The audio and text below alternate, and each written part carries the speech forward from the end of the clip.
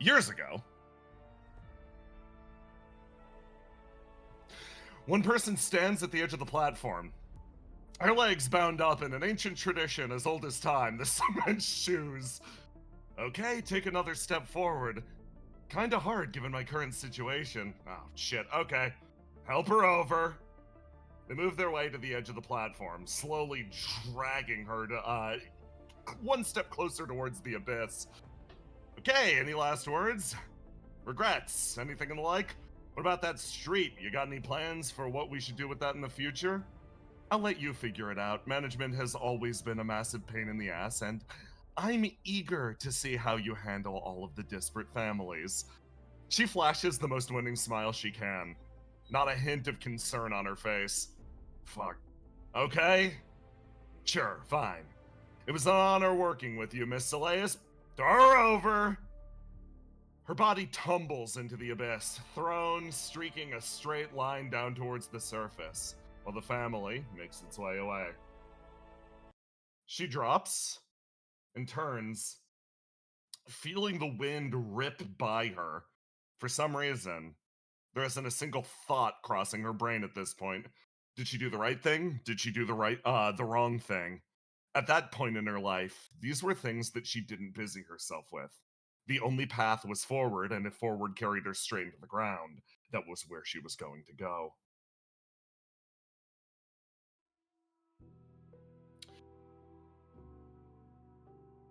A hand reaches down and latches onto her. I thought you were a little big to be a piece of trash thrown off the side of Skypoint. You still alive in there? Did you pass away from the shock? List slowly stirs, opening her eyes, staring up at the being in front of her. Where am I? Did I make it down to the surface? Not even close. You probably fell. She looks up at the area arcing up above her. Long nets connect this area of Skypoint to hidden crevasses beneath the arm of the god. You only fell a few dozen feet and then hit one of our nets. Come on, let's get you out of there. She pulls her up and then notices the large cement block that she's been cast in. Oh, what'd you do to get put in that? Gave a speech. A bad one. The woman leans down and starts to work away at it, long snake tail occasionally flicking out. I didn't realize we were in the business of disposing of politicians in such a classical manner. Usually that's reserved for people who are outside of the political sphere. I did a particularly bad job. Want to tell me about it? In front of the assembly,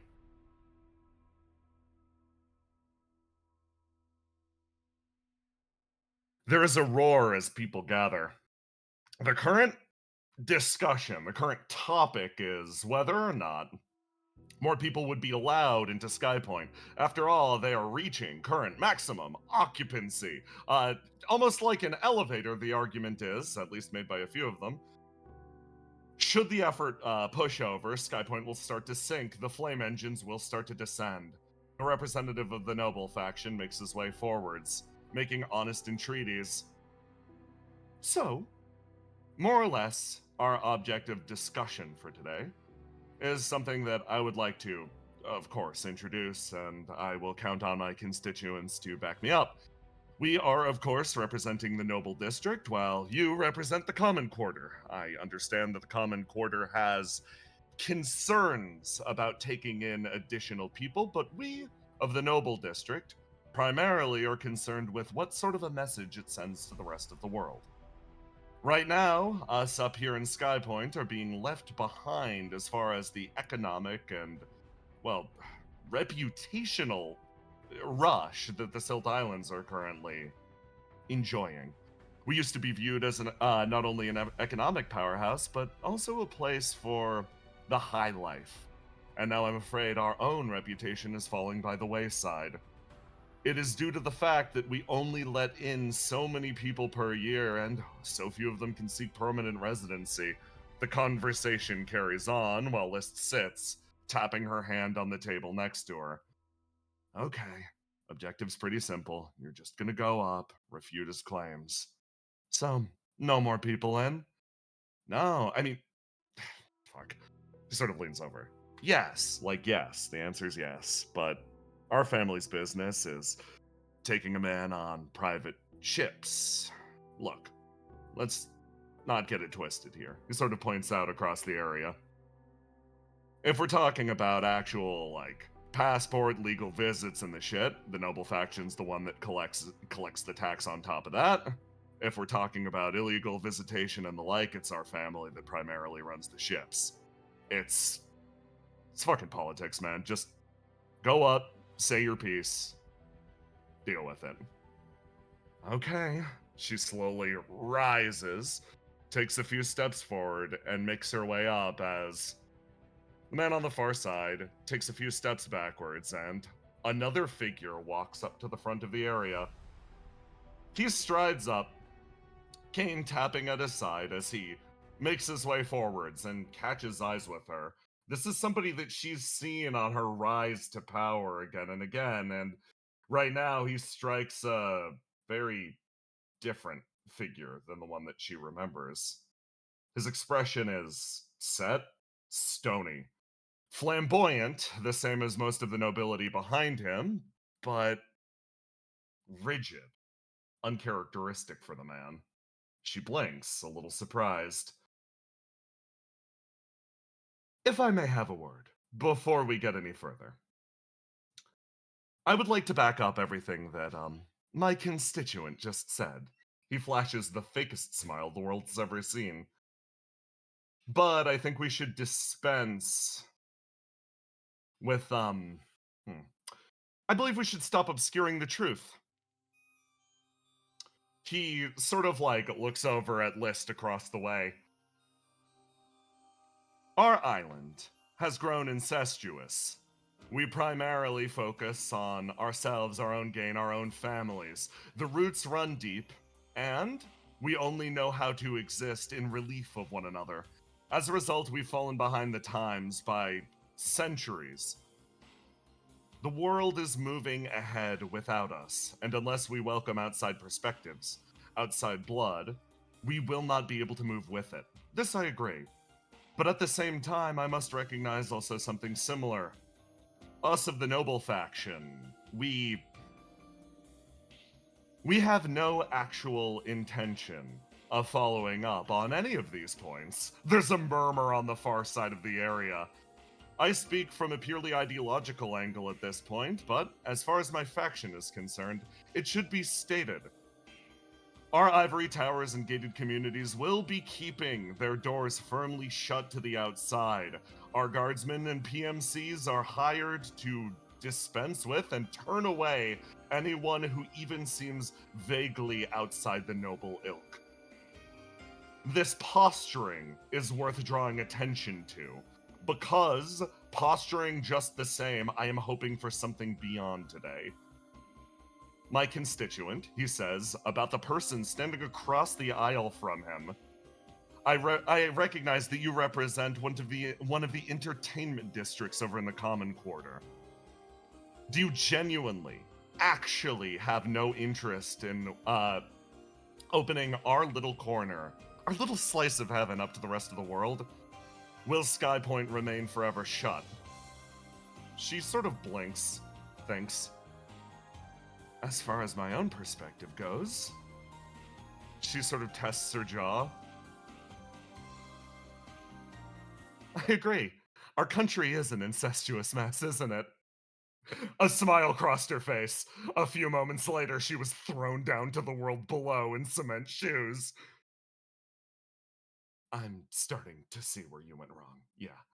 Okay. The woman next to her sort of lets out a long horse laugh. So, what's your plan on dealing with the family? What do you mean? I'm not going to be able to secure any form of re-election or anything. I mean, not with that attitude. Why not swap over to the Avitas family? What? I mean, yeah, you work in the Common Quarter. You're mostly dealing with all the big power families, just like the nobles are always dealing with the old money families. If one family's pissed off at you, why not use another one? She sort of extends a hand. West stares up at it and blinks a few times. You're serious? It'll be war, you know? We're used to it. Come on. I'll introduce you to the others. Taking her lucky find, her treasure home, began almost a ripple effect that started to spread through the area. It turns out there was a nest directly beneath List's feet, a sprawling expanse that connected to different sewer systems that led in and out of the districts. The second that she became connected to that, well, prospects actually started to change a little bit.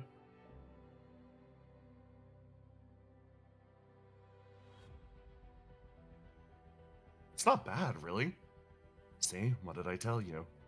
I'm just saying, just because we got this thing turned over from the Avitas family doesn't mean it's ours. This is still highly illegal, highly criminal property. It's fine. It'll work. It'll do fine for now. Okay. So long as you know what we're dealing with. We can't exactly get any cops down here. Plus, most of the tunnel systems will just connect to other areas.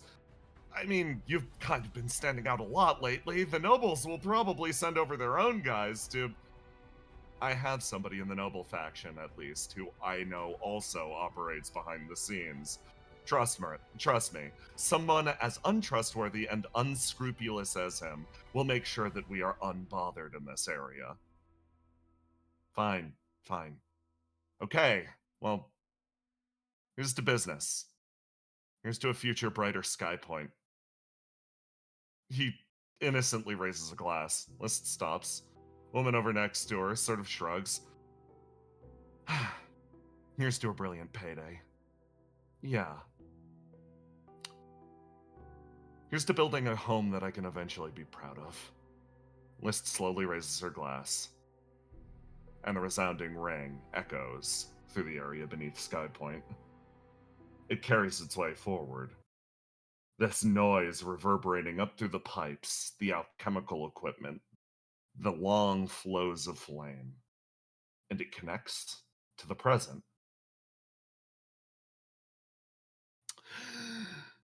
Basil, you don't know what happened. The entire world seemed to change around you. And now, oh dear God, Roll20, what are you doing? Roll20 is having an incident? Hold up a second. I tried to put Basil on the map and it flashed a pop-up 9 million times. I mean, it worked for me, but Can you see her? yeah, I can see Oh her. my God! There we go. Wonderful. Okay, hold on. Let me trade up the music. There we go. Basil. You see something standing in front of you in the darkness. All the people that were immediately next to you are now gone, disappeared to the winds, but you remain locked in place. All that's left in the room with you is this person, this being. She stands there as if she always belonged. It's like staring at a room that has a thin layer of dust over everything, and you can see that this cabinet hasn't been moved in quite some time. She takes a step forwards. Hello? Sorry, I lost track of everything. It's Not sure where everybody went. Oh, it's okay. It's okay. I'm sorry. They've probably. She sort of looks around and then thinks. She tilts her head back and forth. They've probably been sent somewhere nearby, not too far. They're not falling, at least. I can tell that much. They're still alive, also, if that's the It's a relief. concern. Yeah, sorry, I'm not sure who you are. Were you one of the members of Geist left over? She sort of takes a step forward, and then you see that smile deepen a little bit. Oh, I'm so sorry. This is probably going to be shocking for you. You don't recognize me? I'm you. I'm the you that used to live here. That used to live in Skypoint. Oh, I see. It's kind of It's gonna sound weird to say, but in a way, I guess I've been here looking for you. She smiles. That's a big relief, even considering the constraints of the circumstance. The fact that I can wander around, the fact that I can even speak to you, it's something of a miracle. I It's guess. uh, kind of unusual to be able to actually talk face to face, be a little more than a presence hanging over your life. I'm trying to think, what should I even say in a situation like this? Strange thing to ask, but are you here physically or um, as a part of me? Oh, I'm here quite literally, physically right now. It's not just me, it's. She tries to say something and then pauses. Seems I'm not allowed to say that much. I'm here physically, yes. You're interacting with a very real person right now, as Okay, good. long as I'm that'll sorry, I've keep. been losing track of a lot of stuff. I was kind of everywhere for a minute, and now I'm just trying to readjust. That's Very the tired. unfortunate consequence of being us, I think. It was the same for So me. you did have the same problem. I did. Yes, she sort of like looks around, though less exacerbated than the current, I suppose, iteration. You're going through a far worse version as the craft has been honed to a needle point. It may be worse, but I can kind of take a little bit of solace in the fact that it's not just me. She If it smiles. was just me, then I don't know, I'd feel singled out. It's not just you. After all, a little bit of me still lives on in you. That's good. That's good to hear. Quite literally, she says with a smile. My body was cut up into tiny little pieces, and quite literally, a little piece of me still lives on in you. Oh, She says this with sorry. a smile and no hint of fear. She actually like waves a hand. Oh, trust me, it's not that big a deal. Do you want to take a guess what it is? You still have it. I still have it, so it's got to be in my head, right? Exactly. Um, is it something you can see? Yes. Is it my eyes? She shakes her head. Two more guesses. Um, hmm. My hair? She shakes her head. One more. My. She's like, I don't have very much. Uh, my mouth. She reaches forward and grabs your nose. And a warm scent of nostalgia runs through your body. This thing had always led you to some extent, feeding different signals into the back of your mind. You remember when you would rely on this thing more than anything else, that it could see truth from lie, that it could reveal hidden emotion. It sparks up as some people register the phenomenon that smell is associated with memory more than any other emotion, and in this moment, you are overwhelmed by the scent of warm nostalgia. And, as she holds it, I ask you a question. This previous part of yourself, do you accept it or do you reject it? Of course, I accept it. You reach up, you feel your sense of smell alter a little bit as it starts to flare as you almost intuitively reach up, touch her hand, and then she vanishes, disappearing somewhere inside of you. Your body falls down to the ground. Not a sense of pain as you feel that exhaustion start to overwhelm you. And your body, your mind, is carried away into a deep and blissful dream. Elsewhere,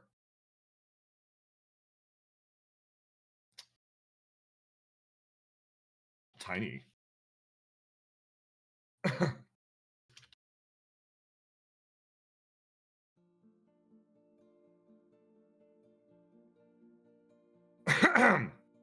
Something hurtles its way out of the sky.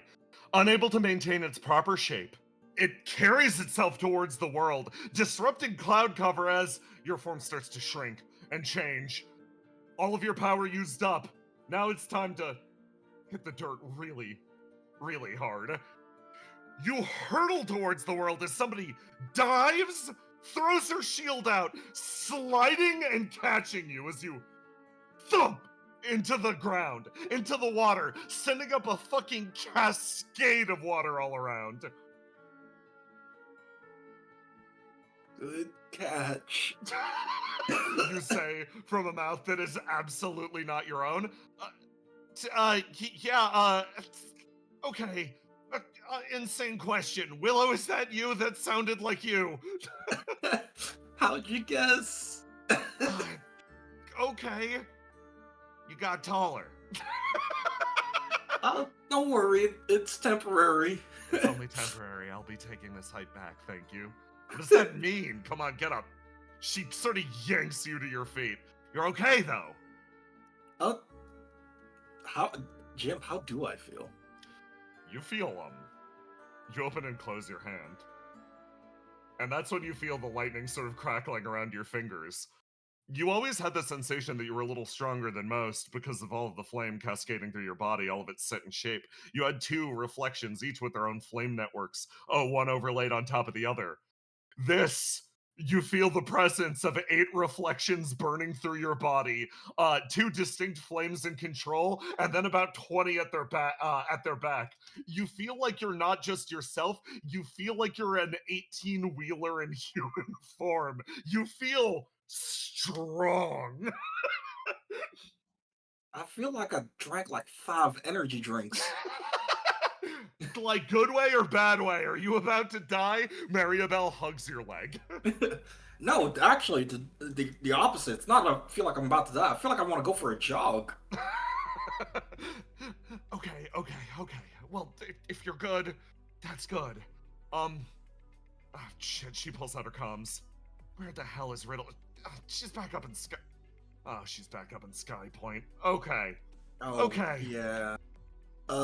Any chance there's a ship going back up to Skypoint anywhere? Yeah, there is, actually. They're not in short supply right now. People getting out, that's one thing. Going up there, that's something else. Hitching a ride back should be easy. Opia's constantly running shuttles. I can tell them to draw by. She sort of stops and then pauses. Hey, Willow. Yeah? I'm gonna come with you this time.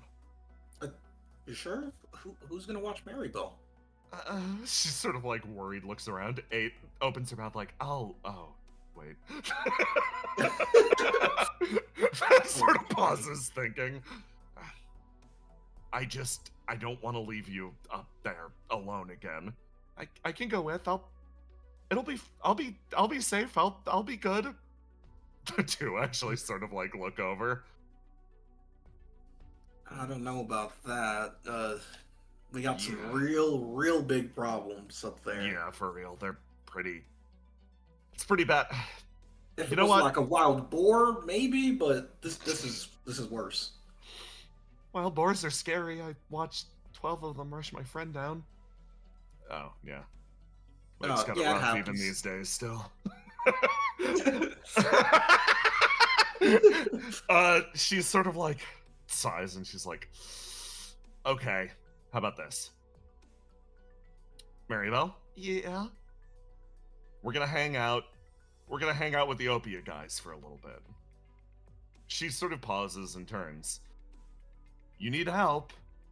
You sign the distressed signal. We'll come in guns blazing. But otherwise, stay back, make sure she's good, okay? Alright,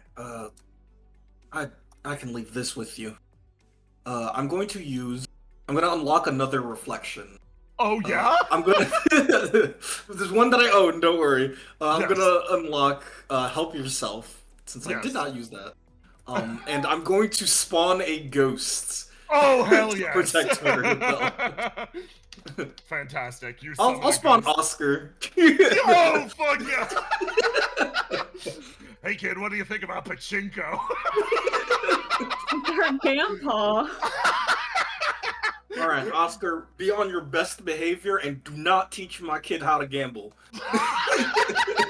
He puts his finger up and then puts it down, like perfectly counteracted it. Okay. Remember, just sign the signal. Otherwise, let's go.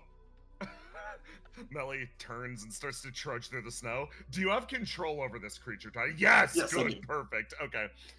As your little quartet starts to walk their way out, you wind up leaving Maribel and Melly on standby with the Opia guys while you all return to the fray. But as you sort of fly up, breaching the surface of the cloud cover, things are extremely unusual. The sun hasn't properly risen today. Everything is still hanging in this sort of hazy dusk. But as you approach Skypoint, it seems almost resplendent, almost beautiful. In a different area, one man sort of stumbles his way forwards. I fucking did it. I finally found you. Hey. I'm sorry. I'm sorry for sorry for eating you. Sorry for erasing everything that you were. The figure takes another step forwards. You're the one from this world. You should be the one fighting for it. I shouldn't have taken your spot from you. That's my bad. The figure looks up in front, staring with a blank face. Oh. I mean, yeah. Of course I'm gonna accept you. Like, I want to accept you now because I couldn't before. I'm so sorry. He takes his large arms and slowly wraps them around the figure in front of him. This figure almost disappears, shifting, mixing itself with Charybdis, and he too slips away into a fitless dream, impacting hard on the ground next to him with a large kerthunk. Our perspective moves to a different side of Skypoint. Now, over in the foggy fields, an area where a lot of the cloud cover is actually piped through the city and allowed to disperse harmlessly over the surface, is where you find yourself, Ace. Your comms have been cutting in and out. Everything's going a little fucking nuts, but I'm gonna reveal to you the situation as you've been able to ascertain it during your short little jaunt. I fucking hate you.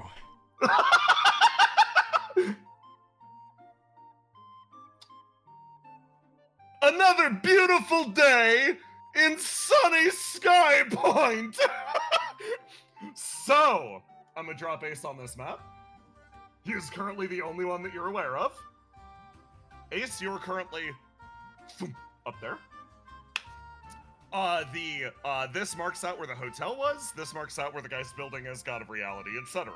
This is the only feedback that you have currently. So, while we're on this screen, I'm going to reveal the main mechanic of this session by showing off some of the rules. Okay. As you discover the rules of this encounter In and simple how as things font. work, Yeah. you will discover more and more things about what's happening in this reality. I'm going to reveal the first rules based on the way that Basil played that scene, as well as Charybdis. The doppelganger is summoned somewhere on Skypoint, matching the host. When the doppelganger approaches the host, if it gets within 20 feet, it asks them if they accept their pass or reject it. And then you get this one down here. If the host chooses to accept the doppelganger, they're placed under the god's control. That's what you got so far. Oh my fucking god. You're putting me through a DS game. I knew you'd love it. Additionally, As you test the bounds of this opponent that you're up against, you will discover things in the Weaknesses tab. You have not discovered any of these yet. And I put you back to the other map. Great. Hey, Ace. Yeah? Sunshine's fucking beautiful. You feel awesome. No, I don't. Don't tell me how I feel. Are you perhaps rejecting the GM's words? You're not the GM. So true. You take another few steps forwards, and at this point, I need you to toss me a 1d20. D20, Yeah. 9. 9, okay. There's a hiss as your comms actually get in contact with someone. Hey, Argos! Yeah. You find yourself... So, to describe your perspective, how you got here. Airplane flies its way in, and suddenly, out of nowhere, you blink, and you're here. Well, no, actually, you're about a street or two away. It took you a little while to walk over here, but you're like, yeah, I recognize the area. You make your way over to the hotel. No comms on the way in. You finally find your way over to this place, and then click! Your comms with Ace come online. Hello? Ace. Oh, What? how you You feeling? just have a confused. Did you have some kind of And weird great. teleportation experience? No, I was already here. Oh. Well, I had one. Hey, Argos. Hmm? For registering that, I bring us back to the rules page! Hosts are selected from those with adequate flame. They're randomly repositioned on entry. Back to your map. I get the feeling that my ping is especially low. What are you saying?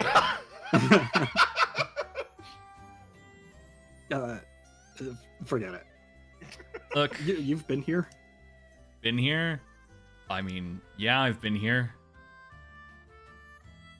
Skypoint turned into this after the whole business you guys were dealing with. Turned into. Are you sure I I'm guess not it is talking to a looking- doppelganger right now? As if anyone could copy this. You're gonna be surprised. Look, just keep watch, be careful. I was being stalked by something earlier. I don't know what it was, but I stopped it before I'd even managed to get close. Kill first, ask questions later. I mean, I didn't say that exactly, but if you want to do that, I'm not gonna stop you. That's taking a cue from you there, Ace. Are you in contact with anyone else, or just me? Guys, just you.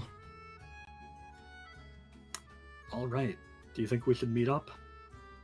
Get our bearings, find other people? You sort of look over at the hotel room door. And you see on the front of it, Argos, you sort of walk up and you're like... It caught your eye as you were walking over, talking to Ace.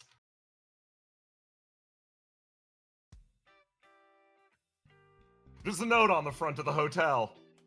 Hotel safe, Horizon and I made sure. No clue what's happening, but we're gonna get answers. Have fun. Snacks are under the bar. Okay. They're going to get answers, but not an answer to where they went and which direction. I mean, it's a We got hotel. snacks You here can if put you two. want to meet up. It's a hotel. You can put 2 and 2 together. Look, Do you think they're still inside? I don't know if I want to go in there. You do actually hear noise from inside. Oh, okay. I'm up north can't if do you want to those. meet up with me.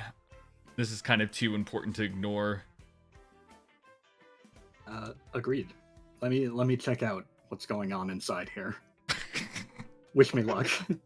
Yeah, You yeah. open the door, and as you do, comes Co with Ace. as you head into an entirely isolated space. You walk inside, and you actually hear a bunch of people talking. Two people rush forwards, just like, "Oh, Argos, that's where you are." Yes, outside. What's going on? They sort of like look at each other. We were randomly repositioned. I was about a street or two away, and I came back here as our main point of this is set to be our regroup location. Yes, I'm worried about what's happening down in the sewers. It seems like we were sent away, but it seems smarter to stay here and wait for other people. There are some others went for the snacks behind the bar. Come on. Okay, let's get a look at what we're working with. You sort of make your way over. As you've got the strongest group of motherfuckers around. wow. That's right, you look through the room. Your partner, the strongest badger in existence, the Mantis, Defender 7, Jerry. It Oh, seems that the okay. strategist has arrived. Hell yeah, now it's a party. Jerry sits Oh. down next to you. Was a little worried, but we're looking good so far. Hi, Mike. Hey, do you know what's happening? Not a clue. I spoke briefly to Ace, but Okay. I think he killed someone. Like blinks a few times. I know. I trusted like a someone good- bad. They were stalking him, but yeah, no, that's the Ace MO. He's like, Yeah. yeah. She Yeah. knows. didn't leave time to ask questions. She sort of actually like plops her fucking tail up on the table behind her, and she's like, "It seems like this place is relatively safe from whatever's happening around. The flame density in the air in the area is completely different than everywhere else. Seems like whatever protection Riddle put in place is still keeping this place safe, so you might as well treat this as a home base. I mean, I have. Okay. So they were gone by the time you got here, then? Yeah, literally. Yeah.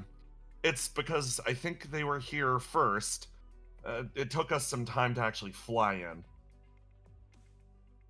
Have you been flying everybody? She sort of actually shakes her head. She's like, "No, I've been holding the fort down over here." Okay. I think we're gonna want to. escorting the regular people. Yeah, Defender 7 saved. I saved his ass. We saved each other's asses. Thank you. Good teamwork. Keep covering each other's asses. We don't know what's going on yet. Can do. My plan's to stay here and make sure that this place doesn't get destroyed. If you require my services, I will be readily available for you. I think it's time to think about search operations. I assume there are lots of us out here who have been shuffled around, who maybe haven't been able to make it here or just haven't thought to. Has anyone had any contact on comms? Jerry actually speaks up. Yeah, a little bit, but it's sort of in and out. It seems like they're hyper close range at the moment. Okay. I know about where Ace is. Hey, Mantis? You sort of look down at the Mantis, and then you see it activate. It comes online like some flurry of energy. Hey, Circuit, are you there? There's like a couple seconds where it's like it was just like kind of inert, like asleep on the table, and then it wakes up and it like takes a second to like figure out what's going on, blinks, immediately scuttles over.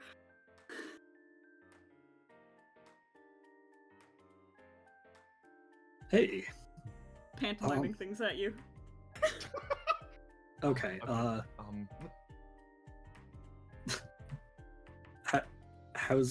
how's it going? Do you have any idea what's going on here? Maybe I should do yes or no questions. Yeah.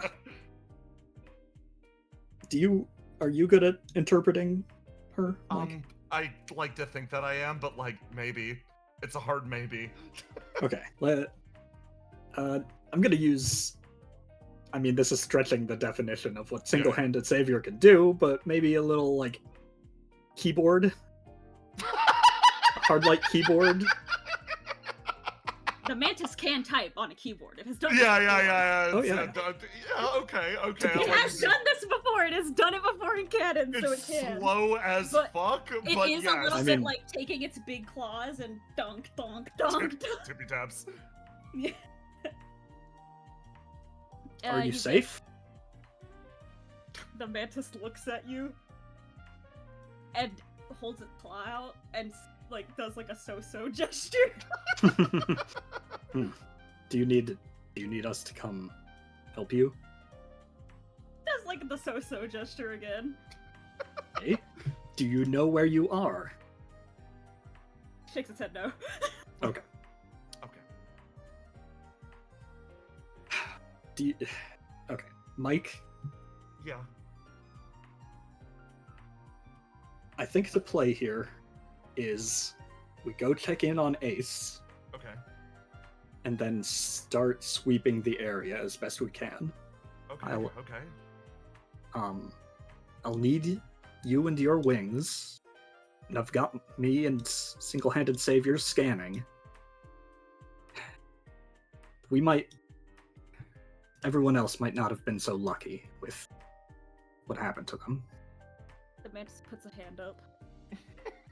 Yes. It looks Keyboard. around. Yeah, it looks around, types out on the keyboard MAP question mark. I've got I assume I have a general got the- map of Skypoint.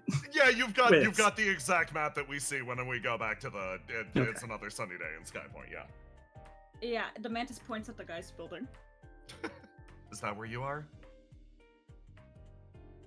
Hesitant nod, like a Okay. probably, Okay. I'm probably here. In that case, you can sweep from your end, and we can sweep from ours. We're on opposite sides of the city.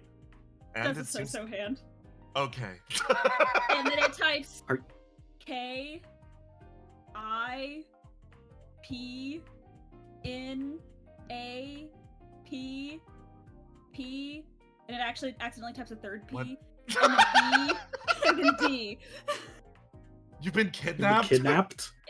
Yes, it nods. By who? There's a long pause. you see this. You see the mantis.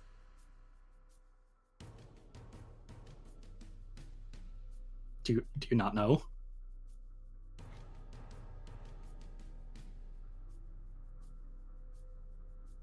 Okay, I think It's.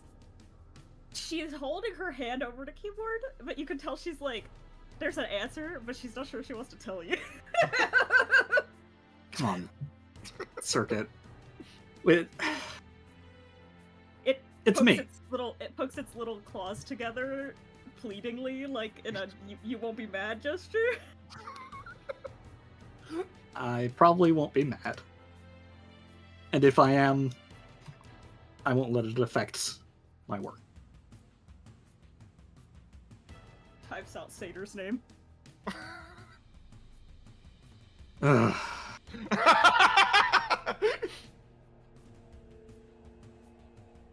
But like, then types a 10. My god, there's 10 of them. shakes its head no. Okay.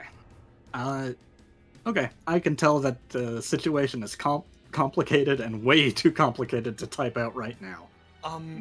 Nods several times. Are you good to sweep on your can you break out or get away or sweep on your end? Do we need to come save you? There's a tap on it, like it's taps the claw on its chin several times, like it's thinking. I think she's thinking. Astute observation. Hmm.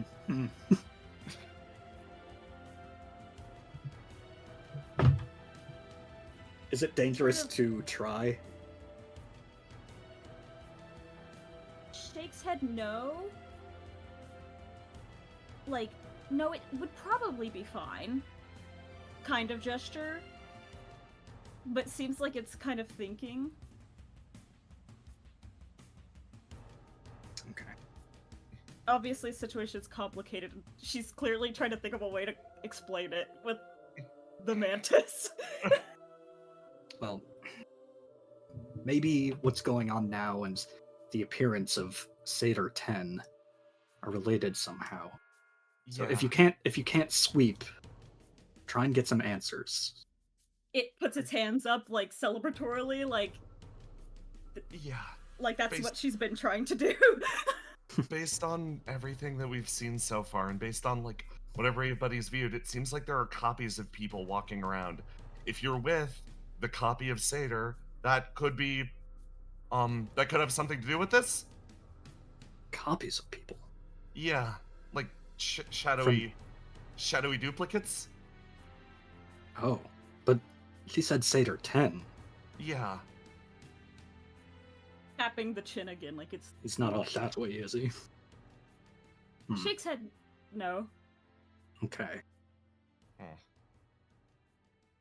I guess that's probably what Ace killed. Fucking Jerry speaks up, actually. Well, I think it's worth stating that all this shit started when Satyr exploded. And everybody sort of turns and looks at him. Oh, sorry. Yeah, right. Comms are out. I was in the sewers. Yeah, Satyr caused all this shit. Mantis puts its claws on the side of its head like, oh god, oh no. Yeah. Like, I saw it happen with my own 2 eyes. He lost his shit and then exploded and turned into a creature, and now there's... everybody got teleported around and I'm sorry. I thought you guys knew this. Do you know which Satyr that was? The one in the CEO suit? Circuit types. Oh.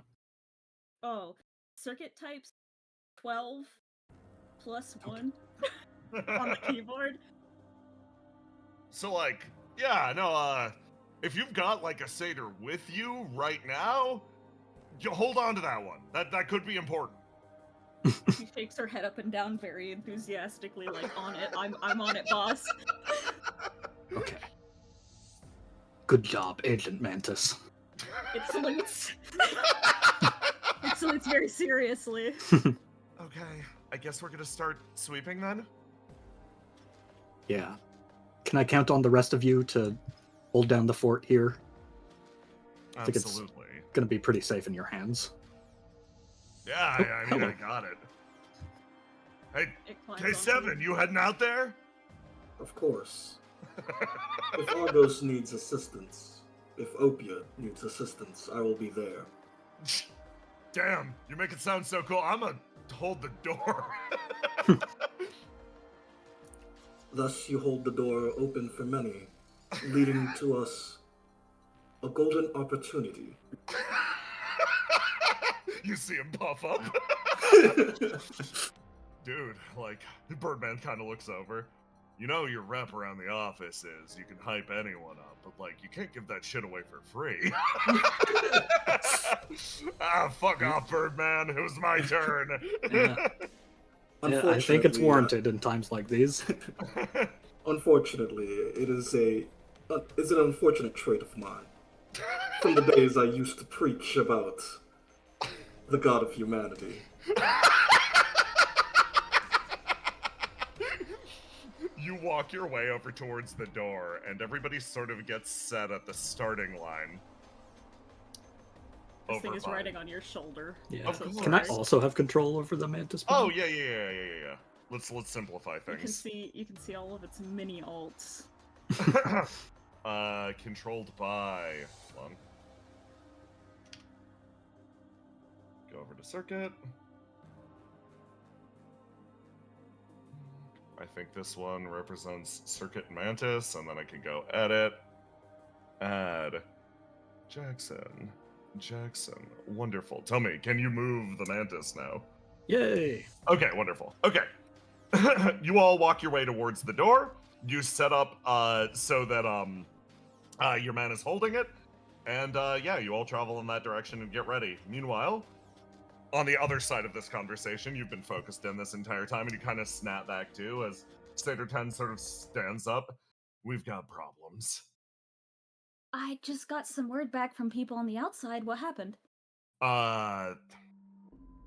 Most of the people in the building spontaneously disappeared. Skypoint is in chaos, but silent chaos. We're still flying. It seems like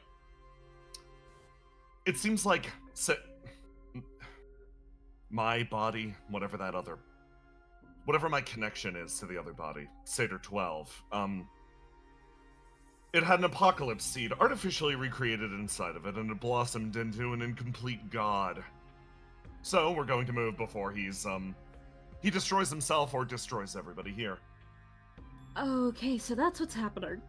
Seems like, yes. Can you signal that to your friends? I will try. I think they pretty much told me that Satyr exploded, and then everyone got teleported, and now people are being hunted by shadowy, like, alternate versions of themselves, like doppelgangers. He turns around and gives you a look, like he stops for a moment, like, oh, that's significantly worse than I thought. All right. Yeah, they told me I should stick with you. I was hoping you would just explode into a big thing that we could fight. No, I think that it's, like, I think that she gestures at him, like, I think there's something happening. Of course, our split state of existence would cause complications even here. Well, regardless, yes, it's a good suggestion. Let's start sweeping. Yeah, that's what I was gonna say. They wanted us We to need to start hunt sweeping. him down and put him in a box. I actually have a box, especially for this. What? Yeah, I had Desi make it. He You had can't a teleport out of it. You built a box to stuff him inside. I did. You are a freak of nature. Let's go. Well, wait, but it was so helpful. The two of you walk away. As somebody else who saw a hurt clone walks their way down the street, sort of like angrily, one step in front of the other. You just stomp, stomp, stomp, stomp, She's like stomp. idly spinning her umbrella, sort of stomping down the street. Hey, wait up. Keep up. What? What happened? Have you not seen your whatever doppelganger whatever thing? No, I haven't. I've been trying to find anyone, and I find you half out of your mind. She sighs. There's something happening on this island right now. Yes, clearly. It's throwing some kind of illusion in the face of, I suppose, everyone. It better not just be me.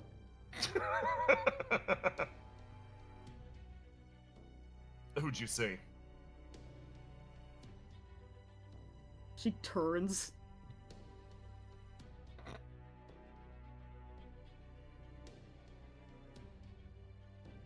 What? There's like a pause as she seems like she's remembering what she saw, and she gets a look on her face. I saw myself. Oh. I guess you could say I saw us. That's bad. Okay, I don't want to encounter that myself. What are you planning to do about it?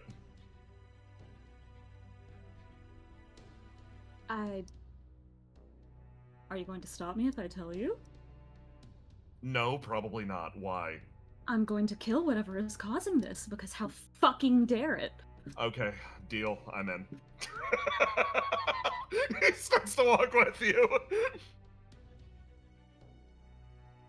As over here.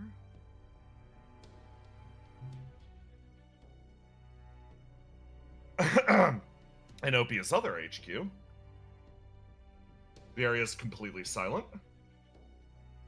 As Cam, you watch a shadowy figure sort of flicker into existence and then fade.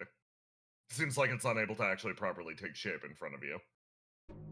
He has the same expression as always on his face as he just watches this Uh, this being start to manifest in front of him and then simply dissolve in a horrible like puddle, and he just watches it unblinkingly.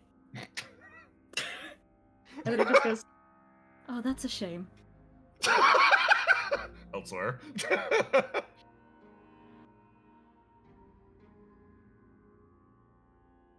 Basil.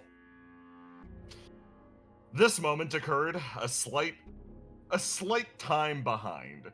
During the god's attack, the final moments for Husk. He makes his way over to the computer and speaks directly to you. Hello? I'm going to start producing as many husks as physically possible, and flooding their flames with enough to gain proper free will. Is this acceptable? If that's what you want to do, I'm not going to stop you. It is. I will need your assistance with the mass printing. I'd like to help you with executing your free will. Wonderful. In that case, I would need a large quantity of flame. So you give him the thumbs up?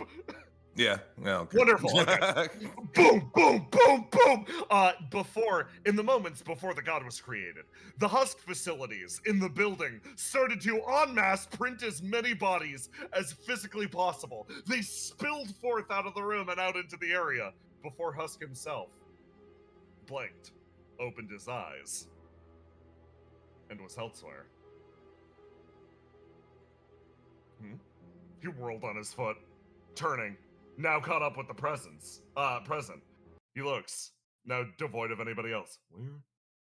Where am I? He stumbles forward a few paces, looks over at the two sitting there, and then just silently, quietly sits down next to them as if he belongs. At this exact point, wings flutter, and somebody touches down hard behind them. You hit the ground hard, Willow. At the very end, you broke free of the ship and used your wings to fly in. Getting close, you sort of like look around. It feels like something tried to teleport you, and then physically couldn't. Oh. Hey! Hey guys. Who's that third person? Never mind. Director It's is fine. This is Say's evil doppelganger. She's chill. Oh, Thanks. that's nice. Yeah, no, nice to meet you in the flesh. Thank you for taking care of future me. Oscar's been catching me up on some things. Yeah, no, it's shit's fine. We're good here. Oh, okay. So do you know the situation in like? Well, he smiles and then lays everything out for you and starts to explain, catching you up to the same point that everybody else is. Over here, I'm gonna put you up on the big map.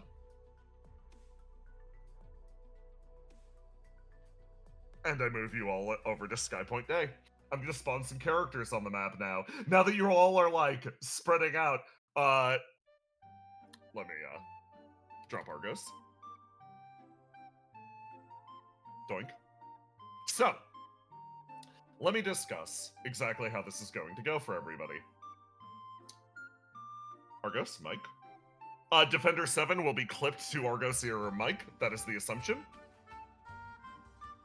Drop a circuit up here. There you go. And then drop a...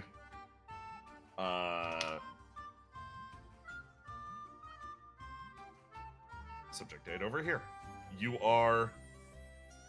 No, you're right there. There you go. You all appear in different areas on Skypoint. So, different things are happening behind the scenes. I got a bunch of shit hidden on the GM layer. Functionally, I'm going to ask you all to basically move throughout the area. If you have an increased form of locomotion, like say Ace's teleports, like Mike's flight, I will let you use it. Otherwise, you will move one square at a time as you functionally attempt to sweep the area. You do not know where your friends are. You have lost communication with Basil. Tell me, how are y'all gonna play it? I'm gonna let the birthday boy go first. Wow. Yeah, just for you. Not to force you to canonize things, but where's the common districts and where are the noble districts? Noble districts are mostly around the fingers. The common districts are mostly around the base of the arm. Okay, so the plan is we gotta kind of find people while also, I assume, avoiding our doppelgangers. Smile. Because we know what happens when we accept, we don't know what happens when we reject. Right? Because there's this thing, Smile. because if you read the rules, it says if it gets within 20 feet, that means you gotta keep it from getting within 20 feet of you. Because accepting is a bad result, rejecting is probably also a bad result. We also don't know what happens if it's not within 20 feet of us, so...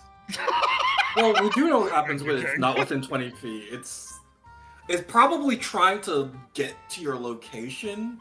Otherwise, it can't be activated as long as it's. What not if you within had a 20 feet. snail that was always hunting you at all times? I'd A kick little it off bit, a little Skypoint.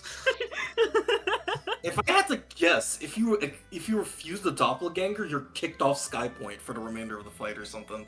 Something It's insane. definitely yokai rules, where there's no winning. Yeah. Listen, it's another beautiful day in sunny Skypoint. Yeah, it's a rig 50-50. So let's see. I think the best course of action... I'm gonna check the fingers. You're gonna check the fingers? Yeah, I'll check the palm. How about that? So I'm gonna just move Yep. my one square up here. Okay, you move off in that direction. Wonderful. Okay. Next. 8. is this finger thoroughly checked by me, or No, it's it is not. Okay, I'll check this finger then. Okay, you move I'll up. move up. That's so good. Okay. Argos. I think... I mean, Ace is up there, Mm-hmm. so I think we're gonna head south. Yeah, yep. Are you sticking to the ground or flying? Well, we've got Jerry and Defender 7, so it wouldn't be fair to fly. Ditch Okay, them. understandable. You make your way to the south, like that, and finally circuit. But to find unenhanced Jerry. So, is this Geist building thoroughly searched? No, that is physically impossible. Okay. Circuit has like 2 questions. Yeah. One, Satyr 10, like, do you feel the pull? Like, does your brain tell you that he's like over there? Not currently, no. Okay, so does that mean we're just not close enough? He shrugs. Okay, do you want to go look around just wherever, or do you want to go look around the places that Satyr likes to hang out? I think, yes, that sounds wise. Okay, then let's go to his, like, balcony that he likes to hang out on. Okay, you're gonna head over to his balcony. Okay, you travel off to there. Wonderful. Okay. Okay, so I'm gonna do everyone in order, so, Basil first.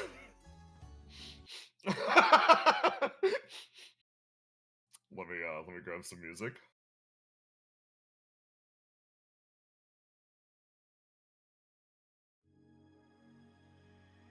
No, that isn't picturesque enough. No. You need more beautiful. It could be more idyllic. It could be a little more idyllic. Let's be honest. Let's be fully fucking honest here. Okay.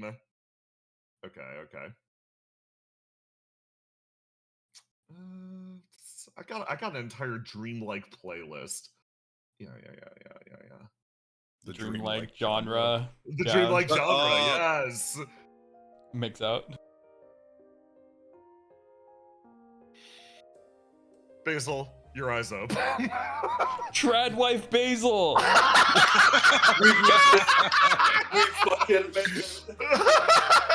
Oh my Life God. is beautiful. Life is fucking beautiful as you feel this moment of, it's like you feel this moment of completeness, belonging. You feel that right now you're embracing a future that to you could never achieve during your lifetime. A future that exists outside of possibility through some great magic, or maybe even accepting a part of yourself. Right now, you witness a world that could never be. That's all well and good, but what's most important is the future of making sure that my husband has dinner for when he gets home. I should point out, your tower, this tower, is not Cam's wizard tower, no. This is an identical wizard tower, exactly down the road from him, in a long line of different wizard towers. You're one... It's so nice to live close to family. Your one and only exposure to domestic bliss. The door next to you cracks open as somebody makes his way inside. As you look through and you see someone that a part of your brain screams, this has to be a fantasy, but a part of your heart desperately wants this to be reality, as somebody peeks his head in through the door. Honey, I'm home. He steps in, and yes, the audience indeed does go wild. Hello, dear. It's so good to see you. How was work today? It's fine. On the way back, I had to clean up the weeds around the sheep pen. That's why I'm shirtless and positively sweaty.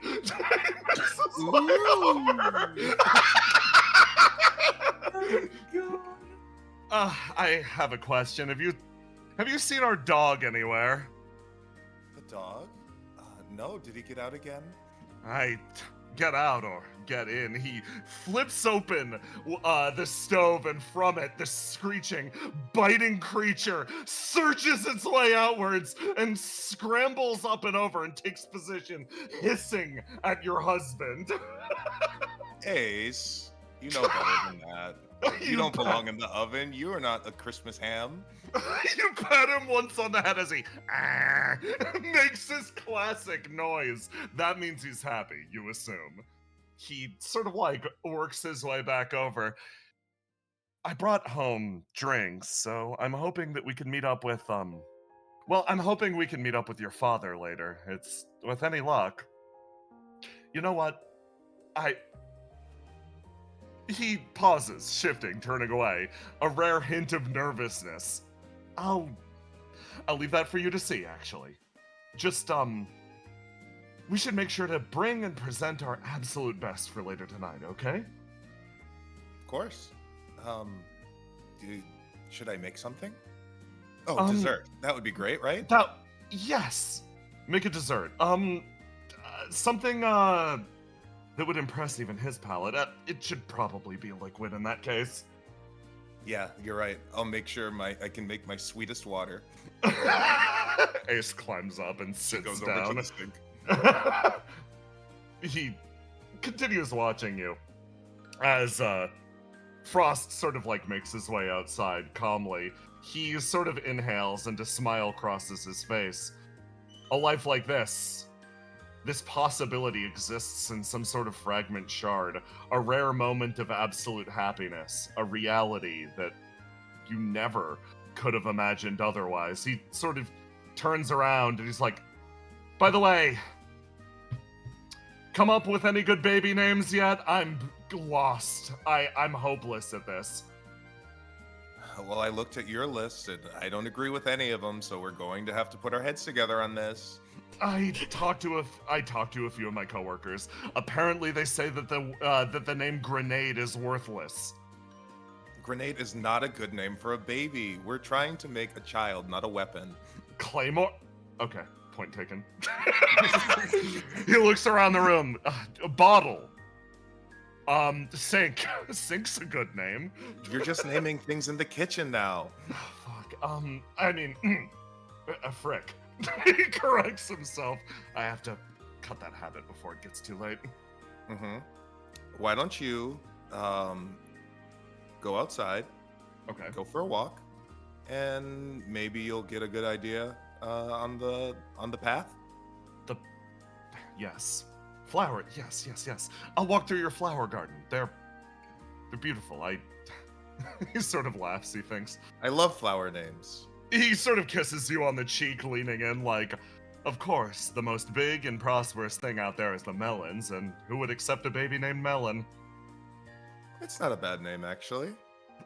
I'll think about it. He pulls himself away and quietly walks outside, a big, beaming smile on his face, as your absolutely perfect life towards an absolutely perfect future carries on. For those outside, Brennan, that was horrifying. Destroy it. You were Yes. ready for that.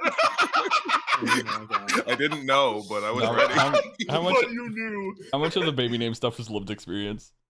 That was a shoot. Okay. Okay. So you all worked your way over there. I've got to calculate the moves of the NPCs. NPCs. Yes. Yeah, There's chasing us. yeah, a little bit. Yeah. I hope a baby Argos walks on screen so I can punt it. Why would it? No one said about the doppelgangers being babies. I mean, they could be anywhere in the past, bro. Would you like to make a theory on what the doppelgangers are? Let's see. The doppelgangers, fuck. A theory based on what they are? Yeah. If you're correct, I'll mark it off on the rules. A past self of you that is long gone. 50-50. You can get closer. There's one aspect of it. Okay, you guys can make another guess at some point going forwards. I'll let you guess at the you used rules it up? regularly. Yeah. Do you want to make a guess too? I'll give you a free one, bro. Nah, Yeah, you're judging me for my guess. You don't got shit. You don't got shit. I do. But I like to, collect some evidence before I spout out. Oh, you're like something. me. You're not gonna make a guess unless you're like at least 75% sure. Yeah. And then you're gonna I need to do the like. and then smart you're gonna guy do glasses nothing thing. while I blast through all of this. Well, I blast him. Blast baby Argos. Okay. Argos, you make your way down there, and that is where you find. Okay. You find this one and this one.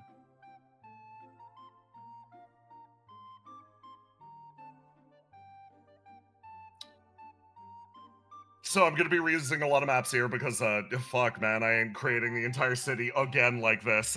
Don't comment on it. So. Argos, you, Mike, and Defender 7 make your way down to this alleyway, and that's where you come across two people, actually.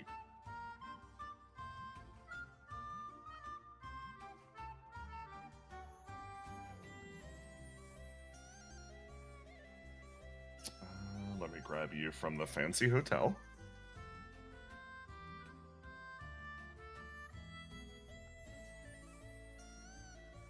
All right, you're leaving Enhanced Jerry behind to maintain the door. Very important. Bro, he'll hold them off. He'll hold them off. The place that's absolutely safe.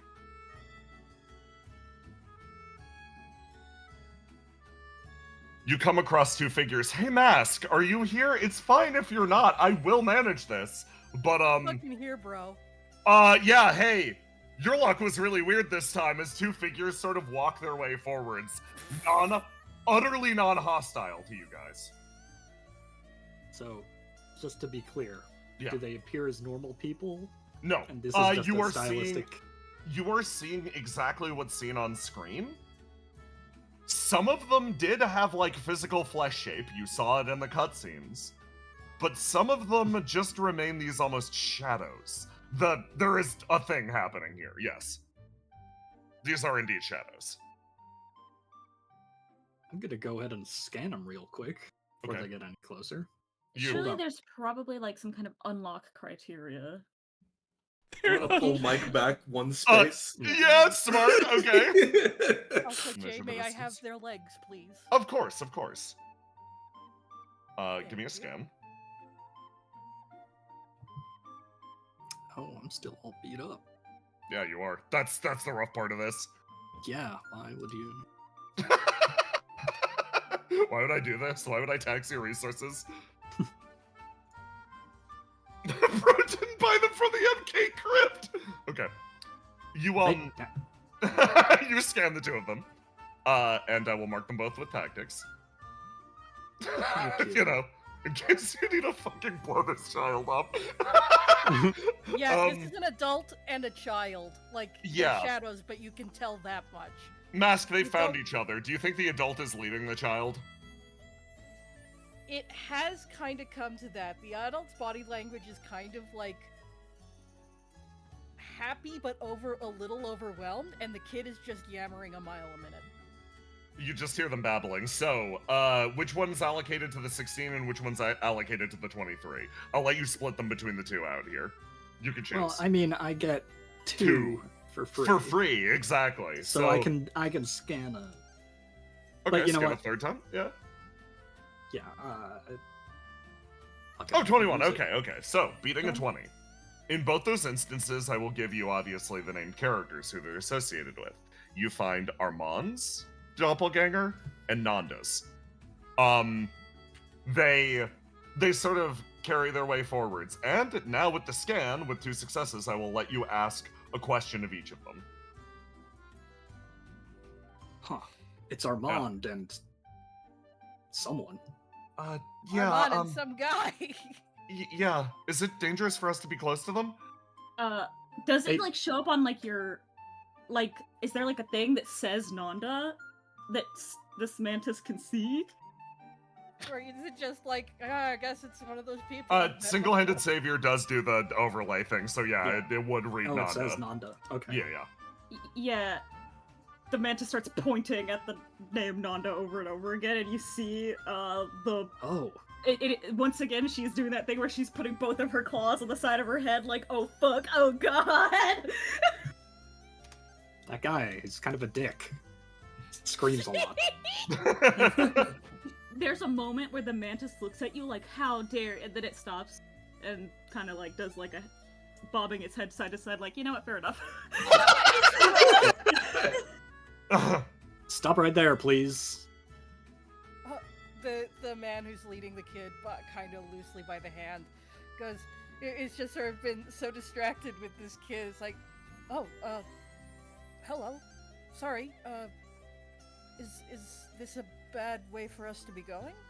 The kid, you can't tell me what to do. Oh my god. Mike, don't get too close. Yeah, Mike takes a step backwards. My whole family, you know what the Venus family is? They're like the toughest, smartest gang. That's my family. You can't fuck with me. Language. God. Yeah, Language. Mike says immediately. Oh my yeah. god. Uncle Fangs Yeah, is did- way a real grown up until you know at least 4 swears. Wow, that's the only thing that's Southern changed anymore. between then and now.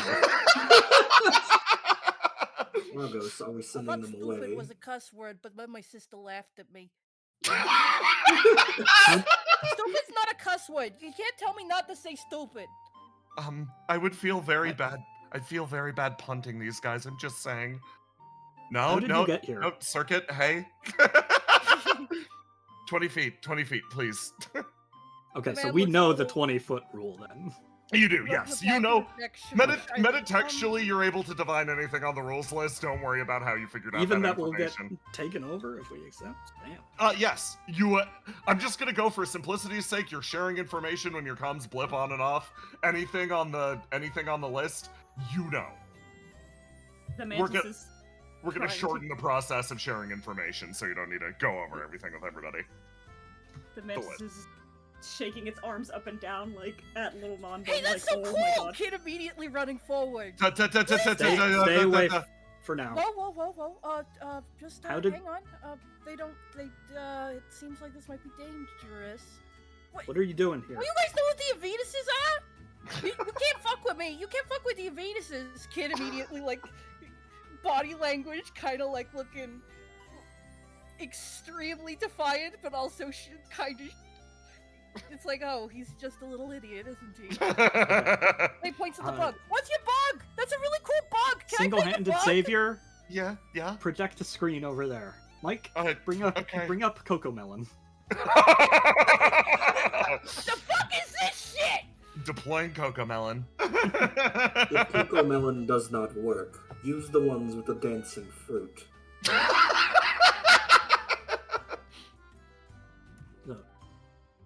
What are you This doing is for here? babies. Where did you come from? This kid is going to point and tell, and in extreme detail, tell the man next to him how shitty this is. So, Armand, from your perspective, you don't know why you're here. You got no clue. You just woke up. I'm sorry, we really don't know what's going on. Do you know, oh my god, Jay, help me, I've forgotten the name of his crew.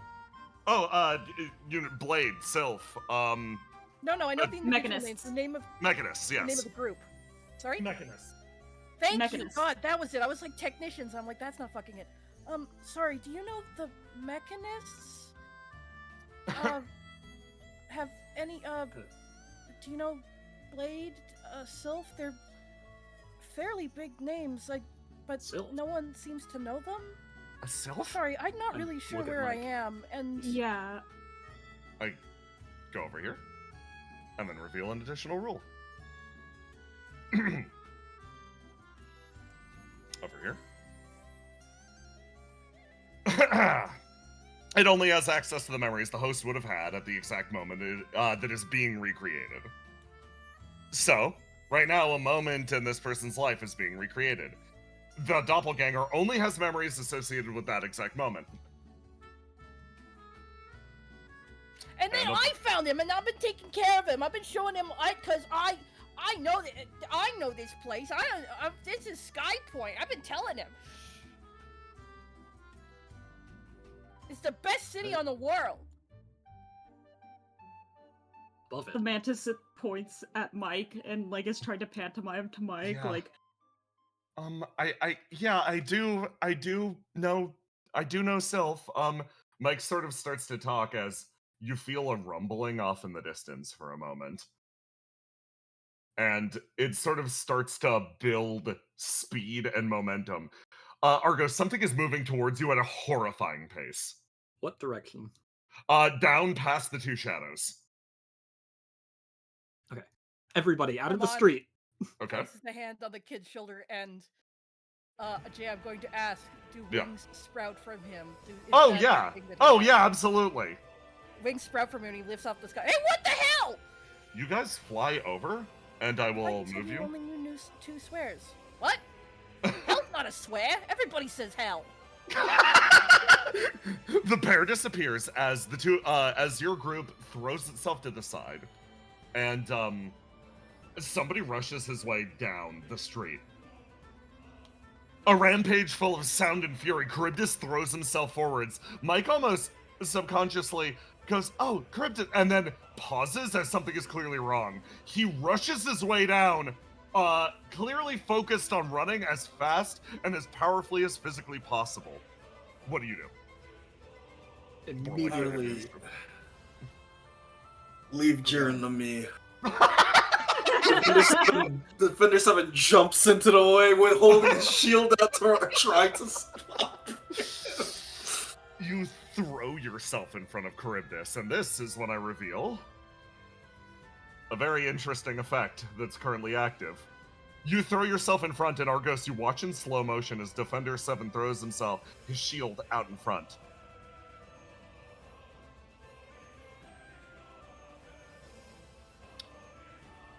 For every being summoned under the control of the god, it gains a new active effect. Over here, one of the active effects currently available is the most obvious one, as it immediately makes itself known.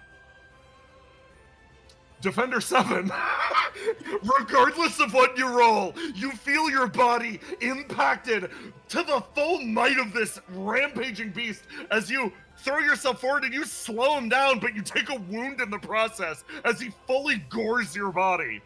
holy fuck. From now on, anyone under the control of the god will automatically succeed in all of their rolls versus you. Functionally, think of it as they are rolling 99s. Okay. Okay. That's bad. Defender 7, disengage. As soon as I unimpale myself,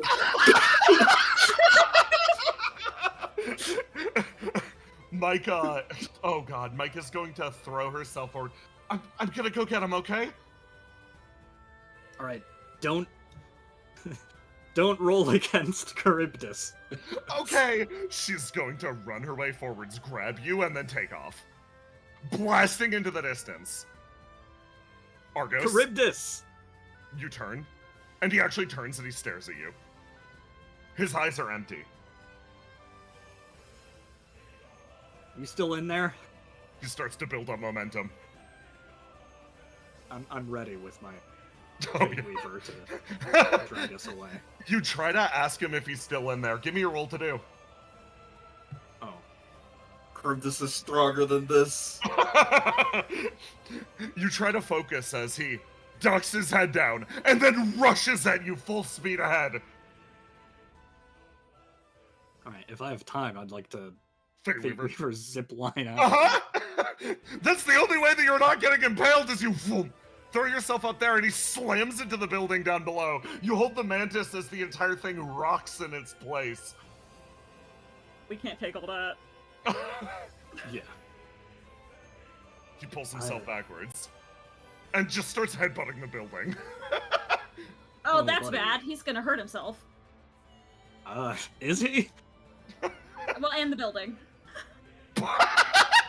Also, when did you learn to talk? No, this is just me talking. Roma, get off comms! Golly. I'm gonna scan him. Okay, give me a roll to do. 10. Okay. You scan Charybdis. You get advantage on scan rolls. So give me another. 21. Okay. You confirm that Charybdis is indeed possessed and joined with his doppelganger right now. You see the negative consequence of what happens if somebody is possessed by them. It seems like the god gains the ability to puppeteer you around to some extent. I'm seeing if there's a rule. Ask me one question. I'll see if it reveals a rule.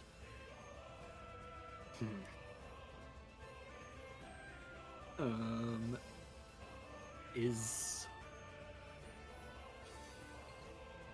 wondering if the points that these doppelgangers are created from is a major divergence point. I mean, I don't know why I'm asking this. I would have no reason to. If it's a major divergence point to them personally, or at like a universal event that happens. Ooh, you muse aloud like, okay, what created the doppelganger? Because maybe if you figure out how they came under the sway of this thing, you can figure out how to undo this.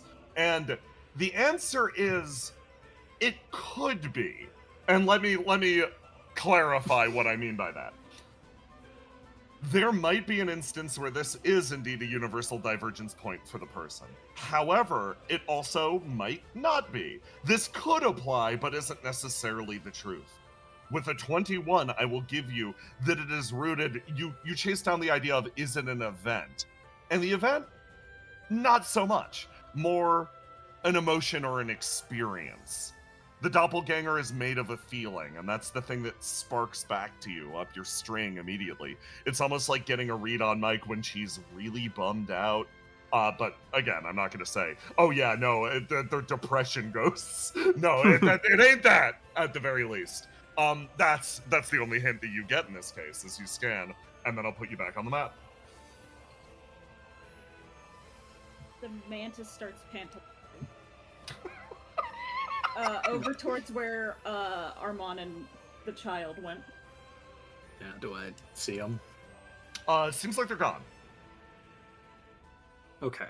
She kind of like points like low to the ground, and then points that several times, and then kind of like raises her hand up, and then points towards the direction that they went again. You think they flew? Shakes head no.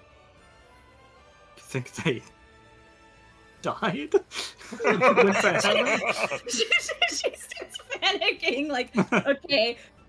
Taps chin several times, like, she has something to say, but she can't communicate it to you well.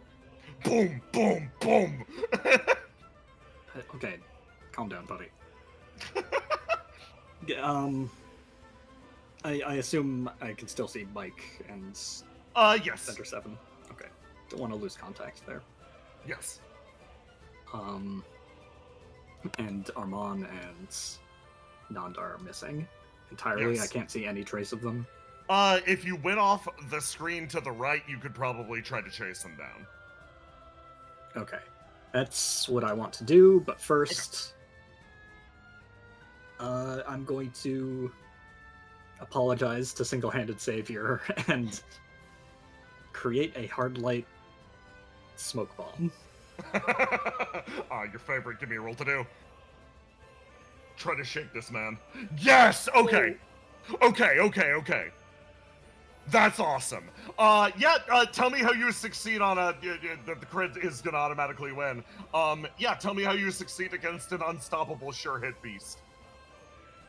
Oh, well, I mean, he's probably gonna see through the smoke, because he's an auto-win, Yeah, but he doesn't have eyes in the back of his head. right. So I'm gonna throw the smoke bomb right to the left of him. So he's looking in that direction. He turns his entire body towards it and starts to run in that direction. As what do? I'm gonna zip away. You zip your way away, leaving off the top of the screen or the right of the screen. This does matter. To the right. Actually. To the right. Okay. To the right. You chase after the two clones as you fly off in this direction, and I fucking elongate you. You fly off that side of the map as you turn and you look, and this will connect to Ace's turn.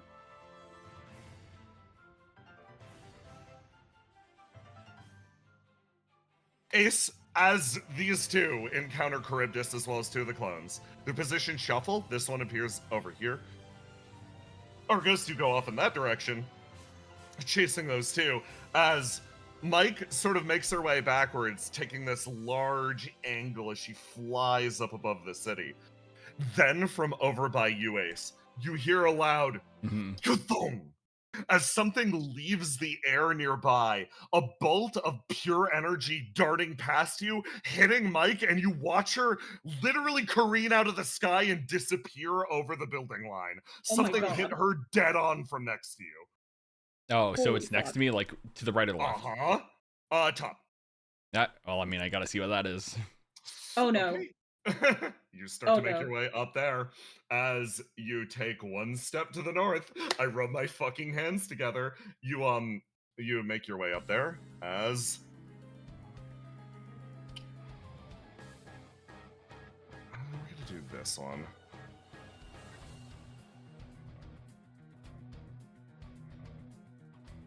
Ace, you make your way into a nearby arena as you see someone.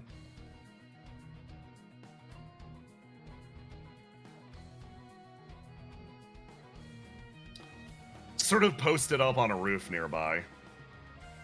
She hasn't noticed you, instead focusing on the skyline as you see a crackle of ice form around her. A canopy of energy not only protecting her from harm, but also cloaking her position otherwise. A powerful shield and the most powerful anti-air in the area. Mike got hit with a guaranteed 99 roll, guaranteed 99 damage attack. Oh, that's not good. You look up. Yeah. So I haven't been spotted yet, right? No, not currently. It seems like Mike drew all the attention. I was going to jump you with her, yes. Wow, dude, a man with one wound. A man with one wound facing the character that guarantee hits you for 99? Is this even a fight I should fight? Is You can't win this, bro. I don't think. Is Doppelganger Fight. Ascalon really something that can be reasoned with? Who knows? Oh, I'll give you something even worse. This is possessed Ascalon. Oh. She got. Okay, I know what to do. Yeah. So what I'm gonna do is I'm gonna just try to stealthily like approach the. Actually, you know what? I don't need stealth. I can just teleport. Okay. So what I'm gonna do is I'm going to teleport behind her. Yeah. Drop an ESP field. Okay, you try to summon an ESP field using your ESP. Give me a roll to do. Yeah, okay. Let's see, let me drop swing and roll the die because it's a new session. 6, that's fine. Oh my god, that's a good roll. Okay. 17. With the 17, you start to summon the ESP field around you, and it extends out for a moment. And as you try to ply your flame, that's when you get a proper understanding of exactly what you're working with. Mm-hmm. Your flame does not want to obey because it hates being controlled. At its core, this flame is the antithesis of control. It's meant to run wild. A field, a contained circle, is something that it will fight you on every moment of the day as deeply as it physically can. And as a result, flame starts to boil and spill out off of the sides of it. You manage to manifest it for a moment, but not before this figure in front of you is able to dart away, turning. She touches down, eyes scoping in on you, as her spotter jumps up and actually leaps directly into the field. A different possessed body jumps on you, lands, and gets you in a bear hug. You're continuing to burn. I'll hold on, I'll throw it on. So you don't create the field, but you do create fluffs of flame, and I'll create the tufts of flame around you. Okay. It's not stable enough to be a circle. Mm-hmm. Let me go like this. As this is like, boom, like that. Yeah, that's fine. It'll work. There you go. So, this works as intended, anyways. Okay. Because Ace's Flame inherently feeds off of expectations and control. Yeah. So, with this entire area being what it is, wouldn't that mean this flame just keeps getting bigger and bigger? With this area being what it is, it feels like you're in direct contact. That's interesting. It feels like you're in direct contest with someone right now, or something. Like you're fighting back against it. It's going to be a constant effort to make it bigger and bigger as a result, as it's trying to fight back against you. And based on the amount of flame, it's massive. Whatever's putting force on this exact area it's huge. So give me another roll to do. Right. You're squaring up with something. Okay. 29. It grows a little bit larger as your flame expands outwards from you. So what I'm trying to do is, if this possession is a metaphorical flame, I'm trying to starve it of its oxygen so that people can gain control again. Interesting. Okay. So in this case, I'll take control of the possessed individuals. Ace, she's aiming down her sights at you. She will fire at the end of the turn. Okay. This one over here is going to she's gonna open her mouth and bite you really fucking hard. That is a sure hit.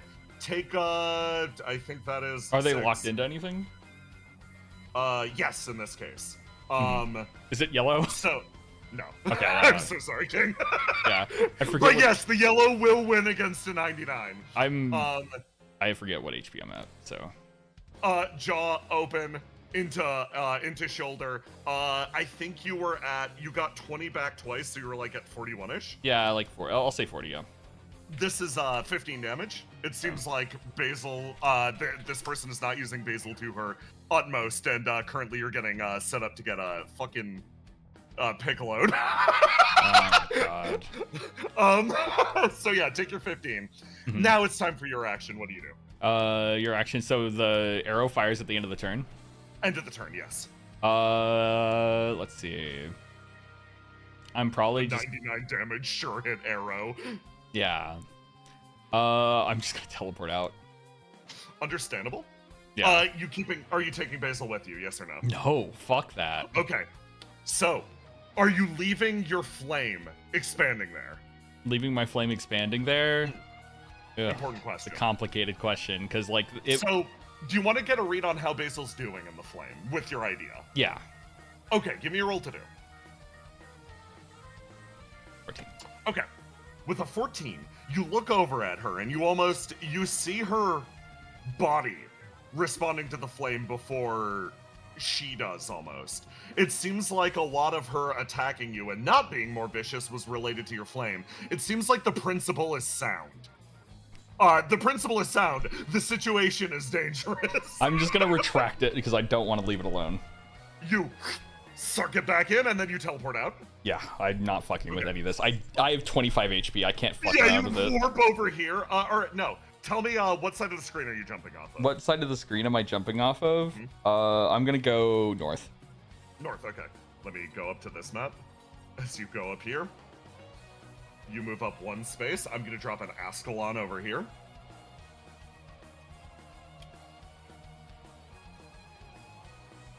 Hey, cool coincidence. You are now in comms range of Subject 8/Willow.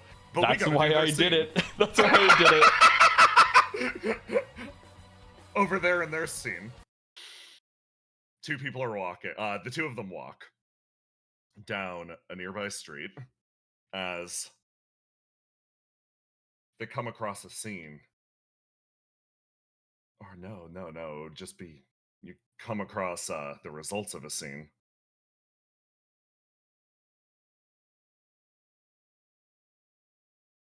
Oh no, that's the wrong version.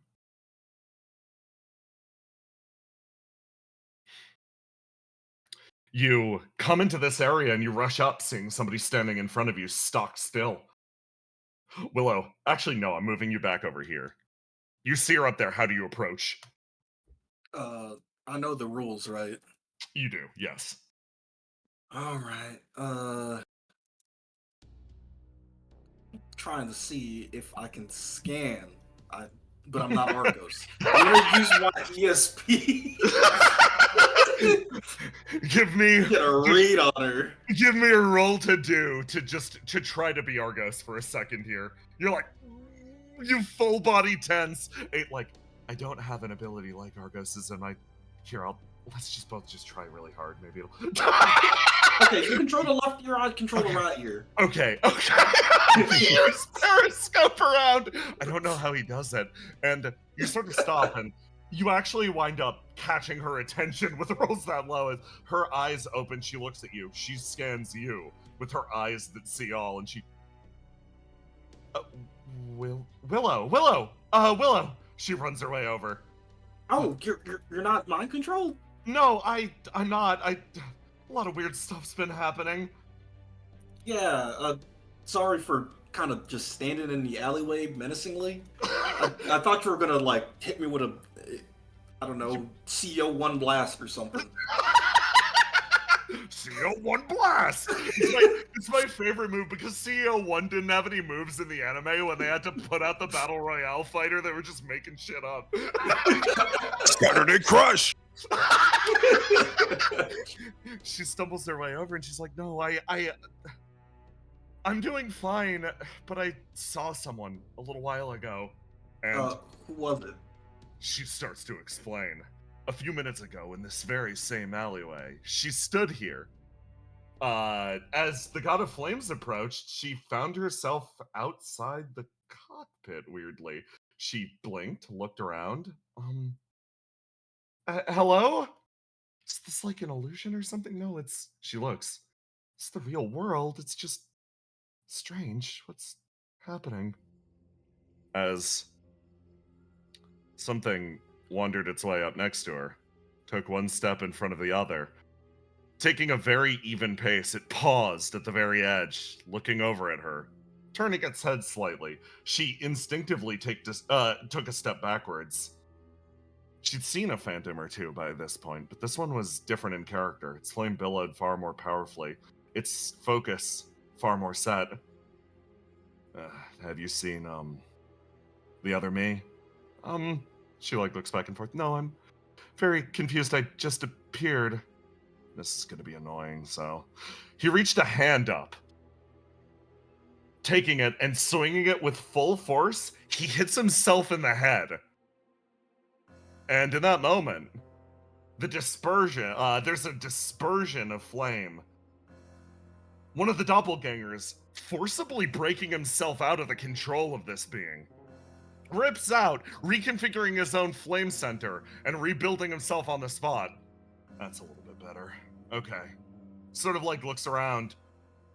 Well, in that case, you still with the pyromancers? No? Good. He takes one step in front of the other. Now, his footfall's burning with almost an acrid flame, punching individual holes through the area, a vision of the nameless hero-slaying hero pulls itself free from the alleyway. It was different than all of the other ones. That phantom it's strong, to say the least. Strong, you say? Shut up, dude. It's like, man, my good friend Willow, who just obtained all of this power, surely she will come and help me in my time of need. Sounds like he's up to no good, and someone should fight him. That sounds like Visionary at the absolute apex of his power. Before the depression got worse. She sort of starts to say, thinking, I don't know exactly what he's going to do, particularly if he's free of control. She looks out over the area. If all of these doppelgangers are aware of their situation, he might... I don't know. I think we should consider that priority and danger number one. Yeah, if he only has memories from back when you were with the pyromancers, he probably has some real crazy ideas of what the rest of us are. That's a very good point. And then your comms click in. Ace, you managed to connect up to Willow. The ears swivel fully around. Yo, got Ascalon possessed, firing shit at me. Oh. I mean, have you been dodging? I have. You gonna help? That sounds great. Oh, wait, you need help? Yes, I fucking need help, Willow.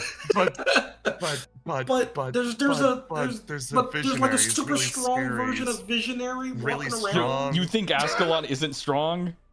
That's true, actually. Yeah, Ascalon's strong, but I've seen her powers. You think you have?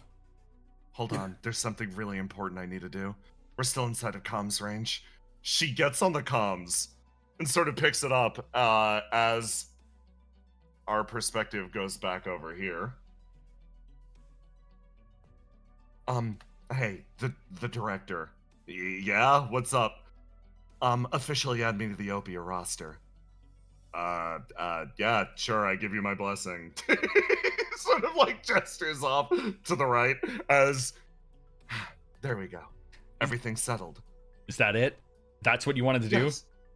Yes. Now I'm the most powerful person at Opia. For as long as this Willow fusion lasts, I will be the strongest, and nobody can call me street tier anymore. Yeah, that's cool, and I'll fight Ascalon. Okay.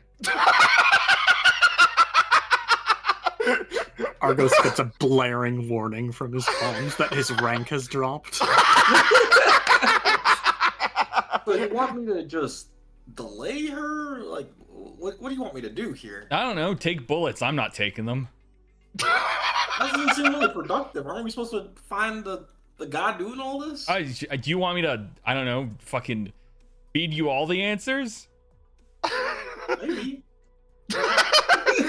I don't know, you seem pretty dedicated to us not fighting Visionary, so now you're responsible for directing us. Yeah, what you said. Look, I tried to break them out. By the way. I have a way of breaking them out of control, but they will kill me. Also, okay. Basil's there. Oh, that's great. What? That's not great. I'm talking about a possessed Basil. Oh, I see. Yeah, okay. I'm understanding. Now that you say you're getting ganged up by 2 people, I understand. Well, we'll even the odds with 3. She does the math in her head. Are we 2 people right now, Willow? For the purposes of being rank 1, we're 1 person.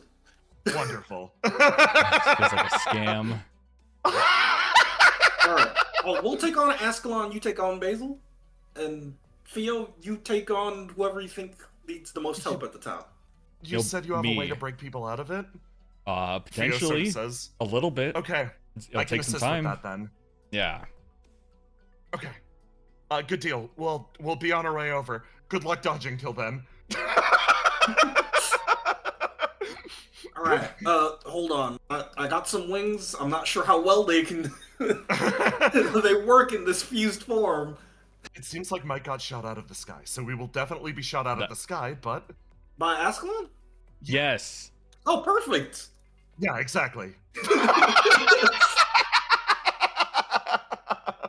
God. The two reel back and then blast off. I'll be walking over, Ace. I'm really happy that we can help Basil first, though. She says with a big smile on her face. Honestly, it's easier to get close. At least she'll bite you. I hope she bites you instead. Okay, see you. She starts to run. As you all catch your plan to unfuck those guys. And finally, last one of the turn order. Let me go to the balcony that I frequently...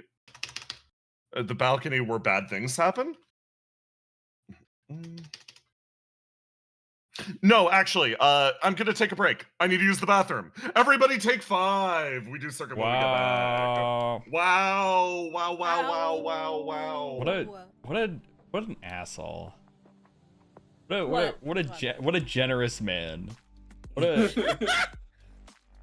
Putting us through 20,000 combats, then going, actually, this combat, guess what? Insta kill abilities across the board. Instant. That's great. You have one stat. That's all you have. If you're not careful, you will indeed lose it. I don't feel like I'm in danger.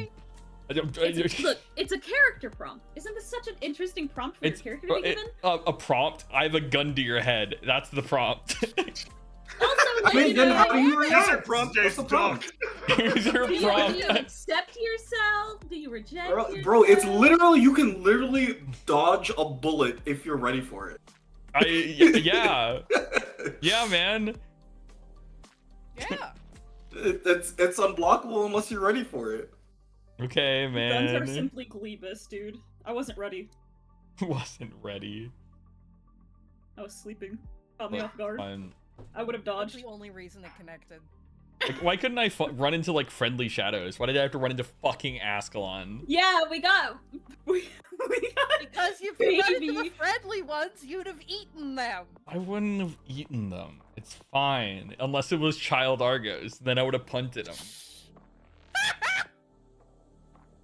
So, like, what do you guys think the condition is? I know what it is, so I can't guess. Yeah, I part of me, obviously, this could be just crazy talk, is like loss of innocence, maybe? Oh, that's a fun one. Right? Because it's just like there's child Nanda. There's like a happy Armand, right? Wild to think of. There's a hero killer visionary, you know? Yeah, he seems innocent. I mean, you know. Relatively. You love is that- hero killer visionary. Dude, I think there was probably a more innocent point in his life, if we're being real. Maybe.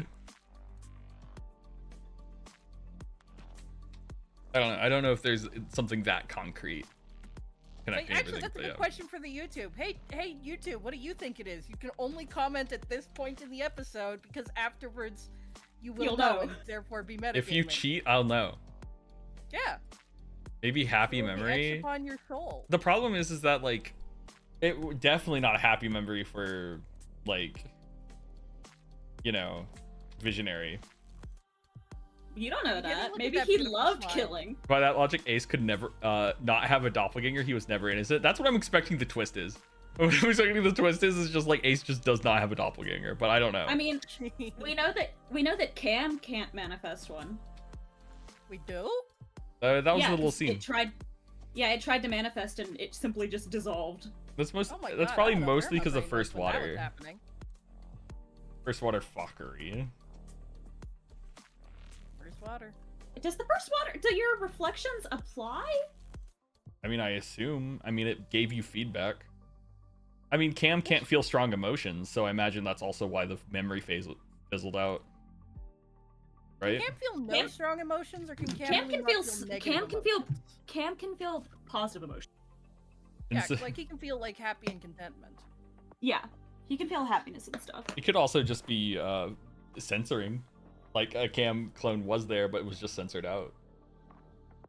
I mean, it did dissolve. Yeah. Dissolve in a mosaic? Censorship.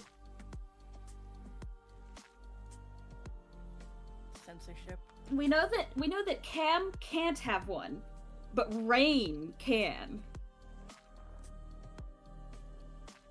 Little Raineth it. Obviously, the shadow that Basil ran into was like the OG before the cutting. Yeah.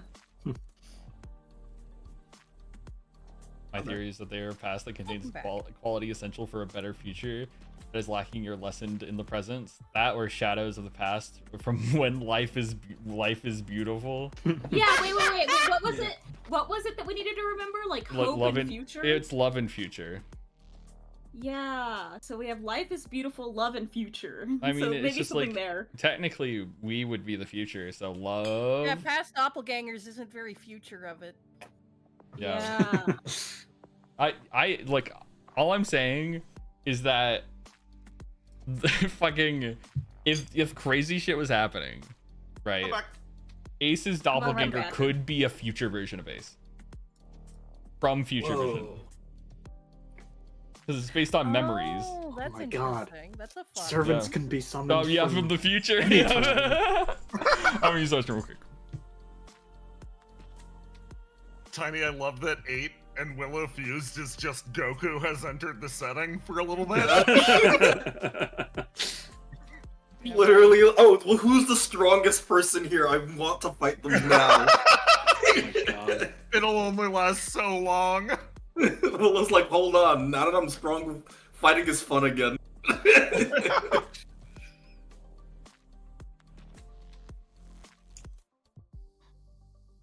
Can I get a look at those rules again? Yes! And I'll let you make assertions at the head of the round.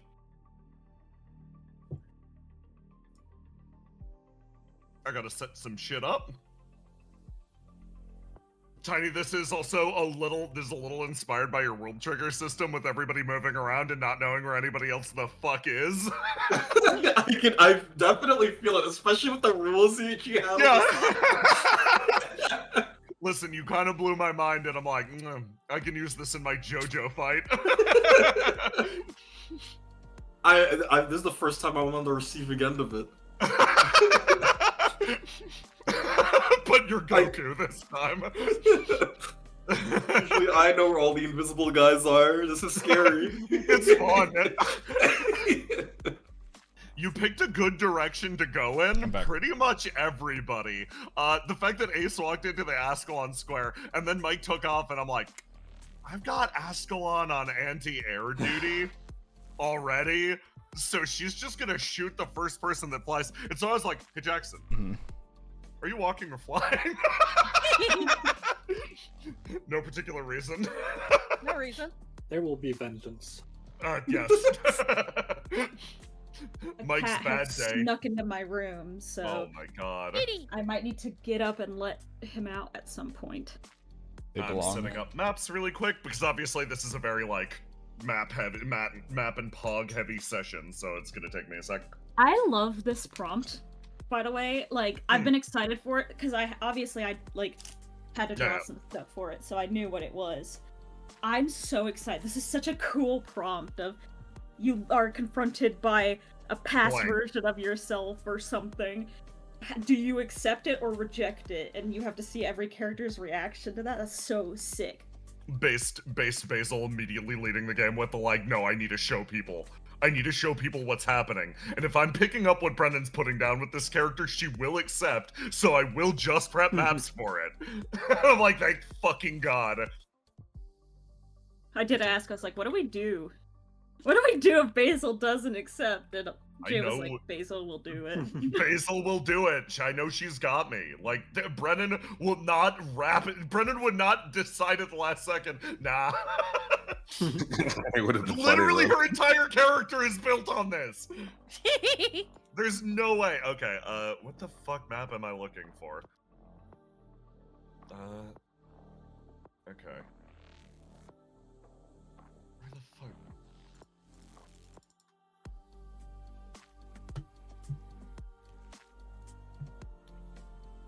Apologies, gamers. I lost a fucking map. I can't imagine how that happened. Is it called Long Fucking Corridor? No. There are so few maps. How could you lose one? I know. You There it barely is. make Why did the I map call for it this that? game, Jay? What'd you call it? Geist Walk. Why is it called Geist Walk? It's a fucking balcony. Like a You walk want a fan. balcony. You fucking walk on it. Yeah. Fine. No one, fair enough. Okay.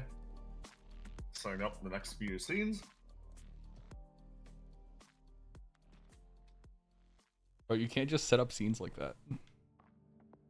Dude, watch me. Are you accepting or rejecting these scenes? Oh, I'm accepting. The real answer is literally to run away. I mean, If someone comes up to you and says, "Do you want a beautiful smile?" or something like that, you gotta run away. that's the New Yorker in you speaking. Yes. Yeah. That's because it happened.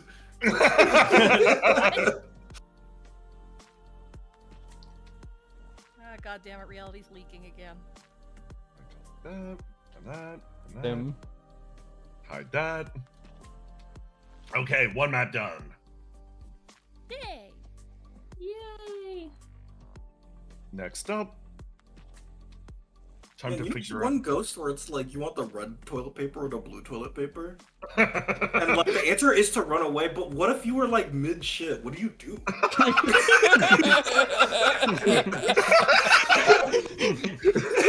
I'm just thinking about it, like, bro, he actually hit you with the Glebus mechanic. Like, you actually can't leave. Hey, this is the conversation that Willow and Aid are having in their brain right now. Willow is saying it like fucking Rohan Kishibe.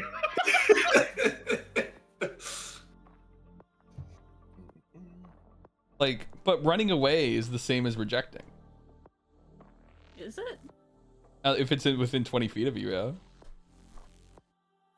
No, you just simply haven't given an answer. You haven't given within your the allotted answer. time frame. Okay, bro.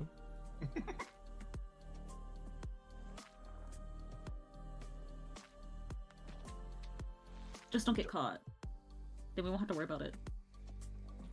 Oh my god, if young Willow came after me, it's over.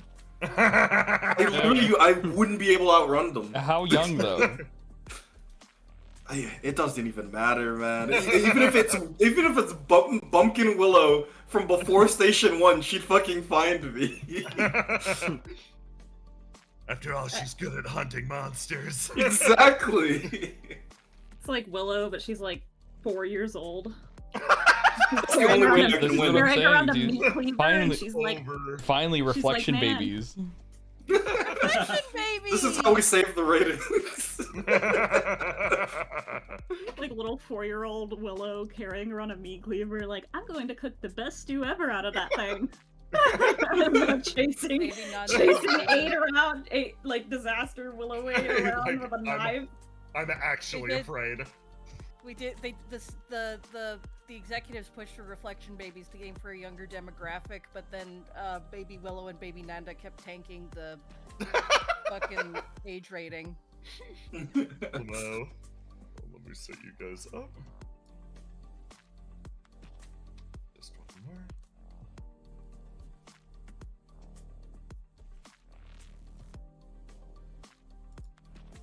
Whose baby self do you think is the scariest other than Willow's? How baby we talking? It's hard to. I can't think of a scarier one actually. Like Theo that's a tough appears and question. she's just an egg.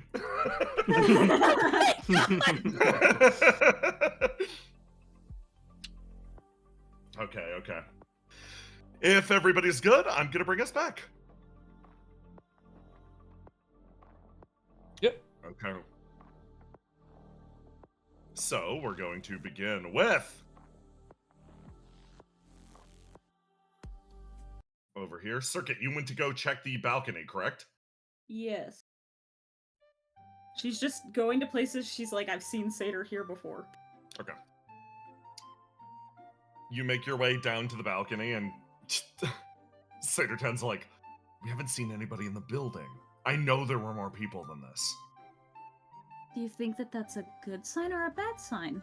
I have no idea. It means whatever everyone's been kicked out.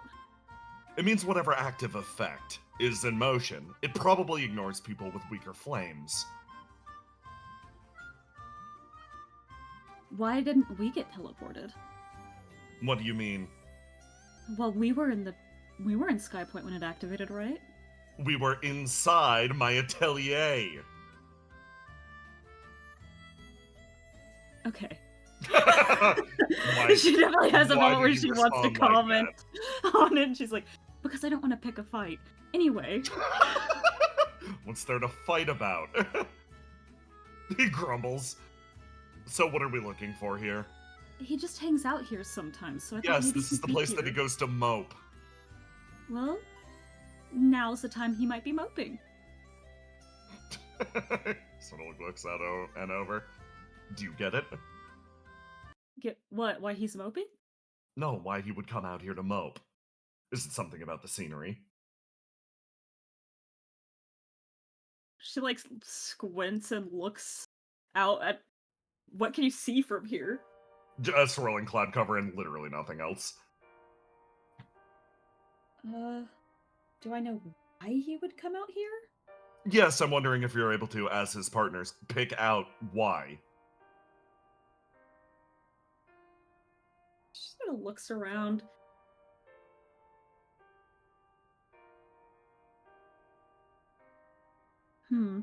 You look around, and as you do, you actually manage to catch sight of something. It travels from over here, barely clinging to the shadows. Incredibly stealthy, it takes a few steps forward and pushes its way past. Sort of catching the edge of the light, you actually see this thing as it enters your radius sort of take a little bit more shape. Solidifying, you see your own face staring back at you. She immediately grabs a hold of, like, his sleeve and, like, backs up and is like, we should go. We should leave right now. All right. He actually shields you, sort of taking a few steps back in this direction as you stare at this doppelganger immediately behind you. Circuit, tell me, what emotion does this thing evoke in you? She is scared. Scared? Why? She is scared and confused. She looks at this version of herself, and it is a feeling of, like, her brain immediately starts entering fight or flight. Like, there's something that looking at this version of herself, her brain immediately just has this flight response. You take another step backwards as he continues to watch it as you start to move a little bit. You pull yourself up. He's like, what's going on? Pull yourself together. She just makes a bunch of sounds and then is like, I don't know if we can get away from her. She starts to move a little bit faster as you hear the clonk of the metal bodies start to pick up more and more speed. You make your way backwards to the edge of the screen as you just hear a crack as something cuts its way through the air, and the doppelganger fucking drops, hits the ground, sparks, disappears into shadow, blends, disappears, and goes somewhere else. You sort of hear somebody over your shoulder like, sorry about that. Kind of sort of like speaks up, clearing the air. Was I not supposed to shoot the duplicate that's clearly you from the past? I don't know, all the practice and whale song scenario kind of got me ready for that. No, that was probably for the best. She says she kind of sighs, like, smiling, like, I'm actually really glad you did that. Hi, are you okay? I'm fine. Don't tell anyone that I didn't use a magic trick and instead use this rifle I found. Okay. Have you run into any of those other than that one? I've seen them moving around the building, but I just followed the one that looked like you. They're, hunting us. Yeah, clearly. I'm excited to meet mine. Did you see on the comms what happens if you touch it? I've gotten updates, they say with a smile. And this is looking over at Satyr 10. This is Satyr. Okay. He like blinks. I'm a past Satyr. This is awkward. I suppose I kidnapped Circuit. Oh, I see. They lock another shell into the rifle. But we're working together right now because I think he is needed to solve this. Oh, okay. Huh. This seems like a pretty complicated scenario. Circuit, walk with me. Okay. You take a few steps ahead as you start to move. And they're like, hey, like, you said kidnapped extremely cavalierly. Is this like a bit? No. It's not a bit. Okay. I got kidnapped and then kidnapped again. Oh my god. Huh. They sort of squint at you for a split second. Okay, weird question. Definitely a weird question. You guys seem like you're getting on fine. Has he already won you over? The extended pause as her eyes shift back and forth and goes, It's complicated. Yeah, clearly. No, that's the extended pause of you just not... Oh... Okay. Like, Yeah. yeah, but it's Yeah. complicated. Yeah? It's complicated, huh? Yeah, you don't. He's a very bad person, Cast. Uh-huh. Cass, like, looks back and forth between the two of you. Do you want him to die? No. Okay. That's Satyr. Yeah, clearly. I mean, like, but a very bad version of him, right? Yeah, but it's still a part of But Satyr. it's still Satyr, okay. Okay, I'm starting to understand why the situation is so complicated for you. Yeah. You see them actively thinking as they walk with the rifle slung over their back. Satyr like, I don't like the fact that you guys are probably gossiping about me up there. The Circuit does keep periodically turning around and looking behind them to check and see if her horrible doppelganger is coming. Oh no, I super shot that thing. Hold on, Do they stay dead? Also, was that because you know how my powers work? Like, there could be like 20 of me around here. I'll shoot the next one too. Okay. The pair of you keeps walking down this hallway. So we're going to scan the area around, basically, now. Do you know any other areas that Satyr like to go? I mean, she sort of thinks, well, there was all of the secret Satyr locations that I know about are like your lab. Okay. That balcony, and then there was this weird closet I found myself in once. The weird closet? Yeah, I woke up in a weird closet with Basil one time. Okay, we can try to find our way to the weird closet. A more accurate description would be great, he says, looming over you. I was in some kind of locker, and I was in some kind of half-complete robot body. Okay. And it was in a closet, and then I could only see out through the door because I was in the closet and Basil came into the room, but there was some kind of like dining room. Dining room. Okay, that's actually useful information. Thank you. No problem. So, like, do you like this guy? Yeah. She sighs. No, I'm just trying to get a read of... Yeah, I'm trying to get a read of the vibe overall. So, okay. That guy has done a lot of horrible experiments on a lot of people that I love, so I hate him. Okay. But also, he is Satyr. Okay. And so I love him. And also, I don't know, we'd kind of get along, which is like a shame. Okay.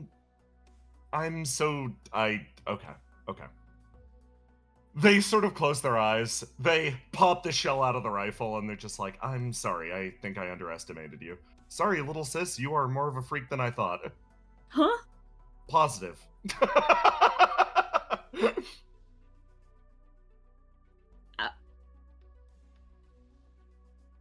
Don't worry, I'm not like, going. but for real positive? Yeah, I'm not going to shoot him in the back. Don't worry.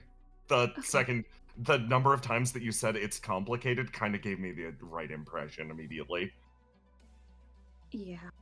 I feel like I should hate him more than I do, and it's unfortunate. Okay. That's unfortunate. That's unfortunate? You hate that part. He did a lot of really bad things to people I care about, including Satyr and himself. Yeah. Okay. And me, on some level. Yeah, it sounds like more like you're justifying this to yourself than you're justifying it to me right now. That's, yeah.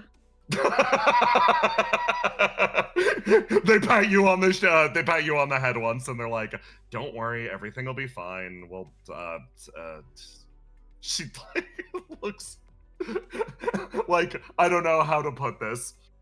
He's like down the hallway waiting for you guys, looking at them, and they look over at you, and they sort of pause, and they're like, "We'll work things out with Opia, and we'll settle everything with your."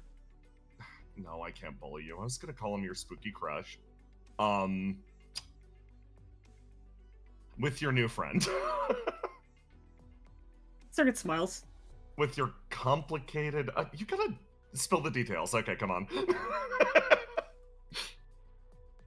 Seeing past it is very reassuring for Circuit. I'm just like, you know what? This is great, actually.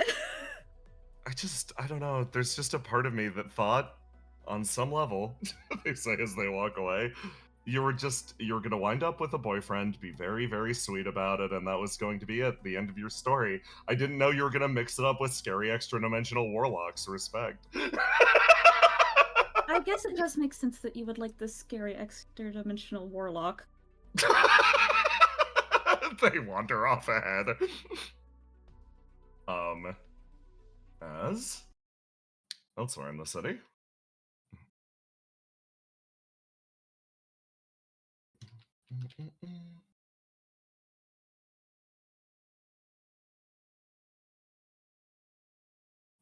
Oh, right, I gotta grab the shadow version. That's on me.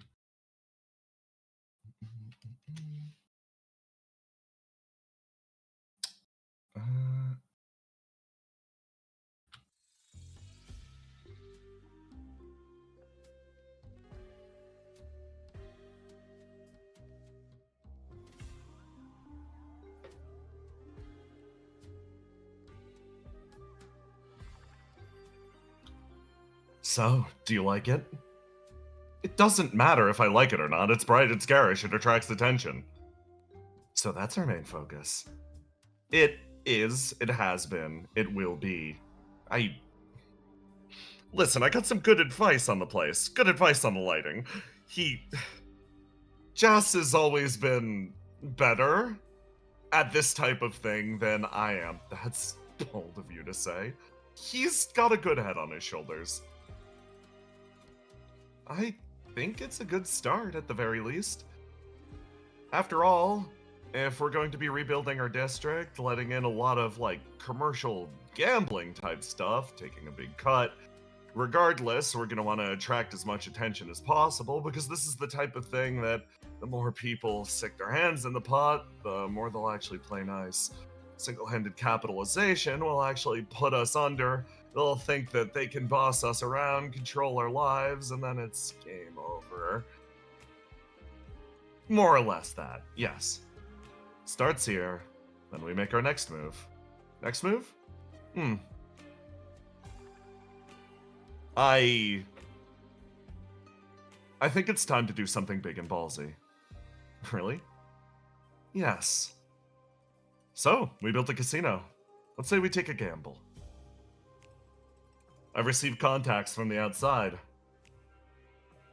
Another chance to change our fortune and change our futures.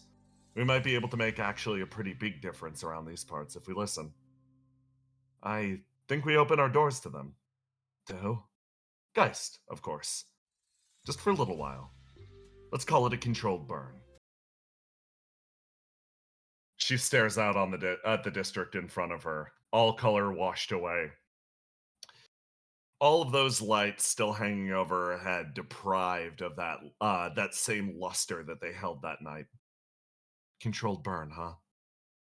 She continues to walk her way forwards, approaching the assembly building.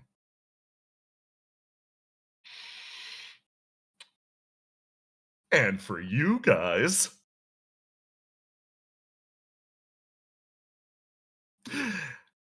we hit the turn update, so it's time for you all. If you want to make an assertion about the rules, I'll give everybody a shot if you want one. I was originally going to go, only one person can make one, but I'll be fair. Everybody, if you've got a guess, you can make it. I'll confirm it on the rules if you want. Otherwise, we will continue advancing as we have been. Argos headed off in his direction. Circuit, you are now there. You're still in the guy's building. So, any guesses? Let's see. I already know, so I'm like trying to think of other aspects of the rules I can guess. Mm-hmm. This is more so just wanting The god is a ghost. definite clarification. Yes. That this doppelganger question that they ask, Yes. and the whole effects of that, of the possession, only happens when it's specifically that person's doppelganger. Yes. It must match their host and be within 20 feet to ask the question. Mm-hmm. That was already in the rules, but I just wanted Yes. to be Yeah, no, crystal clear. No, you can make an assertion. That was just clarification. How about the doppelganger knows where the host is at all times? Indeed. Hold on. Go over here.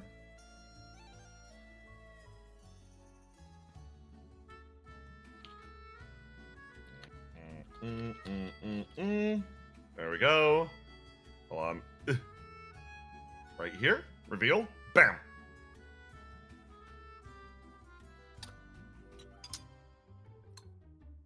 Okay.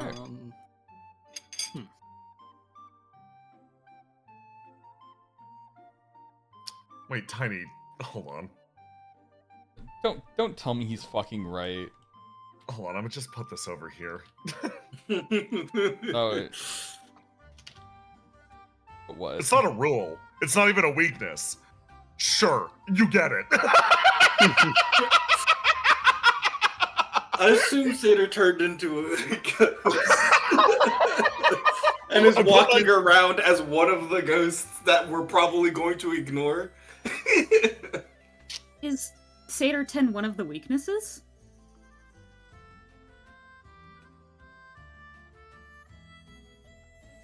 Hold on.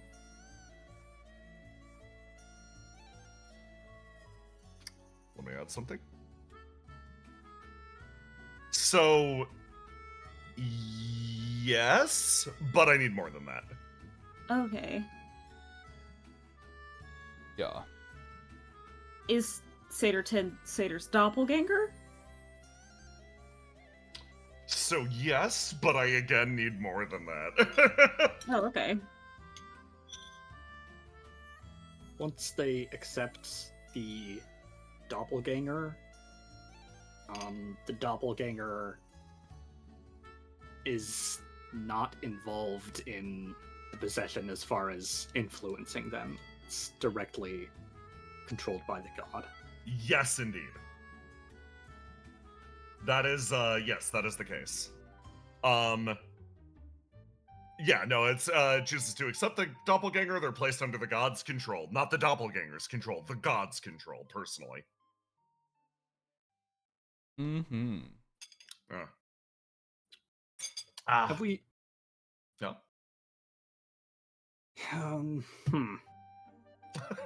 You know what? The character wouldn't know this, so... Yeah, fair.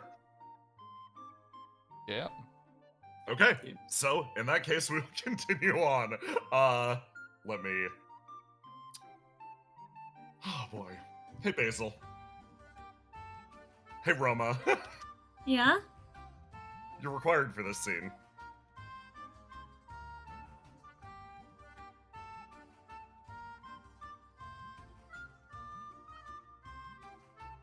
Dinner with Dad. You fucking know it! As I bring this up over here.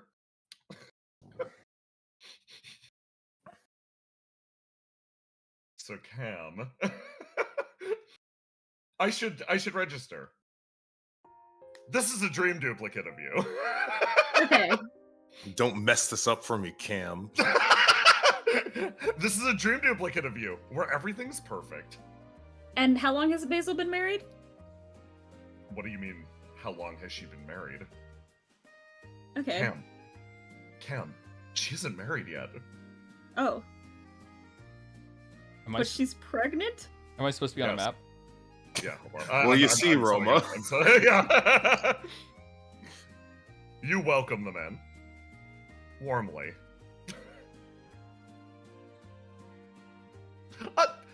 You guys, please, sit down. Yeah, of course. Mom, Dad, it's so good to see you. He's still fucking shirtless.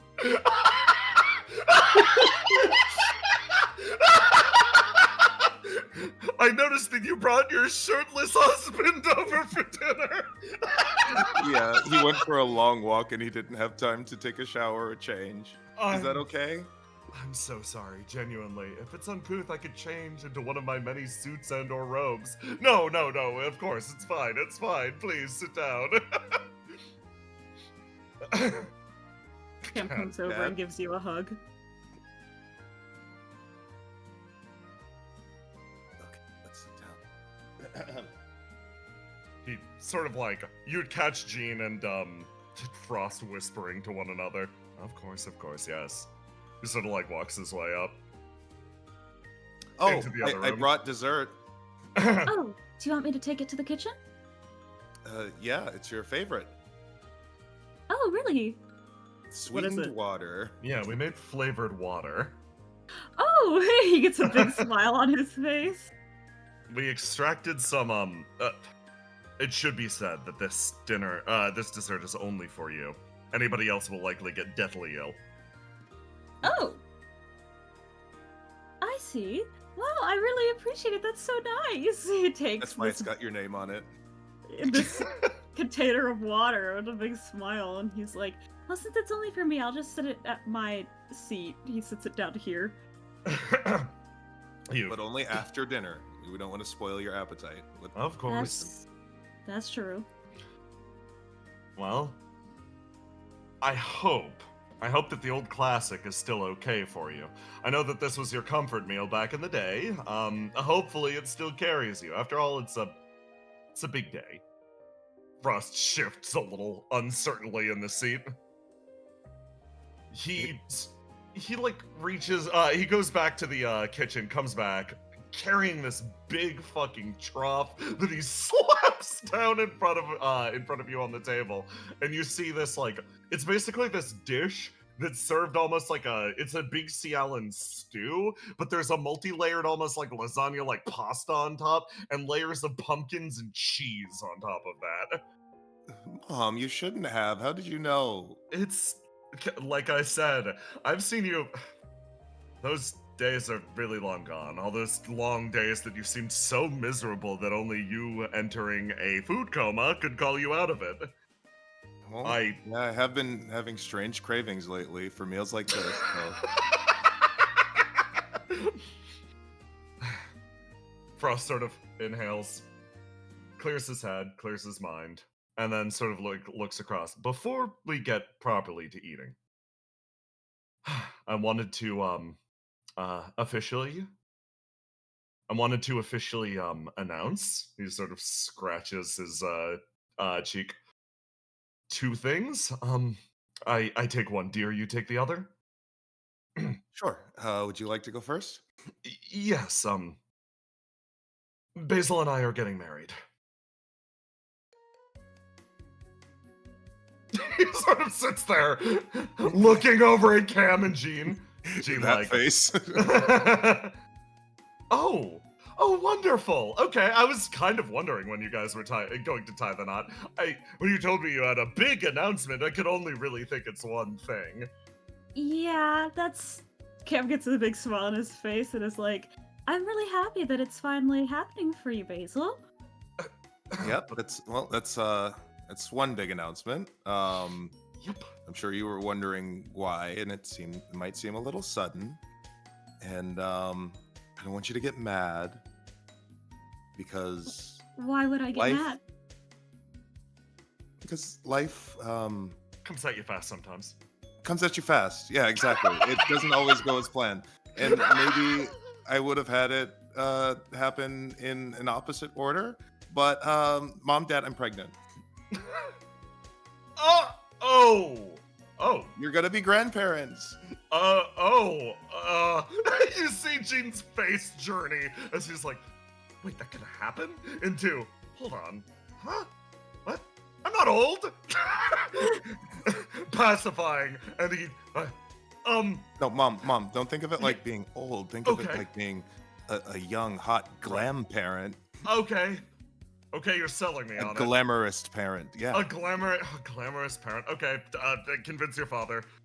Cam is making eye contact with Frost, and then he turns over to you, basically goes, "How do you feel about this?" Honestly, it wasn't planned, but I don't think I've ever wanted anything more. So you're happy about it?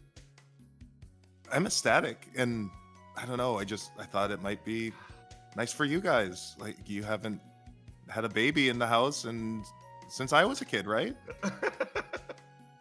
Okay, well, if you're happy about it, and you guys are getting married, so yeah, that's wonderful. I'm very happy. That's for what's you. important, right? We're staying together. It will be a total house, mother and father, just like you guys. You see him relieved, sort of like exhale a little bit. He was clearly terrified about Cam's reaction, and he sort of smiles. Cam, there definitely was the moment of like clock to the side of Frost's head, and Basil's answer will dramatically change how this goes. Okay. Well, in that case, since it seems like everybody's happy about this, Jean says, maintaining eye contact with you, Cam. Cam, there was definitely like a lot of him gauging Basil and Jean's reaction to this information and going, okay, it's fine. I know it might be a little awkward to hear that your daughter is sexually active, but we're all adults here. Jean spits his drink out over the fucking table. Cam just has a moment where he just looks to the side and you can tell he's trying to wipe that sentence from his brain. He just reaches over and pats you on the head. She's beaming. Frost awkwardly sits there in the corner like, yeah, so... Now that you two are expecting, yes. Are you two going to be alright in that house all by yourself? I mean... The homeowners association in the area is an absolute problem, but for the most part, I don't know. I think our house is nice. It's it's nice. if you're offering assistance, we'd be more than happy to help, right? I mean, receive help, right, honey? Mm-hmm. Honestly, you're the best two parents I've ever known, so I think it would be great to have your help. That actually does sound nice. I just want to make sure that you're not getting left by yourself for extended periods of time, especially during the end parts of a pregnancy. Making sure you have somebody with you is probably really important, right? Since you have work, he says, looking over at Frost. I've saved enough money that I hope I can take some time off of my incredibly lucrative and safe job. And I love that you have such a lucrative and safe job. It really sets up the family for life. With benefits.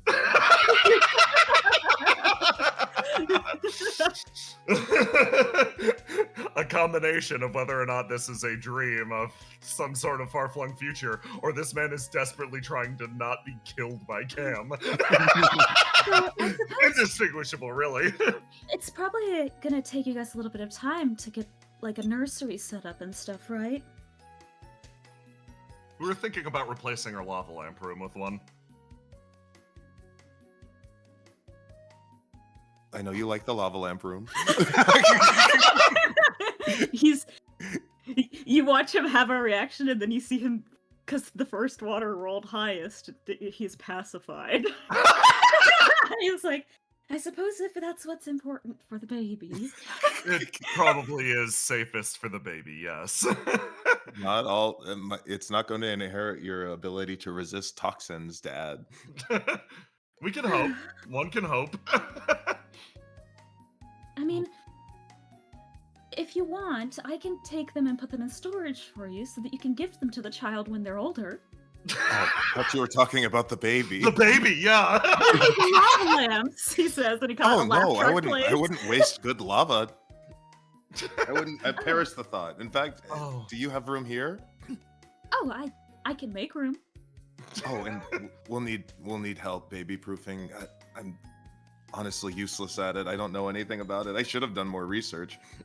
Baby proofing of the Sea Tower is so much work. There's so many. Yeah, baby proofing for you was quite difficult. You have those sharp teeth. Mom, Dad, why don't you tell Frost here a story about when I was a baby? I love regaling in these stories. Okay, so how flattering do you need it to be? Oh, yes, that's probably a good idea to ask.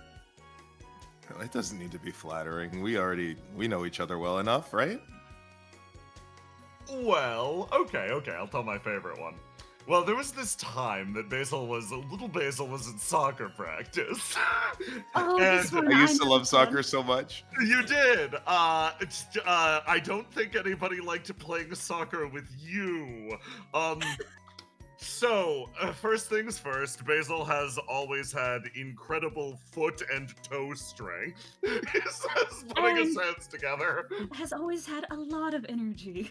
Yes, there was one instance... She's blushing. It's so unladylike. that we were perhaps running a little bit late, and during that time, Basil had arranged a little game between herself and all of the other kids that were still waiting for their parents to pick them up. And she insisted on going toe-to-toe with them, head-to-head with them, because she could, quote, take them. But the time that we arrived, the entire soccer league, the entire Sealan Little League lay decimated in front of our eyes, and very few were actually willing to re-engage with the sport.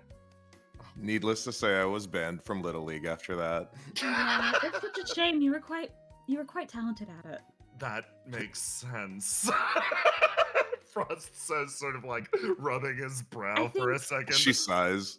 I'm so nostalgic for my childhood. I think one of my favorite stories was, so there's always been, like, badgers that live in the area. You know them.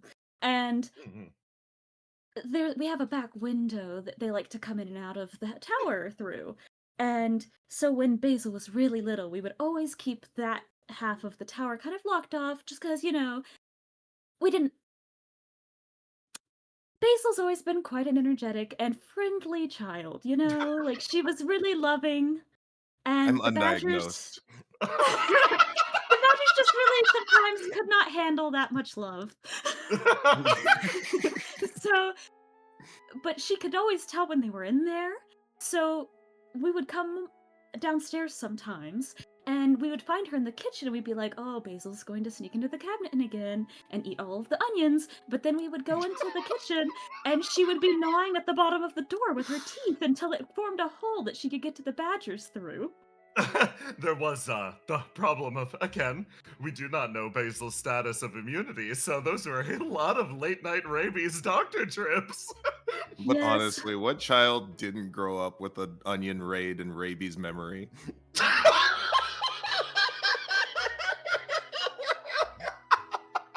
Honestly, I hope for all of that and more for our child. You've been thinking of names, by the way. Oh, really? That's wonderful. What are you thinking? Grenade, I mean... No. Grenade. Actually, Frost came up with one that I actually quite liked when he was going on one of his little walks down the path. Still, do I have to? I like it. I think you should say it. He sort of like sighs, looks down, looks up. I was...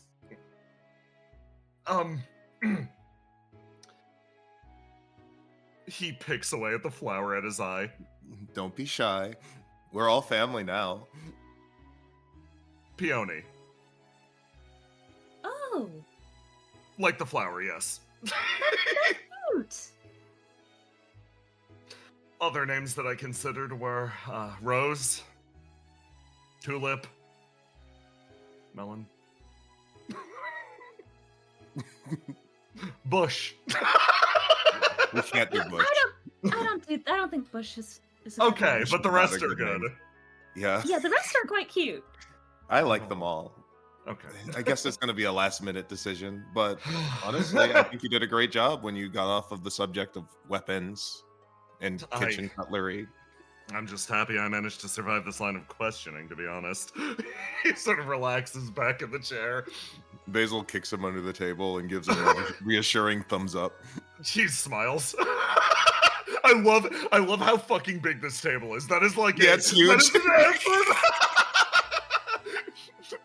You hit the white woman normal. A white woman normal.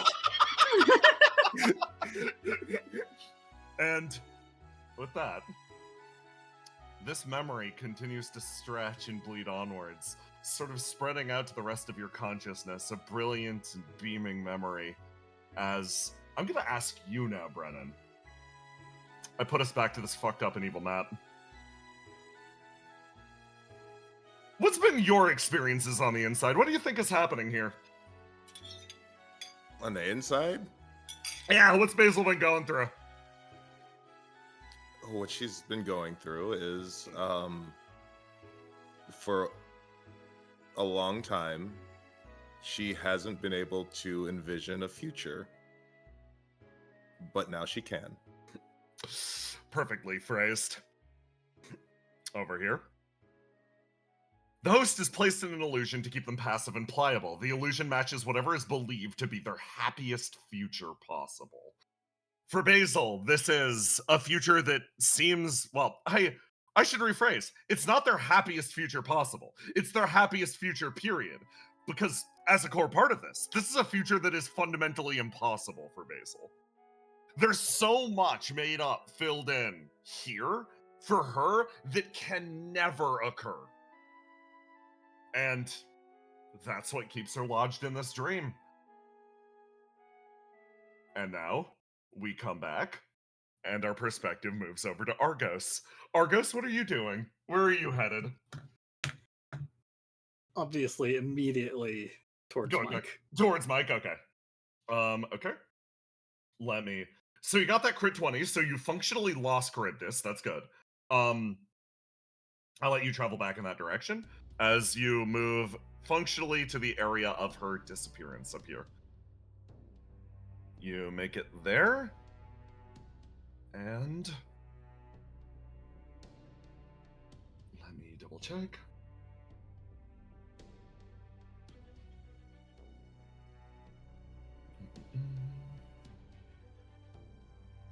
This would be this one. Argos, you and the Mantis run forwards into the area, trying to catch up with Mike's last known location.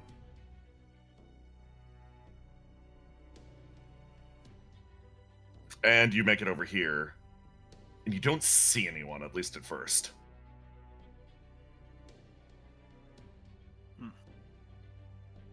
Okay.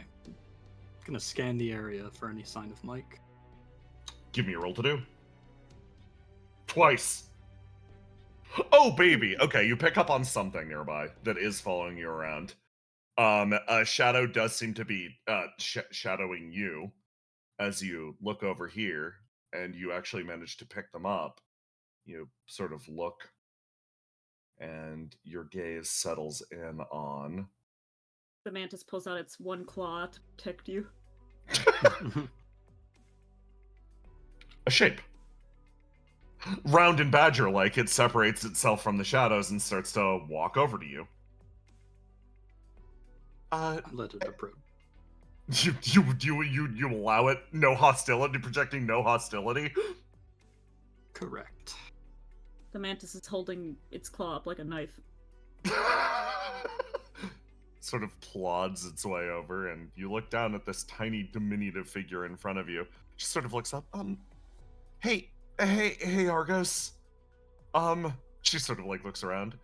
This is all very confusing. I'm supposed to find the other me? Hi, Mike. What's the last thing you remember? She sort of like thinks. Well, I just was allowed to pick my reflection. She thinks. Yeah, I was just allowed to pick my... Oh, we just went on a big mission together, down to the first floor of the Coda. Oof. Yeah. Mantis puts the claw dagger down. How do you know that you're supposed to find your other self? What is your other self? I've got to find the other me that's still wandering around. She sort of like blinks and looks around and thinks. It's like a voice in the back of my head is telling me to do that. What happens when you do? I think I'll rejoin with her. Yeah, because I am her already. She sort of squints. I guess, like, for me, I guess I have some things I want to say to her. Oh! Are they private things? Yes. No, and the fact that you're here means, if I can't find her, then you can relay the message. Okay. What is it? She sort of smiles and like it's funny, this being in front of you, you can tell, still under the control of some sort of outside god, but still just sort of says with her entire chest, tell her that she's doing a good job, that regardless of how hard things are getting or how hard things got for her, the fact that she's still going and still trying is really impressive, because it means I didn't give up.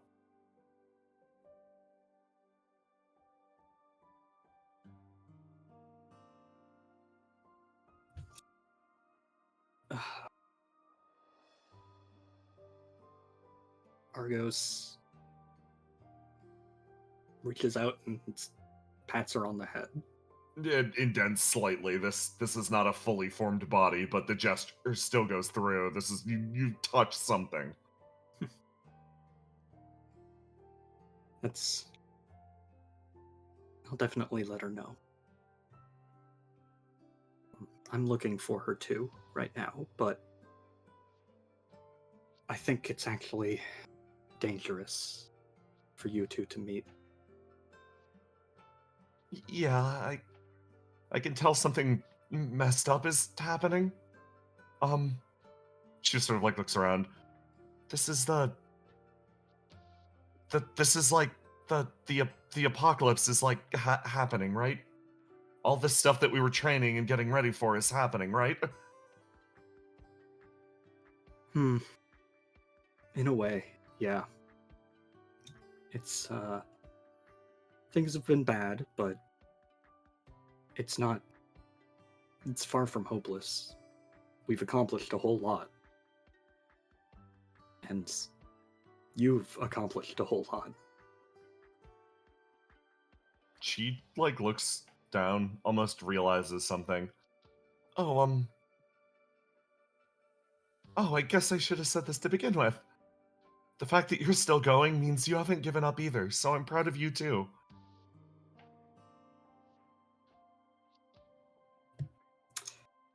Oof.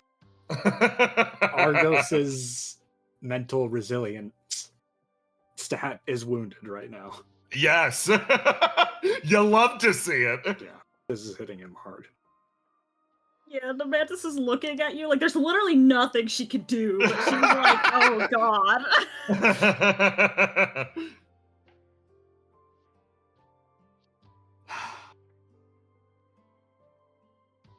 Do you know what other than wanting to deliver a message, do you know what happens when you two come in contact?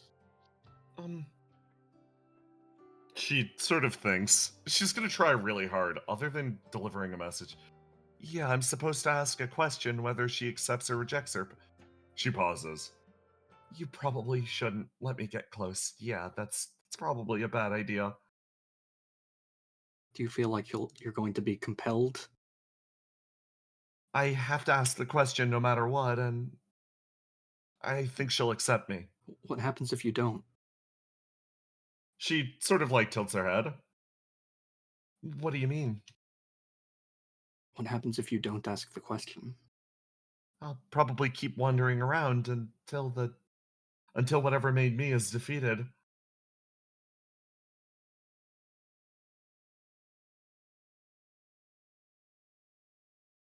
Okay. I need to find Mike. My Mike. Mike from the future, rather. Because she's in trouble right now. Do you mind if I try something? Yeah, no problem. I'm going to very gently send out Fate Weaver strands and try to see if they'll like interact. Like, I want to know if I can restrain this shadow Mike if it comes to it. Give me a roll to do.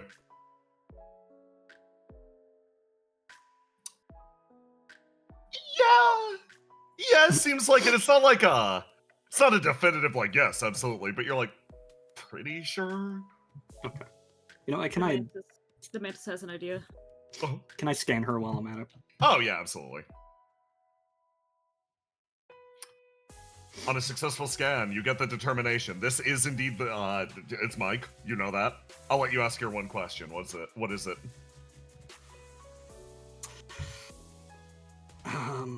Oh boy.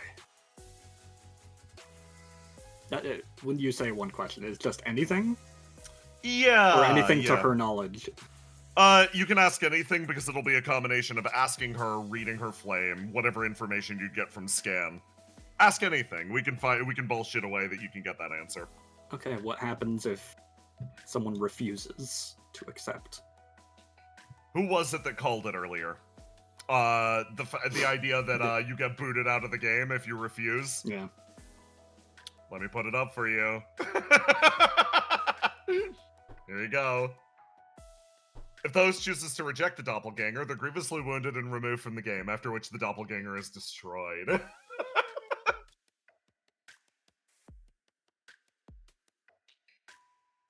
There's your answer. Okay. I was right. Yep. The mantis starts pointing at the doppelganger Mike. Like, kind of hops down and, like, gestures at her, like, the Will Smith pose. And then starts, like, doing boxing moves. You want me to fight Mike here? No. Points at You want Mike. to fight Mike? No. You're Points tiny. at Mike. No.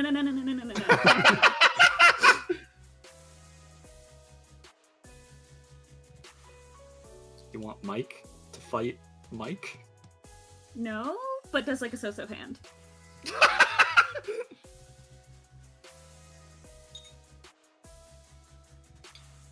I don't know what you're saying, Circuit. Taps chin several times.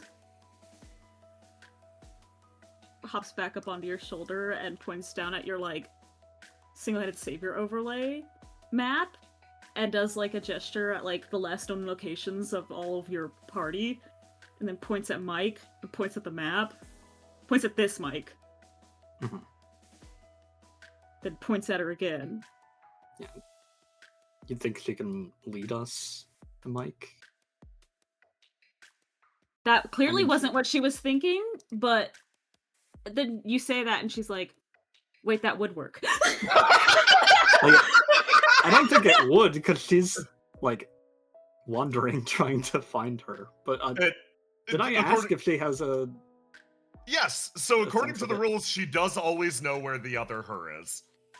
She was asking you for advice on like, oh, have you seen her around? But she got the vibe that she'd be over here. Okay. But yeah, she does know where she is. Okay. Mike? Yeah? Will you lead us to the other Mike?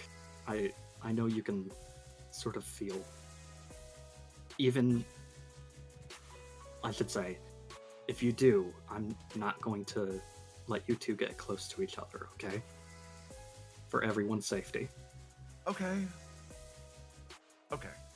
She turns and she starts to walk. Give me a roll to do. Hold on, let me roll another dice. Oh yeah, please mark her with tactics. Of course. Yeah.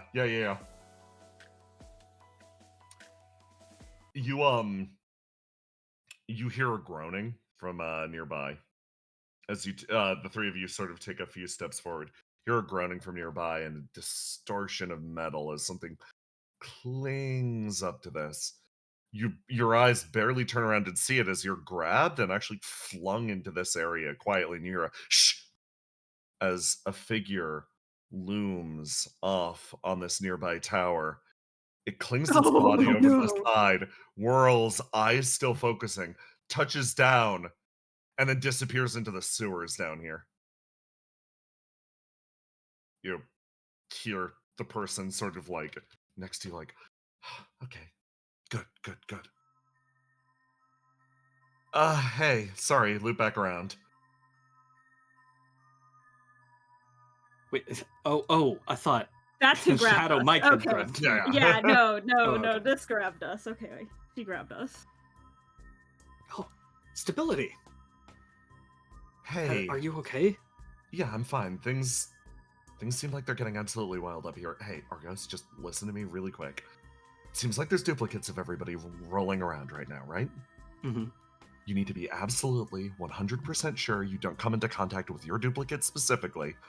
And also, to the best of our abilities, we should try to contain it and make sure it can't do anything. This is like... I don't know if this god knows what it summoned. I don't know if it knows what it's doing.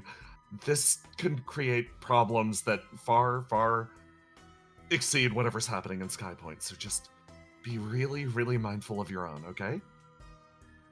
More mindful than other people should be of their own? Absolutely, 100%. You said you had that encounter with a person that felt very familiar inside of the Coda, correct? Yeah. Yeah, think about it as invoking a disaster on that level, here, in the middle of everything. Why stability? She like sort of smiles. She's like, it's you, or it's who I think was you. If this god is able to accurately recreate that person or even a fraction of that thing, or even someone, anything else, something with ties to you, this could turn out really bad for everybody. So I came back to make sure that you make it out of here.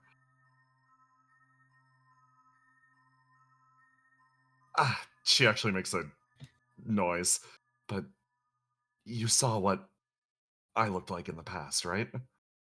Yeah. The risk of that thing being around is pretty high as well. Okay. Let's stick together and watch out. We have to find Mike right now. She's injured. Okay, just be careful. I'll try to go. Oh, you're adorable. That said to Mike or Circuit? The Mantis. Yeah. It beams.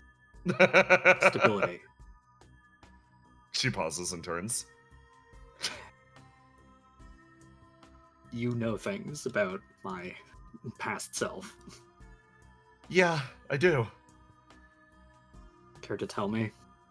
She sort of scratches her chin. So, you made contact with an individual called the Thessalian, correct?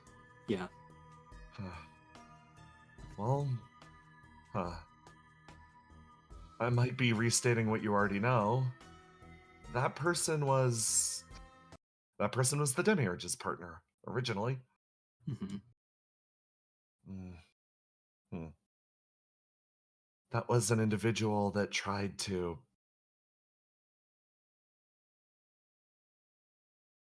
He tried to make the greatest arc of all arcs, an arc known as the Coda. It's why I'm worried. So you think I'd be encountering him? I think it's a risk. And I'm sorry, I don't know anything about your other past lives, if you have them. I know that through various means that once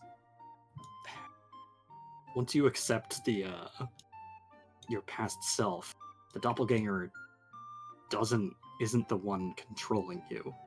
It doesn't seem to affect you being taken over by this god. That's sort of my worry. This god, she gestures around, whatever it's doing, it's an incomplete effect. It's invoking things that are far stronger than it, though. Wouldn't it only have control over me, as I am now? We can hope. But, in reality, there's no way to really predict what a fusion of all of that will cause. So, I want to make sure that doesn't happen. Best case scenario, you get possessed and then start lighting people up with your war crimes laser, so it's not good in either direction. Oh, right, yeah. The fact that that's the best case scenario really should give you an indication of how serious this is. I can help you, you know? I can prepare and take measures against, myself in that case. I am very defeatable. Don't tell anybody. I can be the mantis pulls out the one claw again. Stop that, you two. Do you want me to get you? Please don't immediately slit my throat if I something happens. It slowly lowers the claw. I appreciate the offer, though. Okay. The energy is definitely I can make it very quick and painless for you. Thank you, the mantis. You make your way up north, and you move one space up in this direction. As our perspective moves back over here. Oh, God. So I'm gonna ask Tiny. I was gonna go Tiny and Willow. Yeah, Tiny. Aloha. What is the plan? What is the plan for tackling this pair of guys? If it's okay with you, 8 and Willow, you distract them. I'm gonna sneak up behind Ascalon and fucking bonk her awake. Okay, yeah, I can distract them. Okay, wonderful. And I get their attention immediately by flying. And I have Fia with me. Of course, you got the bird. Okay. It's time for the big operation. As you lie in wait, I'm gonna need a functional stealth roll from you. Don't worry, they will not auto-succeed this, as it is a skill check and does not count as part of the sure hit effect. 26. 26, okay. So 26 for lying low. Yeah, I know how this all connects up. Okay. Willow. I have my shield up. You blast into the skies. And you start to fly through the air directly towards Ascalon's last known location. And Ace, you're lying in wait. And that's when you kind of realize she's not up there. She's actually one space down here, and you start to move as the shot fires. You run your way up as fast as possible. The shot will automatically hit you guys. It is gonna just eat it to the face and blow up and then reform. I can reduce the damage by a little bit. Okay. With the shield from Help Yourself. Oh, shit. Okay, yeah, give me the damage reduction. You might actually not immediately explode from the 99 damage. Oh, of course, I rolled a bunch of ones. 90. You only take 90 damage, as you are at 9 HP. You get hit, not dying instantly, as Ascalon makes her way back in this direction, and Argus, you wind up actually seeing this. Do you see the signs of the engagement immediately to the north of you? Wow, cool. That thing shot Mike. That thing did shoot Mike. You watch it shoot Subject 8 out of the sky also, and she disappears somewhere over there, vanishing. A worthy sacrifice. As Ace, you close the distance, and I will show... I'll put us back on the shopping map.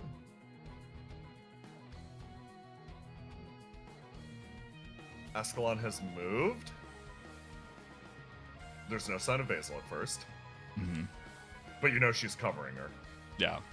And you got Theo. Hold on. Don't forget don't forget I gotta give you your bird.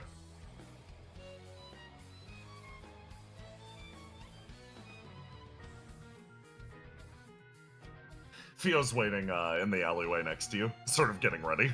Mm-hmm. Alright. And, yep, Ascalon down there, on this sniper position. So she's already taken the shot at Yep. 8? Okay. Yep, you got a turn.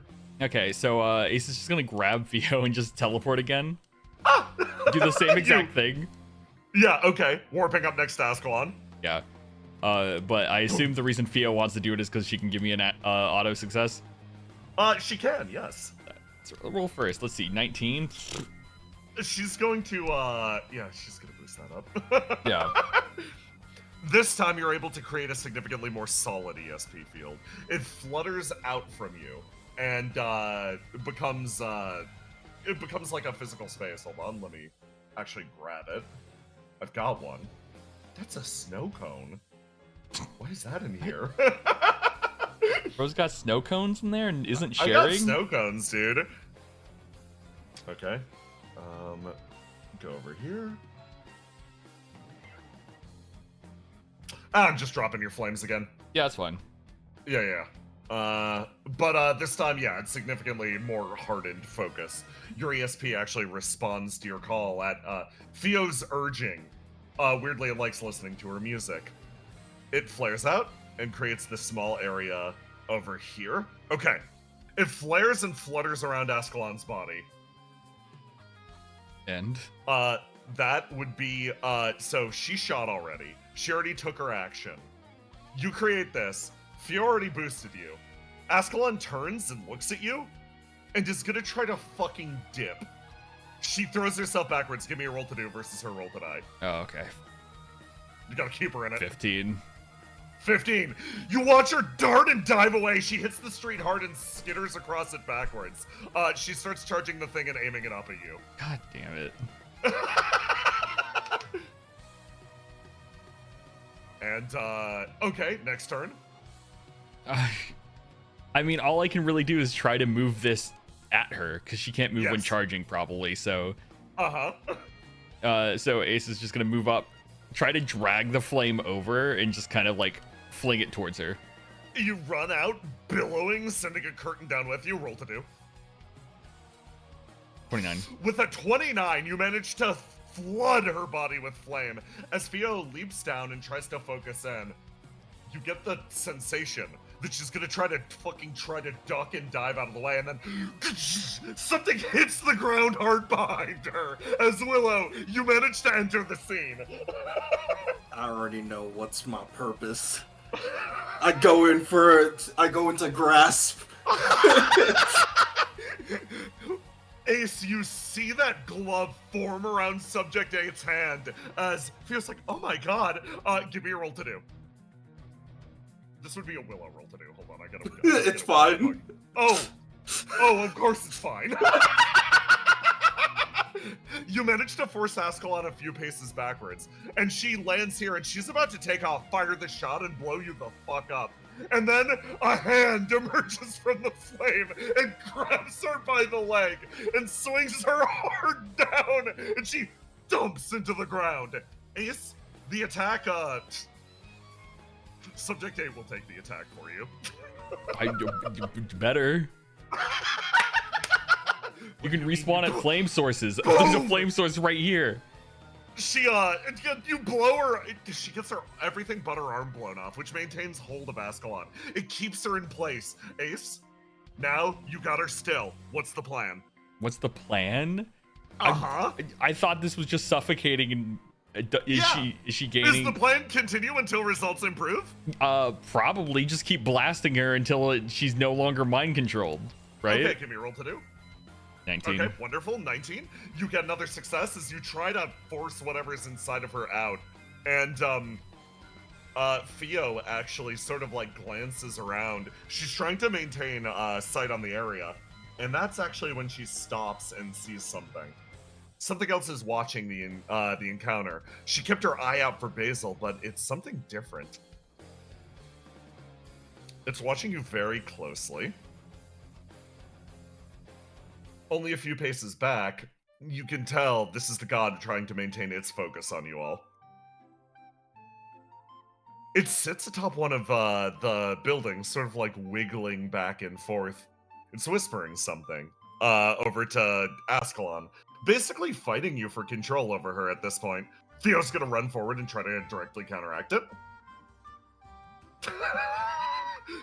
She takes a few steps up as the god sort of starts to say something. He loudly, out through the area, goes, "Wow! This is just great! Look at you, having the absolute time of your lives! Don't you want to settle it? Find out who's the true strongest between the savior of humanity and God's strongest creation? Or, I guess it's creations. After all, you guys all have been through quite a lot." The god looks down over at Theo. "A recreation of an ancient species done by eternity. Someone with an artificial authority. A recreation of an ancient crime and functionally a vessel for something far greater than himself. And, oh, look over at you. You're an absolute amalgam of different ideas smashed together in one place. After all, you all are a pretty good match for her. Isn't this the perfect setup? Isn't drowning things out just now such a shame?" Theo looks up, stares directly at this creature, and with a 19 just goes, "Stop it." The god pauses. "What? Shut up." Oh my god. Theo. And weirdly, the being falls silent. That's it. She tells it to shut up and it falls silent. It blinks and stops moving. Ace, you look over at Ascalon in front of you, and you see these tendrils of darkness almost starting to extend from her body, starting to dissipate a little bit at a time. It's working. You're exorcising the ghost from her as it starts to leave, and it is, of course, at this exact point,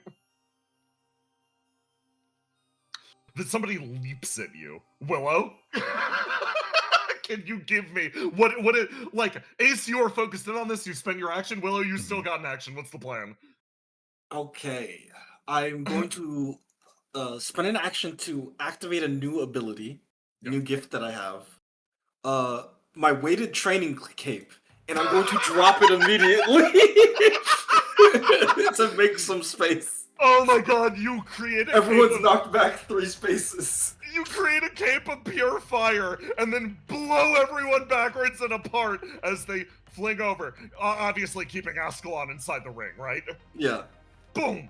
Basil hits the wall. You don't get bitten. You felt the fangs almost sinking their way in on your throat. Theo's like, "I'll handle the god. You just keep working on the exorcism." Yeah. God. It's like this is designed for me to have a bad day. Ascalon's going to aim.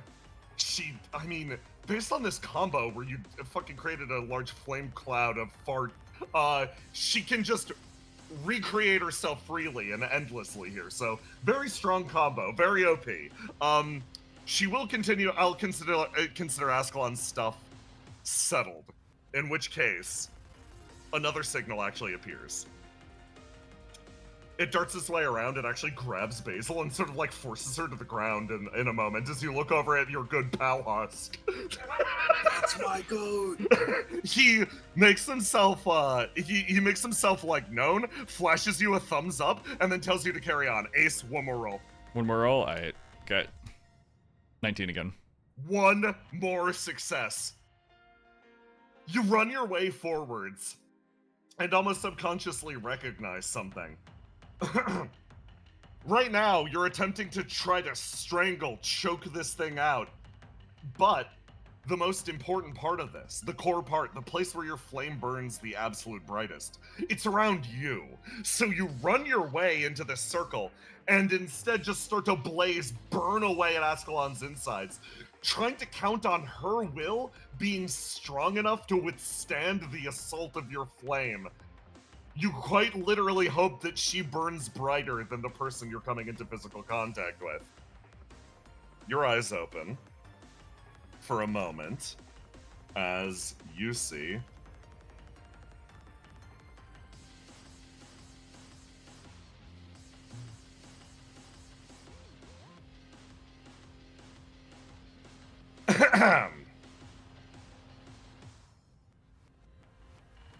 gotta grab something really quick.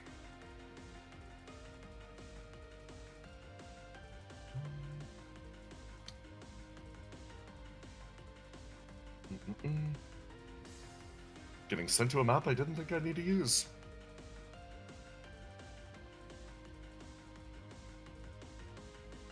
There it is.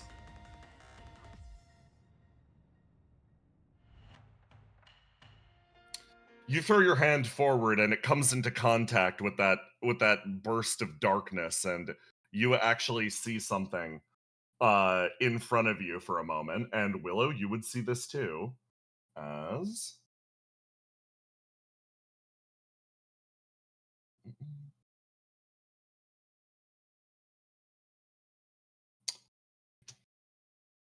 of course it doesn't play.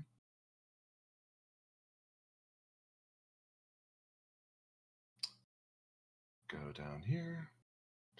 Dun.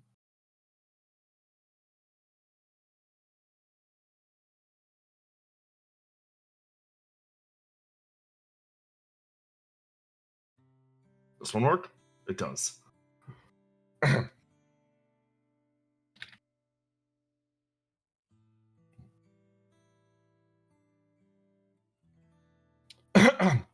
The two of you temporarily manifest.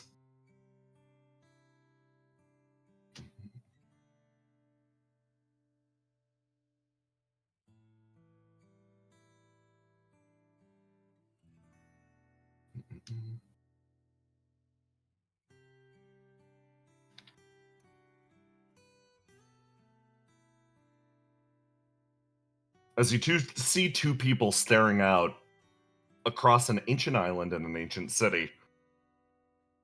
They talk one another, eating ice cream on a nearby building roof. Their frames remain set as they discuss things in front of the burning sunlight. A smile crosses her face, a little less severe, as one similarly crosses his. The two of you see this flare as she turns around, stares at you, and sort of sighs. Time to go, huh? Fucking please. The world whoom, around disappears. And you find her pulled back, everything centered. She blinks, opens her eyes a few times, takes the shot that she was aiming over at you, aims it up at this guy, and literally just wipes him off the map. There's a pause for a moment as, over here, our perspective instead moves off to you two. Basil.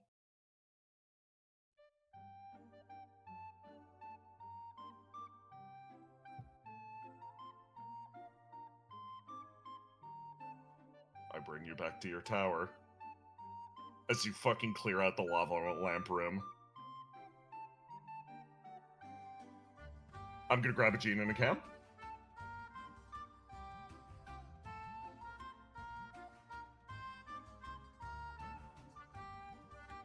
It really is such a shame to clear this place out. I know, but we have to make sacrifices for our beautiful baby girl. There is a hard impact against the door as something wreathed in golden flame that actually flickers out for a moment impacts it. Galvanogenesis, translating the signal into a physical shape. Thump! He hits the door. And then slowly cracks it open and walks in. Everyone turns and looks at this figure. I see. It seems that you're trapped in some sort of a dream or an illusion. A shame. This seems like an exceptionally kind place. Honey, were you expecting company? No. No, I wasn't. He sort of like looks over. Are you content here? Am I content? This seems like an image of domestic happiness that has been programmed into a great number of husks as an eventual goal. A retirement idea. It was considered functional and fundamental for us to strive for something. The platonic ideal of a happy marriage, even though such things are beyond us. Is this granting you happiness? Is it granting me happiness? How couldn't it? This is all I ever wanted. He sort of like looks over. I see. Then I'm doing something particularly selfish in attempting to pull you out of this space. He like, his gaze sort of twitches over at you. You did me one kindness. Therefore I must return it. Even a lifetime worth of striving, a lifetime worth of yearning, a lifetime worth of focus, and a lifetime worth of becoming still pales in comparison to an incidental kindness that you did for me. He puts his hands on your shoulders and you feel yourself start to burn quietly. Mom, Dad, help! They move their way over, throwing their way up as they try to close in. And back in the shopping district, Basil starts to thrash. It seems like Husk is attempting something similar. God. I don't know if that's gonna work. Sorry, let me try and help. Let me hop in. Yeah, if Basil says, Cam, help, Cam is going to go absolutely fucking apeshit. Yes. Husk is getting the living fuck kicked out of him right now is the best way to put it. Theo runs her way over. Oh, Basil, God. Basil is thrashing on the ground. I'm gonna try to do the same thing. You start to project your flame out. Ascalon actually looks over at you. That's literally your life energy. Don't spill it all here. And what else am I supposed to do? Just let you guys kill me? What do you mean, let us kill you? I'm trying to save your life. For right now you are. I got a Basil bite mark on me that says otherwise. It's not her fault. She was under the control of somebody else, and so was I. Plus, I don't even think I hate you. If you did, I wouldn't be here. Summon a billowing set of flame that starts to spread as Escalon sighs. She's like, we need to get you to medical ASAP.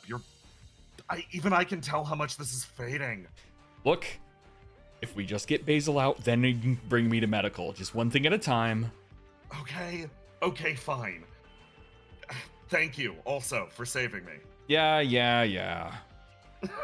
She glares down as fire starts to billow a little bit more, and Basil, the world around you catches on fire. Literally, you watch as your tower starts to burn around you. You try to cling to this awful figure, a vision of something that you don't want to remember. Geist helmet, Geist branding. You thought you got away from him, but he still keeps holding on, attempting to drain something from you. Your life, your will, your dreams, your future. If I'm happy, does it matter if it's hollow? He sort of looks over at you. No, I don't believe it does. But again, even a hollow happiness that surpasses all others will not surpass the kindness that you did for me today. I will not let you waste away here. It is that simple. She looks behind her at her family, her husband, future husband, her dog, this room that would be for the baby. And she opens her eyes. She looks at the husk. You're right. You say that as Frost takes a step backwards, and you sort of see a smile across his face. That's right. I remembered. I died. And his body collapses in front of you. And you feel I'm gonna throw up. As surging fire starts to spread through your eyes, you feel Jean and Cam clinging to you, trying to keep you here as the last bits of flame exorcise from your body. You come back to. Your eyes are open. Oh. Oh. Welcome back.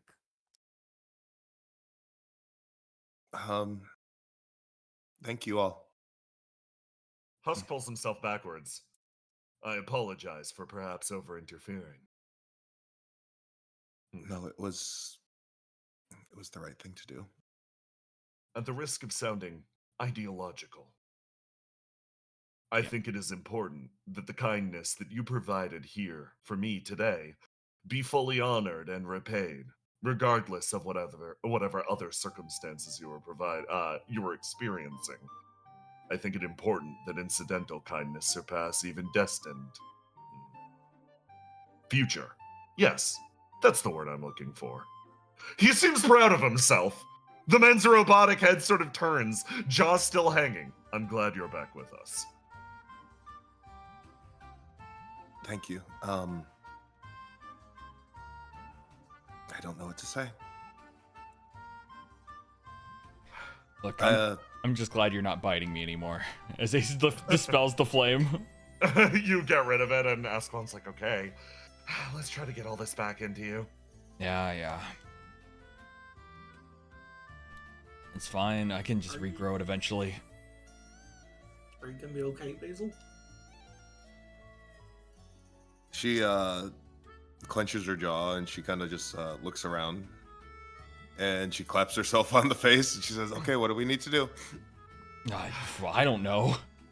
We'll catch you up to speed. Husk sort of turns around.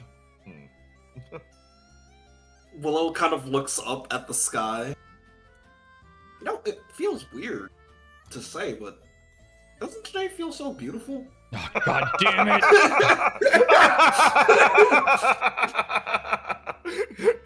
You sort of stare up at the sky as 8 goes, yes, She sort of pauses. And then actually looks across the area as something sort of closes in. You see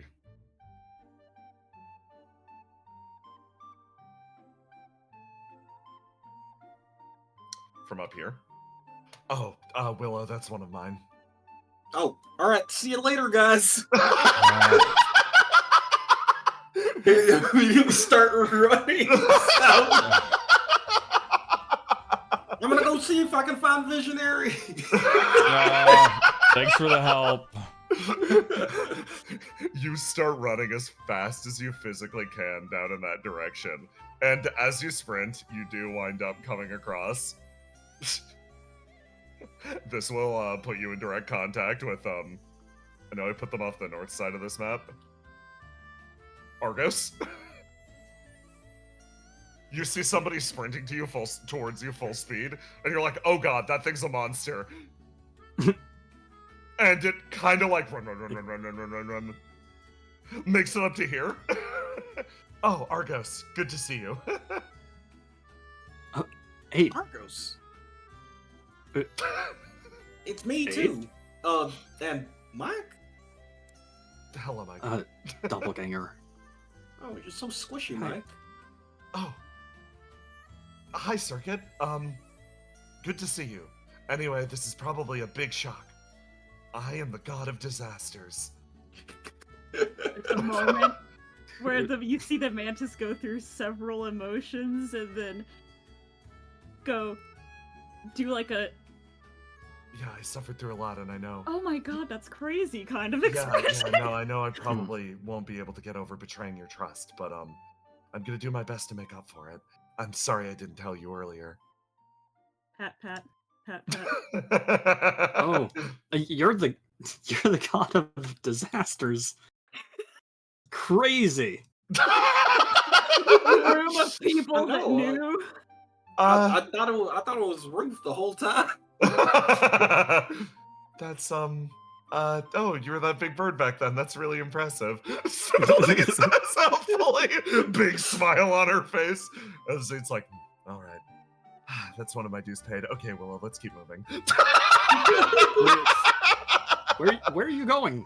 We're gonna Big go fight watery Visionary. Bigger watery eyes. Yeah. Why?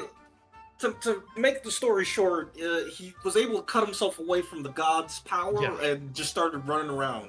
Yeah, he's supposed to be like super strong, so we want to go, see how that You goes. want to go towards. I'm trying to avoid someone. Did you see Mike along the way? I saw her get shot down. Nothing since then. Nothing You don't know since where then. she landed, did you? No. Oh, do you want us to go look for her? Yeah, I could use your help. Okay. We're following this Mike, but We'll catch Pretty you. good at tracking. Yeah, we're pretty good at tracking. We'll catch up with Visionary later, I guess. Well, if You he's see the anything like I mantis think relax. he is, he'll eventually find us. He'll eventually find us, yeah. She throws her arms around the two of you and just sort of like leans. thank you. Yeah, The no mantis problem. was about to have an existential crisis between, I need to help find my sister that's injured and past Visionary. I can bully him if I see that guy. Back over at you guys in the shopping district. You're off to the north a little bit.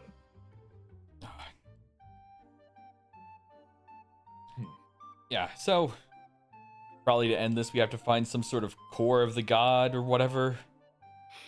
I no clue where that is. It's at this point a needle in a haystack. It's like a game of hide and seek. Sure. And I have no idea where to find them. You haven't encountered anything that wasn't a doppelganger? I mean, there was that like white ghost thing, but Yeah, that's a good point. Ascalon What just was kind that? of Kind of core of the godlike. yeah, but we shot it makes and we're still here, so not core enough. Oh. Yeah, I guess destroying it isn't enough. Nope. Well, if destroying it's off the table, what do you do with it? Just tell it to fuck off. It's annoying. I tried. It didn't work. I mean, it made it think it's about its life choices. It did freeze for a bit. Maybe if you just go harder, maybe throw in some swears. Is this Excuse me. Is this a child or is this a woman? No, this is a fucking. Yeah. This is a woman in her 50s. Okay, good. I was about to. Yeah. You like ate like doppelganger or something? One of them, yeah. Oh yeah. I forgot about that. So you're She's just pretty trying. fast, isn't she? Yeah, you're not gonna catch up. I have to walk towards her still. Oh, you have to walk towards her? Pretty much. Well, try going a little bit slower. She sort of stops, turns. Are you one of Eight's friends? It's complicated. I'm kind of like her boss in some ways.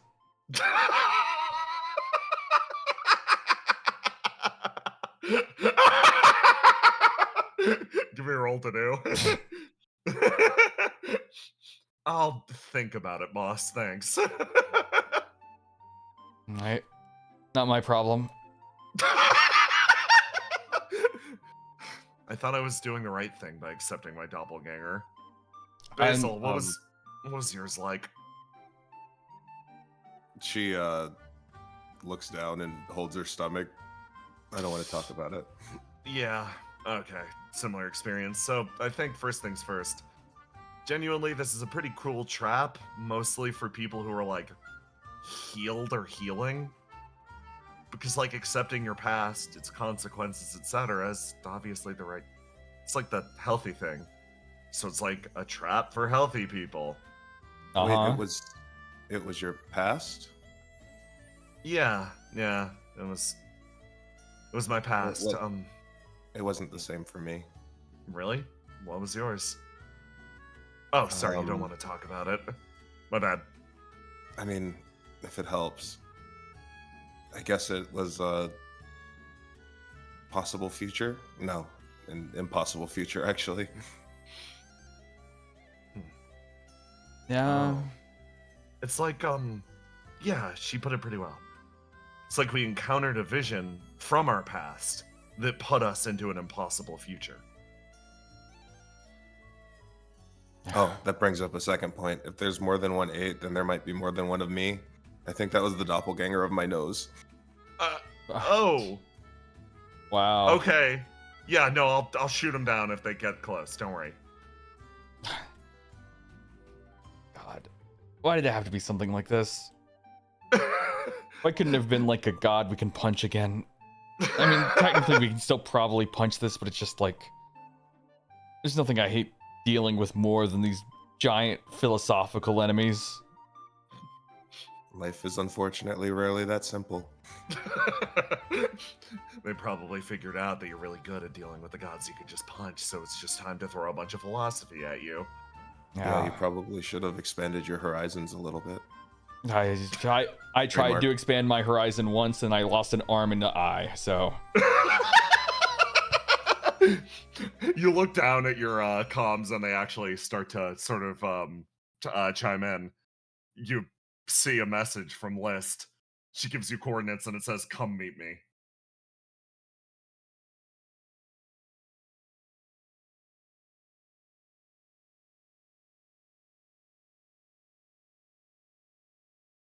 You look down and... Oh, sorry. He said, you guys can come if you want. Though I do have to say, if I get jumped, I'll get my ass beat, so... If you get philosophized at, you'll get your ass beat too. Yeah, I'm really just out of options. You look down at that, and... I catch up with some other characters.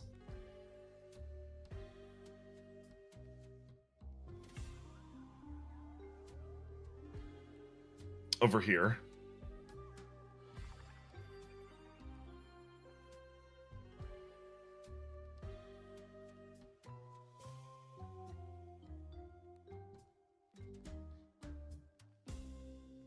By the way, did they lose the sure hit ability once they lost control of Ascalon? They did not. That was a different one.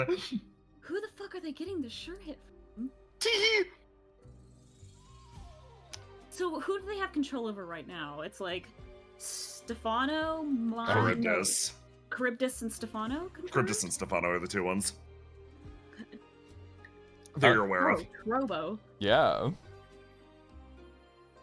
Trouble, you take a few steps forward as your entire body freezes, the presence of something growing behind you. You turn around and your brain stops functioning as you see a familiar face. Then, elsewhere.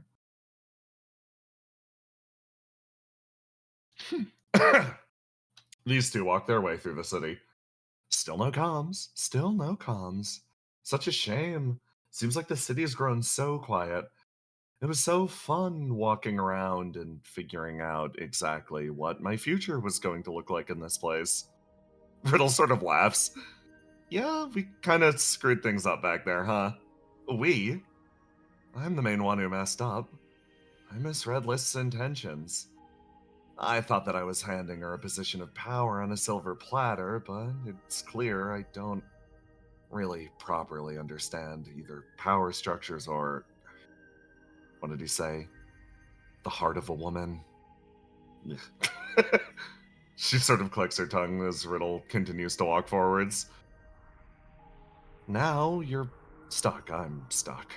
I decided that I saw how much Willow pushed it with the manifestation of that avatar of Leviathan. I thought I could forge my own. It's good as a temporary measure, I guess. But the first thing I used it for is pigeonholing me into the same role that I always had. Yeah, and similarly, I guess pigeonholing me as well, so again, at least we're in it together. She sort of says with a smile, I guess that's fine. as they sort of round the corner and look over at two people who are sort of standing here, one significantly larger than the other. They pause and sort of turn. Oh, crap. There's a moment that they freeze. Hey, you two! How's it going? Riddle sort of like blinks. Good. Wait, you all are like freely manifested here? You didn't get sent away or anything? Yeah, it's crazy. Most of the people that we borrowed some flame from have just up and vanished. But us, we're still here and fully in the flesh. So it wasn't all that bad of a day. I guess it wasn't, but we're enjoying going around, taking a look at things while the area is completely cleared out. It's an absolute ghost town. Pretty much just us and, a few others. An awfully romantic scenario for a date, isn't it, Mother? You say that out loud as she breaks concealment and immediately breaks out like, you two were just floating around? You were completely able to independently manifest without even a summoner. You were just walking across the surface of the world, spending what little flame you had? Yep. Yeah. Yeah, it's been nice, honestly. Discovery sort of like flickers and flutters. Oh my god, are you jealous? After all, it takes so much more flame to summon you. All it takes for us is like her. She's a lot larger than me, so she takes just a little bit more. But me, I'm fuel efficient. We're very fuel efficient. Okay, we're like a new model. Collectively, we're very fuel efficient. You did that and you didn't tell me? You've been wandering around, and this is my first big walkabout in the physical world. And you've just been hanging out? Isn't it nicer that it's a surprise? Isn't it nice to be surprised for once in your life, Mother? Yeah, Mom, come on, get off our backs. Your mother's so disappointed. She looks absolutely crushed. Riddle, tell our mother to cut the cord. Maybe it's She'll listen to you.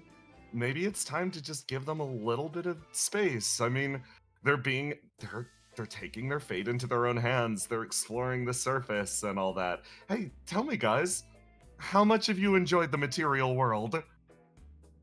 Oh, it's been delightful, hasn't it, sister? Oh, it's been great. There's so many wonderful people here.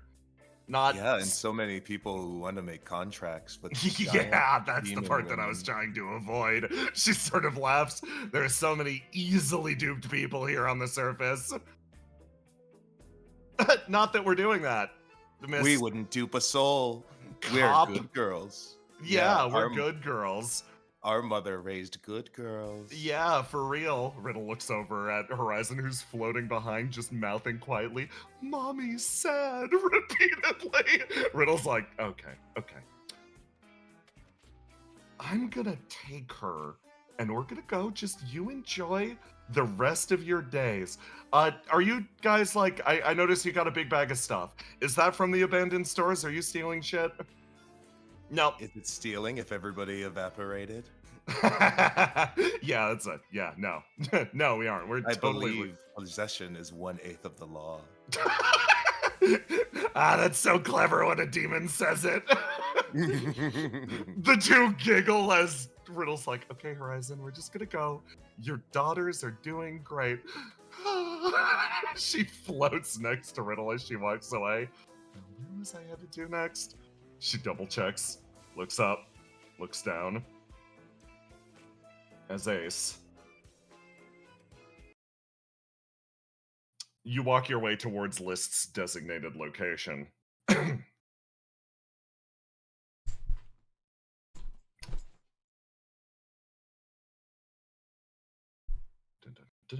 Let me grab your squad.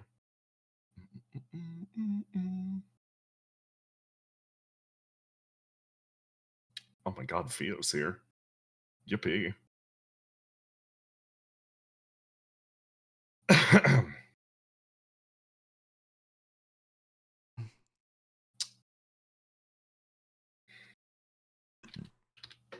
You look at this room.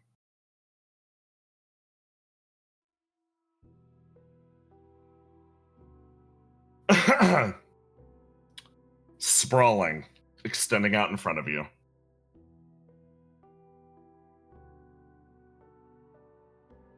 You can tell it's normally supposed to be full of life.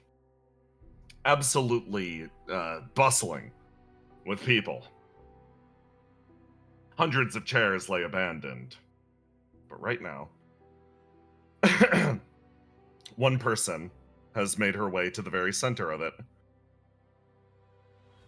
She stands at the nearby podium, sort of like nods, looks over at you guys, and then gestures with her head over at all the nearby desks.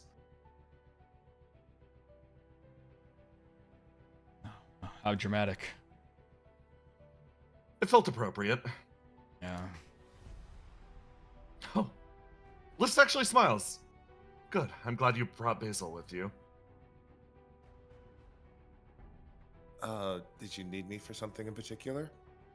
Not really. I was just hoping that you all would witness my determination, I guess. I am interested in what you mean by this. Are the seats assigned? Choose whatever suits you best. She looks over at Ace, where he sat down in the exact seat that she used to take. Her entire body sort of freezes seeing that happen as Ascalon plots down next to you. And Husk sits over. No, Husk is sitting by Basil. He sits over here. It's the cool kid section. Theo nodding. She looks over at Liz very carefully. This is something that I'm only going to be able to summon the courage to say once, and it performs a practical function at this current moment. This opponent that we're up against is pretty annoying, isn't it? I mean, yeah. That's one way to describe it. I can make a breakthrough because I think I've seized hold of one or two of its rules. But going about it is going to be hard for me. So I wanted you here for it. Okay. In the far area, somebody actually stands up. You hear the scrape of a seat as somebody walks his way forward. Sort of stretches. He makes his way up and over. And Ace, immediately you're able to tell that this is a doppelganger. This is not the actual Sable Prince, yet he walks up to the podium just the same. Liz sort of stumbles forward as she thinks back on those long past times. An ancient place beneath the city, repurposed to be a home for herself, a staging point for her visions of the future. She looks out at the area around and feels this place. This, what could have been her own future. Is this the world she truly wanted to fight for? She sort of walks up, clears her throat. On the subject of Skypoint. On the subject of the shape that this place has taken. Sable Prince sort of stares across. It's been a while since we've engaged in debate like this. I thought you put this life behind you. I thought you were more eager to let other people do the work for you.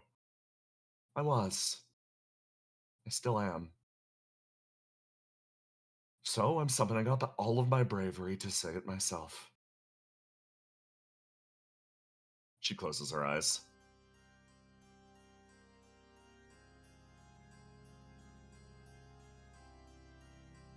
I will start with my conclusion and work my way back to it. This is not Skypoint.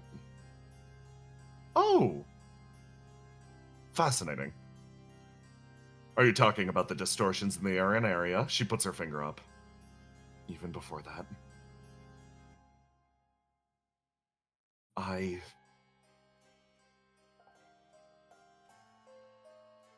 I'm guilty of something. I'm guilty of throwing the gates of this place wide open a long time ago. I'm guilty of submitting this place to darkness, casting open a festering wound that consumed Skypoint whole. I keep turning it over in my head, again and again.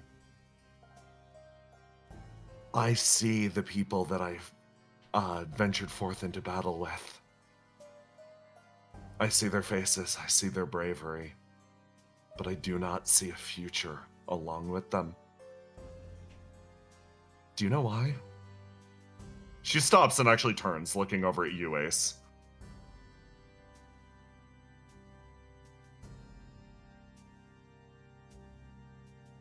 Oh, she's asking a question.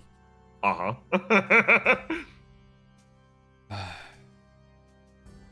Honestly, I don't know. She sort of... Basil speaks up. Yeah, she looks over at you. Is it maybe because you don't feel like you deserve the future that you get them? Ooh, Sable actually picks up on that. Yes. Trying to create a future for a group of people. I've noticed. Particularly around this insurrection of yours. A lot of effort was placed into making sure that this was not an Opia effort. I'm sure your friends over at Opia had similar concerns, but this is not an Opia effort. This is not a Lis Soleus effort. This was your attempt at a people's revolution by a small number of people here in elite Skypoint. Always the puppet master, eh, List? Trying to build a better future for those people.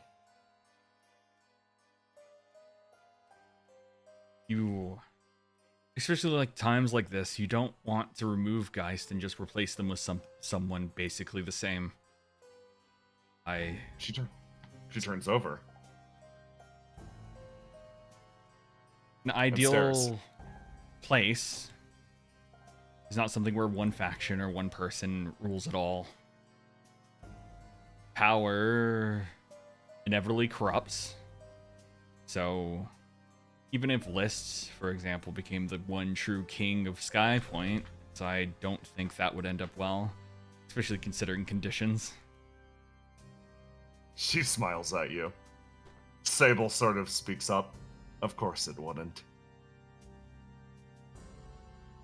But I have another question. I have a question for everybody here. From what you've seen, from what you've lived while being up here during your short stay at Skypoint, can you say you actually understand this land? Do you understand what Skypoint is, or do you simply understand Geist? You say you want a future for them. List expression settles on him again. But I think ultimately the best thing that you can imagine is a future free of Geist. Do you know? Do you truly know what bedrock this country rested on? How deep the class division ran? The shapes it contorted us into?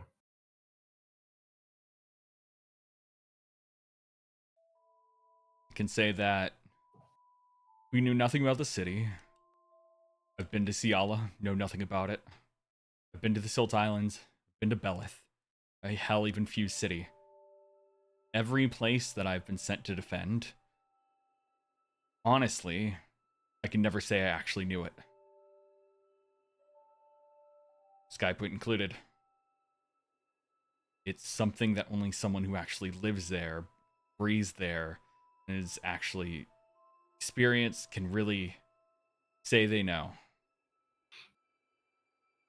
You feel a shudder next to you from Ascalon. I've lived in a lot of worlds, and I can't say that story gets any different or gets any easier. Yeah. He sort of like loosens his shoulders a little bit, and then List's voice punctures through. All of these are very kind reasons for why I would back away.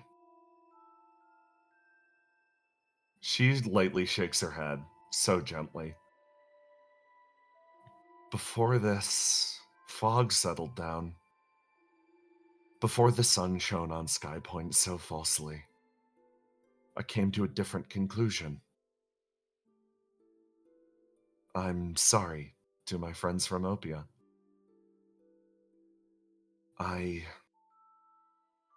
She swallows hard.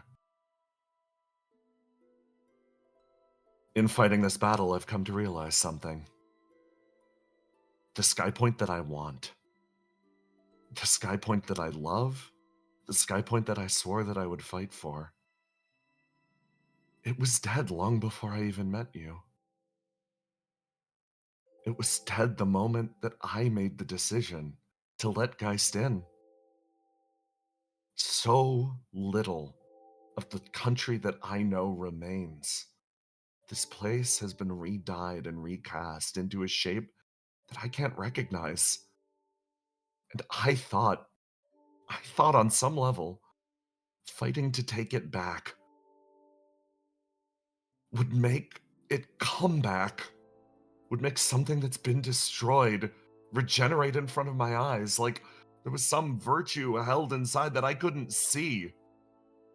If I was able to fight, that if I was able to reclaim control of this place,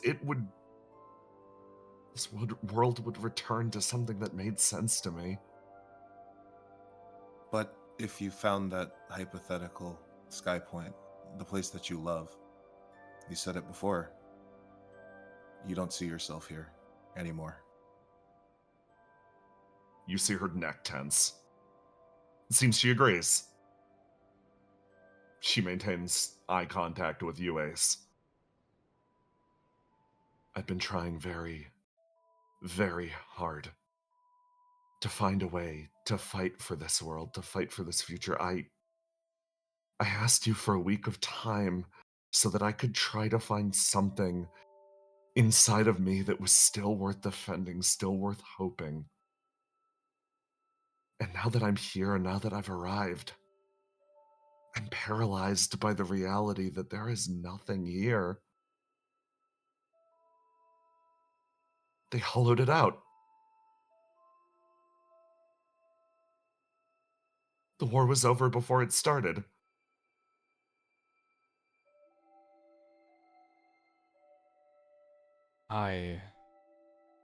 We've talked about this before, List. We talked about how the Skypoint you did know was awful, just like Sable said. Filled with class divide, filled with corruption, filled with everything awful. Remember what I said? We're gonna build a better one. She keeps watching you, maintaining her eyes. It's like she's not only weighing you, she's weighing herself. Now, if you give up, that's fair. Acknowledging how awful everything is, that's a step in a direction, which is better than not moving at all. While this place is hollow, while this place is awful, it doesn't mean it can't become something great. It cannot become a Skypoint beyond what you can imagine.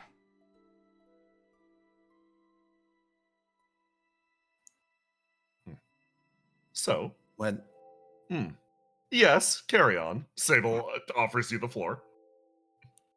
When I was younger, which I guess is funny to say, I talked to some old ladies. They taught me how to grow melons in the bog. And one of the things they explained to me is in the time that it takes for them to grow, natural fires occur. It clears out the brush, clears out the dead, the rot. And the fire, to us, if you touch it, it burns you. It's dangerous. It's not good. But it's necessary. So, if you are putting the weight of that original sin of selling out this place to that fire. I don't think you should. And if you don't, you also liberate everybody who's bearing the weight of that original sin as well. If Geist was just a fire used to clear out a place for something better, then that absolves a lot of people, doesn't it? She watches you. Where does virtue lie, then?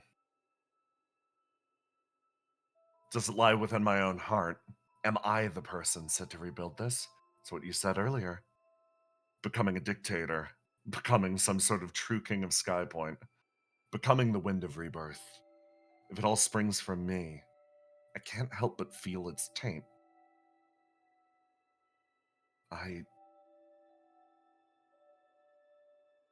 She actually sighs, and then you see her. Thank you for humoring my hypothetical. Thank you for listening to me spill my guts in the most embarrassing way possible. I have a few more confessions. I always kept my distance in Opia, and I kept my distance from you all because I wanted to maintain my appearance, but also because I was not able to bring myself to genuinely fight for the same things that you all were fighting for. I felt the pain inside of me, and I felt it made me a fraud. Her jaw sets a little harder. I thought that if I continued to amass power, more and more, building it as high as physically possible, I could make a difference. I could actually change this world, and I could run back some of the pain that I'd caused. It was an excuse. I kept my distance because I was terrified out of my mind.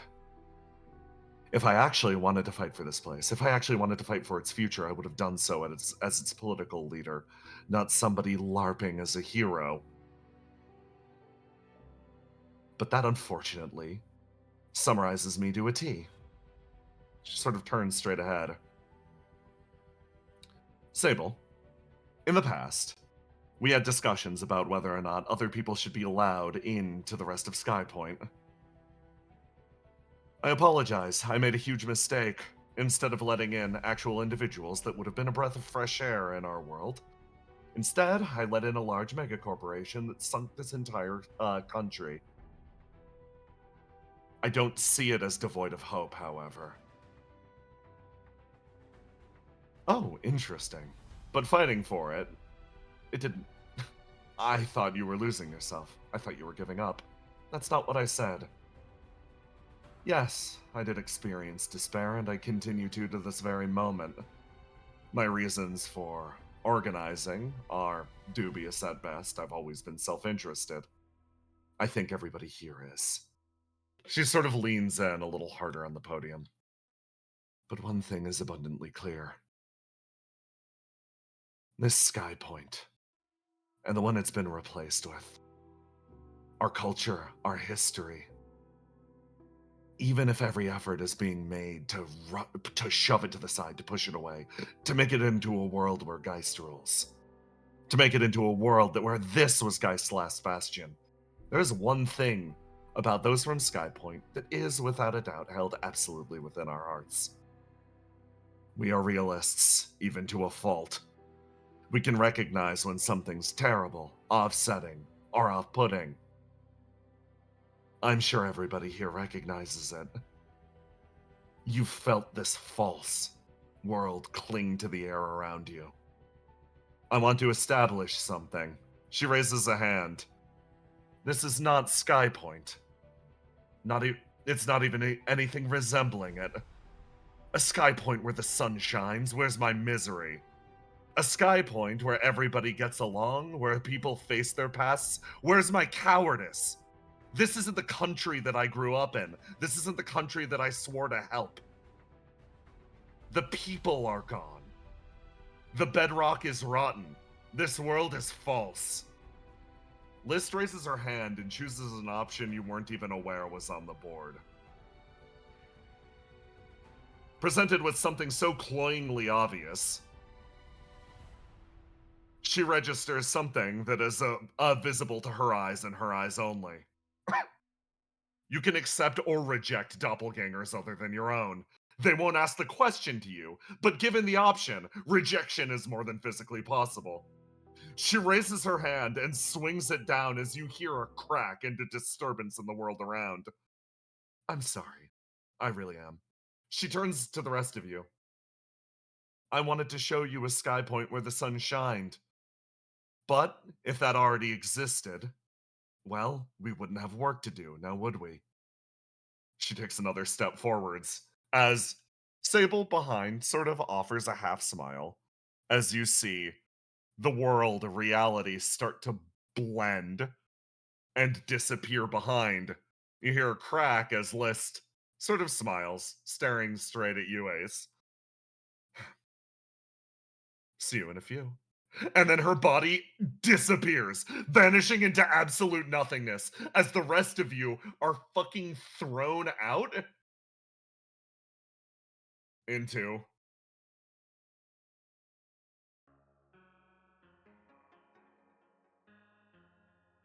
a far less idealized area.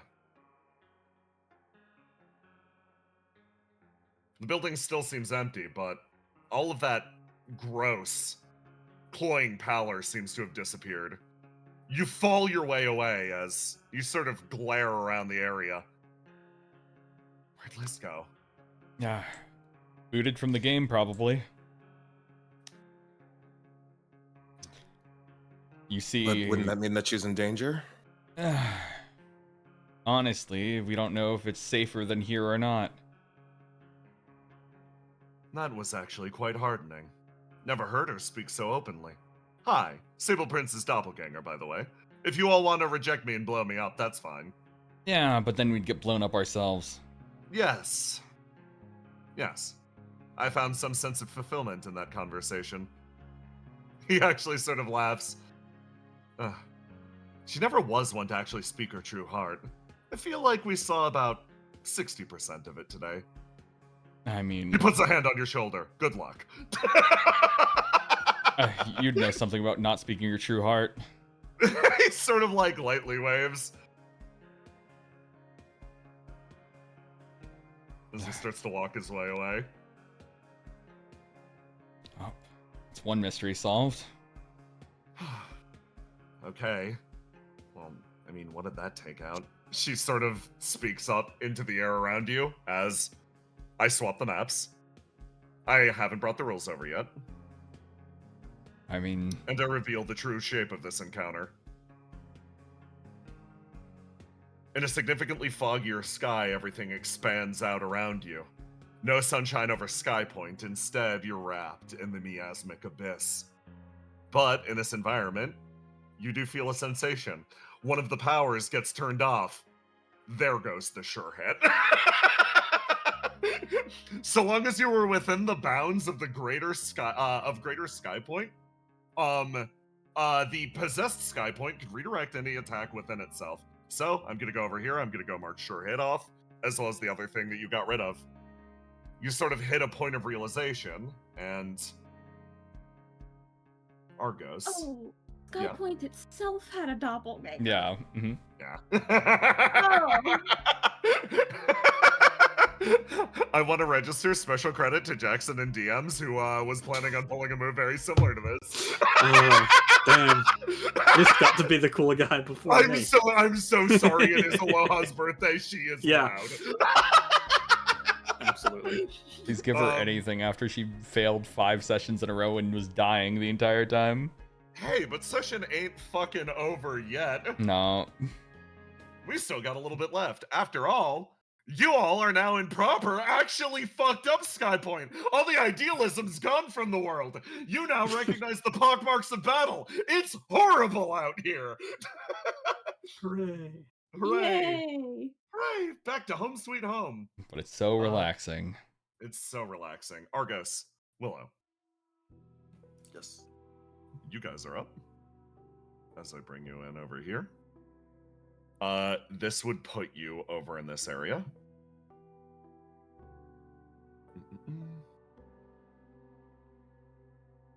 And now I go to the completely disorganized area of the maps. Fog's back. Something weird just happened. Seems like our friends are making pretty good headway.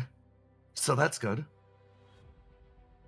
Yeah, no, that's definitely a good thing. The doppelgangers are still around, she says, sort of like looking over at Mike. Yeah. Are you sure you guys want to trust me? You're Mike. Why would we not want to trust you? She goes completely fucking quiet. You remember the first day we met, Mike? Yeah, it's kind of funny, when I was being created in this form, I was actually given a choice between that moment and this moment, the moment that I currently embody. I picked this one because it had more memories, more experiences, but that one burned just as brightly. That, from the very first moment I met you, you were trying to help me. And I wasn't sure I could trust you. Little did I know who you really were. You see her sort of fidget. She's like, okay, we're good. We can keep going then. Sort of move up. And you walk as you hear something buzz up over your head. It flies past with this impressive force, almost shattering the windows next to it as it sort of touches down over here, slides across the ground heavily, screeching metal. As Eight and Willow, you turn around, squaring up instantly. And you sort of see the shape click, come online, and then let a few people down off of his back as thump.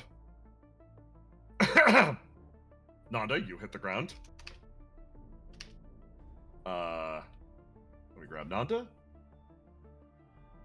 No, this is not whispered. This is, oh my god, you don't have any physical bodies. You're piloting around Basil Gold right now. Oh my god, okay. So, dumps off, you. Big! God. Thump. These two dumped off, and then Ruth. As the three of you are more or less dumped in place, you come to a complete halt as Eight turns around and is like, whisper. Eight! Wait. Huh? Crash. They are hugging. Yes, I'm waiting. She did not wait. The mantis froze when you said wait. Okay, you guys are you? Of course. Who the fuck else will we be? This Yeah. is certainly Pretty much you, but smaller. The fuck does that mean? Hey, what the hell is this guy's Please grow problem? up. I'll catch you up on the situation. She catches you up on the situation. Yeah, there's basically ghosts and stuff. Yeah, there's ghosts and stuff. It's fine. Does Nanda hear about his Yes. Jackson? Yeah, Oh. does he hear about the specifics? Strategist, am I allowed to share the specifics? Wonderful. Yes. Okay. Yeah. Nanda hears, yes, you as small child, and he has this expression for a long time. So we're getting out of here. So we're leaving now, right? Where the fuck we going? Yes, I believe that is the plan. It sort of like looks around. Say the hotel safe? Come on, let's get the fucking hotel. Okay. You didn't get shot at while you were up there? Yes, we did. We had to take extensive evasive maneuvers. It seems like whatever the sniper was has led up their assault. Well, that's good news. Oh, if you can fly, can you help us look for one of our friends? Stability says, looking up. Radamanthus! Shift, what do I look like? Fidgets. What do they look like? He's about this shape. Microphone, understandable. So he kind of likes... Yeah, he kind of likes her because she's an AI. You watch him engage jet mode and sort of like, he locks up and then actually stops, looking over at you, looking over at you, Nanda. Do you want to ride to the hotel? Nanda's going to roll to die, having been asked a question. Yeah, he's just going to ignore he's not locking anything in. He's doing great. What? Give me a minute. Nanda is visibly shaking, 8. Okay, so wait, we got, points at 8. You got 8? You got Willow? Points at... Yes, we do, yes. Points at Basil Gold. You got Whisper? Yes. Nope. Gang's all here. Okay, then what are we fucking waiting for? Let's fucking get to the safe place. 8. Not just yet. Unfortunately, yes. There is still business to conclude. We gotta speak to Visionary. Yes. How many times you got? Actually, this would be a lot easier with somebody that flies. The mantis was just excited. It was just excited to see Nanda and Whisper. Nanda, and then there's a moment when it's like, oh, yeah, Nanda's gonna go back to the base, where there's a pause. And then the mantis starts sweating and gesturing at Nanda again and again, and it jumps on top of you. What? Gestures Argos over. What? Mantis, Circuit, I can't... You gotta work with me here! Hey, wait, you don't go anywhere yet. He's, like, got a grasp on 8's sleeve again. You don't, just... Give me a sec.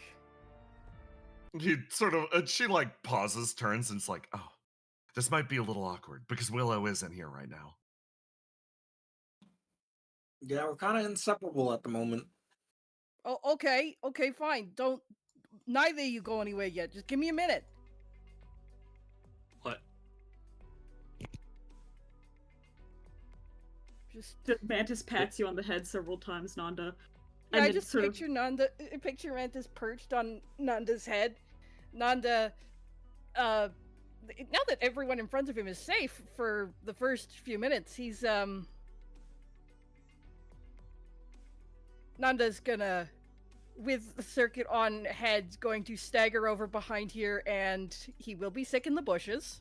Pat, pat, pat, pat, pat, pat. And it will just take him, like, multiple long seconds, sort of just shuddering and crouched on the ground, and he finally seems to, like, it takes a pat from the circuit mantis to get him moving again, and he just staggers a bit, and he's just going to go over to 8, and I'm going with you. The mantis gestures wildly at the top of Nanda's head. On one condition, you can't slow us down. Argos is searching for his partner. This is very important. 2 conditions. What? If you start yelling about how pissed you are that everyone is not running away or whatever, you're getting timed out. Oh, damn. That's gonna Every be harsh. single time I've met this guy, he's just screaming that everybody else is a stupid idiot. And that we can all run away. The mantis puts its claws on its hips and looks at you, Argos, like, he only does that when he's stressed. makes it okay. This is her Bleebus Blorbo, so she just we don't want toxicity in this community. Hey, literally right in front of you, it's just like, yeah, fair's fair. But then she gestures at you, Argos, like, come here, come here, come here, come here. What? She does the gesture, and like she wants to type on the keyboard. All right.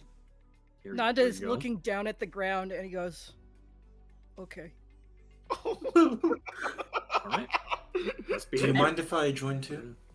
This man looks physically ill. It's gonna be such a risk with you and your current. No. Do you think I should just stay at the hotel? Huh. I'm gonna get in touch with Riddle. We're gonna see if she has any spare bodies lying around. You should go to the hotel. You should be safe. The Mantis patiently typing out on the keyboard. No, to just head down as Mantis is just having this conversation on top of his head. Useful knife. Then he's useful. He has a knife. Yeah, he just without raising his head, he just holds his hand out and he says, "I got this," and he summons Inkwell. Points at the part where she typed "useful" several times, Mm-hmm. and then points at you, Argos. So Jackson doesn't remember what Inkwell does, but Argos would know, right? It's a scan adjacent reflection. Everything it stabs, it gets information from. Oh, okay, yeah. That's why Circuit was trying to tell you when they saw baby Nanda. Circuit was like, "Oh, we should find Nanda. He would be so useful right now." And then Nanda shows up and she's like, "No, this is my guy. He's so useful. He'll be so helpful." Yeah, we should find Nanda so he can stab baby Nanda for info. Yeah! This is good. Okay. No part of this plan has problems. When you stab them, I feel like that with fuck the up info Nanda. knife, does it still have the properties of, a knife? He nods. Yeah. There's the Mantis is nodding. Can't just touch them with the flat of the blade. I mean, Have you never Nanda tried? is. What's that? Have you never tried? Just rolls to die again. Still has nothing. The man in front of you is acting really different from every other time you've encountered him. He just seems at a loss. Like something inside, machinery inside of him is stuck, breaking against itself. He just kind of holds the knife like he isn't sure what to do with it, and he is kind of shrinking in on himself the longer it goes on. The Mantis gives you a hug from the top of your head. It's okay if you want to go back to the hotel. No, can't. Can't? Nanda looks like he's gonna be sick again. It just out loud says, "No, I want him here with me." Alright. Nanda? Yeah. I expect a lot from my teammates, but I also give a lot for them. So I'm gonna need you to lock in, have my back, and we're gonna have yours, okay? Give me a sec. Nanda's going to turn away, and he's not even going to bother stepping away. He is going to fish around in his pockets. And then he's going to remember that there's nothing in there right now, and he's going to go down into his boot, and he's going to pull out... Insert drug here. Not just death sticks. It's his death sticks. Whoa, you're gonna get us demonetized, buddy. Oh no, the problem... You've had nothing like that so far. and he's going to fucking. It's just like Mantis. insert fantasy drug here that's hard to. That's not imitatable IRL, and he's going to fucking like chomp down on something and wipe his mouth. Yeah, Argos is looking over at the Mantis. Does the Mantis approve of this action? The Mantis is like, oh no, buddy, no, and then and then he chomps down on it, and it's just like a pensive emoji. Tell me what you need me to do. Just don't send me back. Okay. How about Radamanthus? Yes. We need you to scout from the air. Try and find Mike. Mike I'll here do my will best. report anything weird that you see. Also keep an eye out for, any doppelgangers of anyone here. We don't want to run into them. I will sweep the area.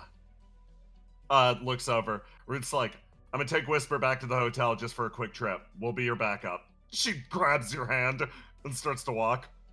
Nanda watches them. The hand that he's still holding onto 8's sleeve with is just been shaking the entire time. And he seems to even out a little bit, and he kind of cracks his neck back. No, never tried the dull edge thing. And he looks over at Mike and he says, you're a doppelganger, right? Yeah. And he looks at Argos, and he is going to look to you, Argos, for approval. I tried on you? Yes, he says to doppelganger Mike. Looks over at Argos. Try it on me first. Okay. He's going to summon Inkwell, and he's going to hold it out, and he's going to just try and run the side of the blade along you without cutting you. So, the short answer is, it absorbs ambient flame, puts it inside of it, and then processes it. If the person is bleeding a lot, or producing a lot of flame to begin with, you get information related to them. Coincidentally, Argos, you are pretty flame-proof, like you're not actively... Actually, you're pretty heavily wounded. Never mind, yeah, you get it. JK, LMAO, yes, it works. But he says, I'm only getting it because it's already out of you. I think it has to pierce to get at the flame. I see. When I scanned this mic earlier, what is her makeup right now? Oh, she's fine. She's fine. Okay. He also says it doesn't have to go deep though. No blade. Just Mike. Is that okay with you? Yeah, that's fine. She makes her way over. And Mask. Now it's your turn. Well, Ask me a question. Oh, we have to see if he rolls good first, dude. This dude's rolling wild. Oh, well, it's gonna hit her guaranteed. Like, there's That's no true. risk. She's not resisting. She's not, yeah, and it's also just absorbing ambient flame. Mask, it's time for you to ask me a question. Nada's gonna look at Argos. In character, he will just do what you tell him to do. You have figured out many of the doppelganger's rules. There's some empty, open areas, and there's also this section over here where you have nothing. Yeah.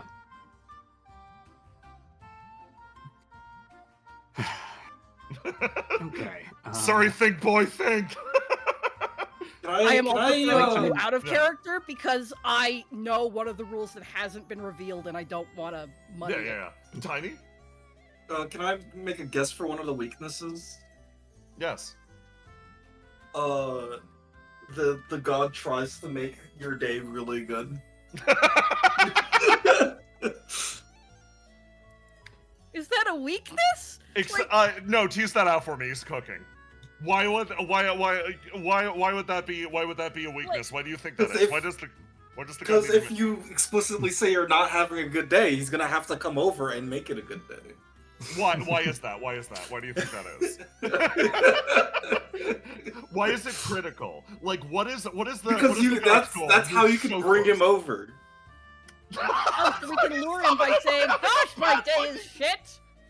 It's how you can summon him. But he's We really were fighting, and he heard that Willow enjoyed fighting. Also because, okay, so just to ramble out of character for a sec while we're brainstorming, like I'm not touching on the stuff that I do know about. I'm looking at the weaknesses and the other stuff. So everything is about like, hey, here's your past self, and then the dream you get thrown into is like, here's a beautiful future you won't fight your way out of, right? Like, and he made it, and it's another beautiful day in Skypoint. Like, it's all very enforced happiness.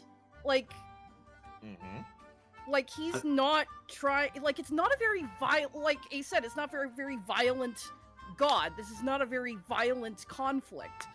Until the possessed people start beating the shit out of you, but that is presumably with the end goal of taking out people who can't be got or getting them incapacitated so they can get got. I've got a question to ask. Yes. Is there a reason for keeping us in this happy dream the way it is, beyond that being a good way to pacify or distract us? Yes. He probably yes. He probably gets powers not from the possession, but from us being happy. Yeah, that's what I'm getting at.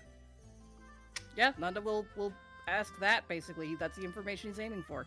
I will reveal a few more details.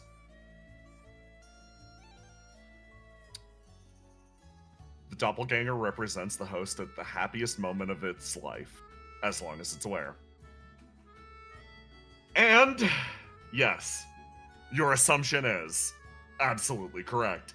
This is a god literally powered by its happiness. Tiny, what you cited isn't one of its weaknesses on the list, but I think I'm gonna add it. Hold on. It doesn't like suffering. Like, it doesn't like it when you're not having the best day. Well, it's because of the reason that Aloha said, right? It only gets power from you if you're happy to begin with. If you're happy and in that dream, that is a weakness. It's just not what I'd considered. No wonder it wants Ace dead. Must be happy. Ace cannot ever be happy. I'm adding this to the list. You must be happy. That is a weakness. I have no fucking clue how you exploit that, but like, it's there. So yeah, you're right. It did appear when you registered that you were miserable. So yeah. It also, whenever you directly confront it and say it, you have a bad day, it gets stunned. Shut up. But that's it. It's that he's not summoning your past. He's summoning when you were happy. He's summoning your thought of your own happiness. Looks at visionary. I don't know what's going on there. Don't question my dude, it was all downhill from there. Like, literally. Yeah. We had a pretty good day, dude.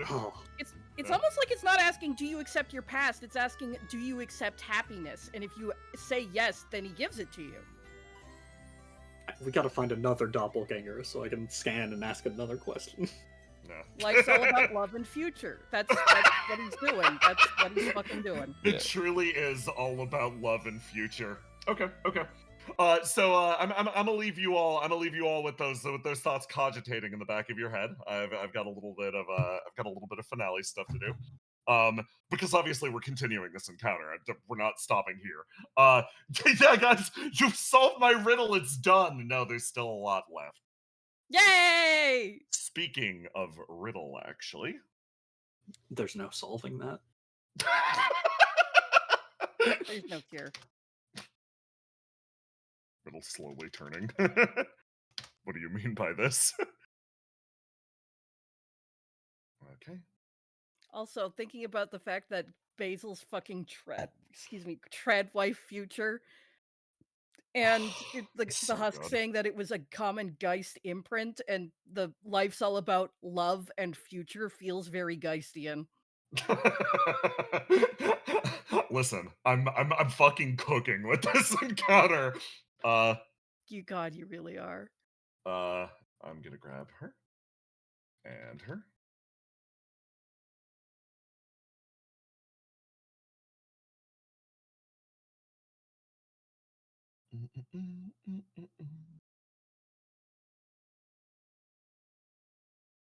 I'm just imagining the big flashing warning that we're gonna need to edit over the Nanda scene. Kids!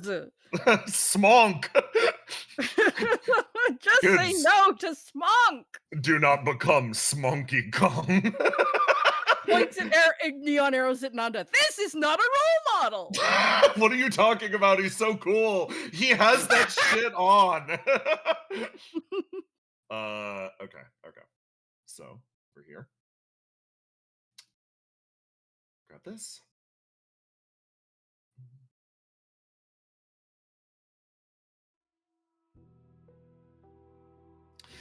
These two round the corner, Seagazer are actually managing to catch up.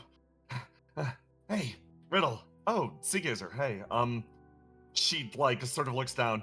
It's weird. Vault Watcher just kind of disappeared on me.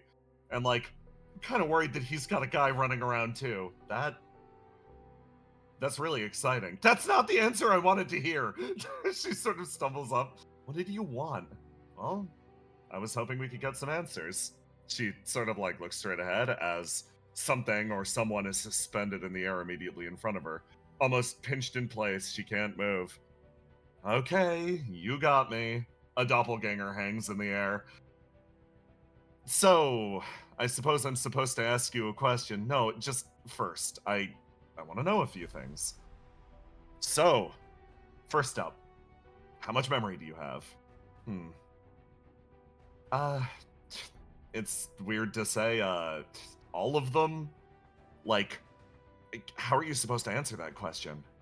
I remember all of Bullet Town and, okay, so good. You've got all the Bullet Town stuff. Wonderful. Riddle's expression sort of stays. As this figure continues to hang in the air in front of her. I wanted to know, what happened? I think my burn will explode. If I find that out. No, I'll find that at my own pace. She sort of like looks over at Seagazer. Seagazer sort of fidgets in place. Why is it important it's kept a secret? The old riddle from her own past sort of hangs there. Oh, kept a secret. Am I a monster? Like, did I kill people? What happened? What did I do?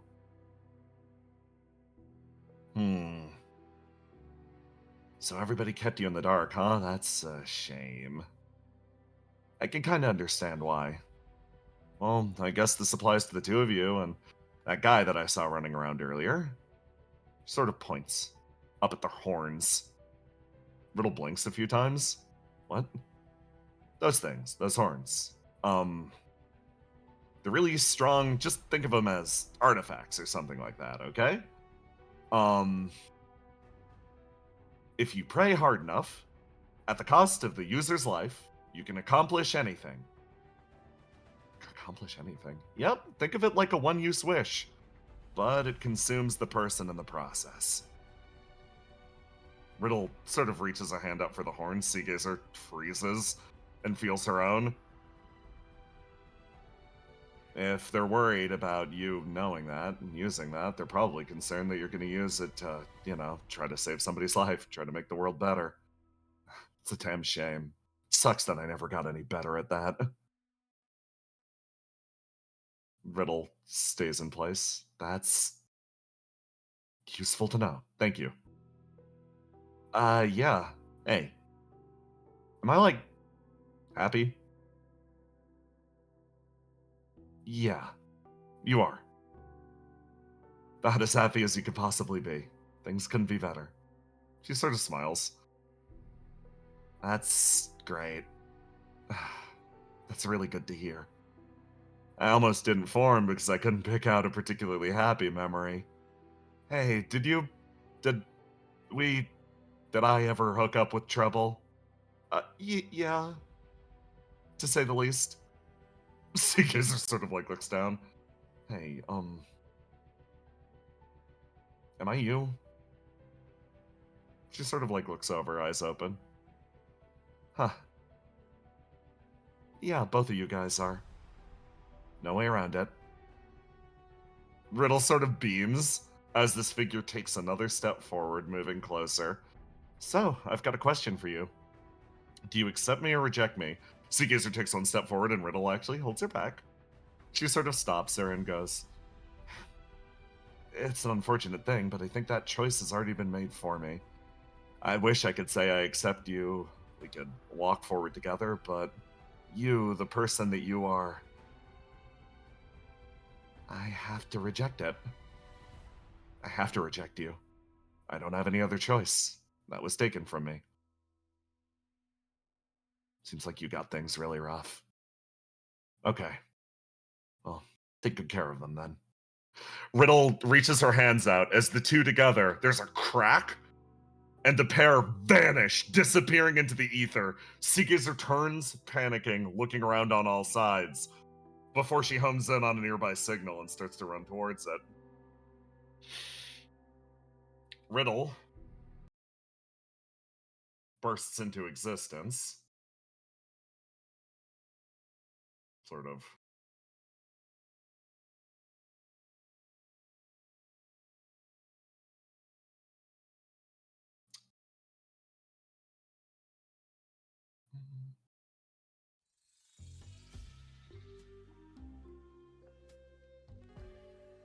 In an extra-dimensional area meant to keep everybody entertained, she sort of cracks into existence as she appears in timeout. Boom! She hits the ground and sort of starts to, like, glance around. Oh. Okay, hi, List? Oh, hi, List. She sort of rushes over. List is, like, lying on the fucking carpet staring up. Hi, Riddle. Does your entire body hurt? No, Spring ate most of the shot for me. Cool. Then I'm alone. You look worn ragged. What's happening? You know, saw my homeland for what it was, fully recognized the devastation, came to peace with a few parts of myself, normal stuff. She sort of sits up. Sorry about earlier, by the way. The whole throwing you under the bus with Horizon. I realized even if you handed me a kingdom, it wouldn't be my kingdom. It wouldn't be the place that I was fighting for. Well, that's... I'd say it's okay, but no, you really fucked me over there. She sort of sits down next to List. The whole revolution not really turning out to what you were hoping it to be? No, the revolutionaries are doing great, actually. It's me that I'm disappointed with.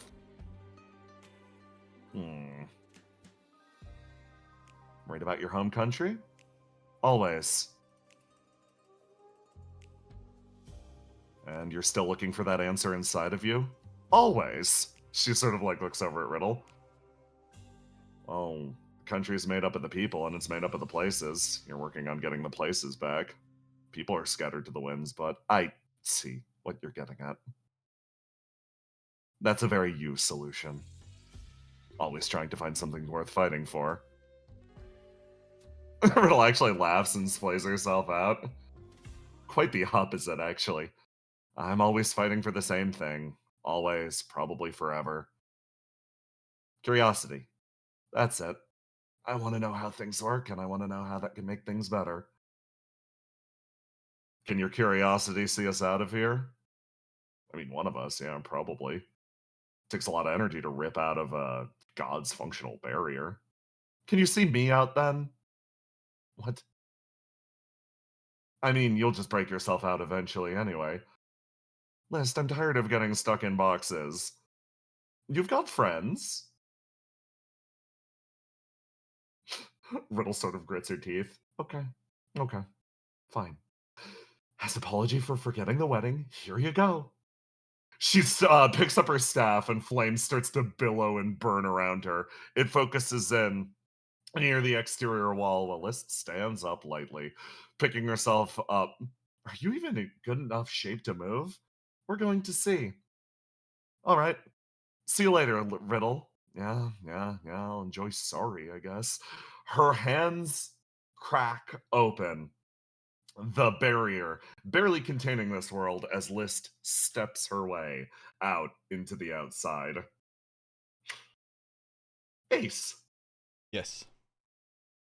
where you're at. You feel the entire world shudder for a moment.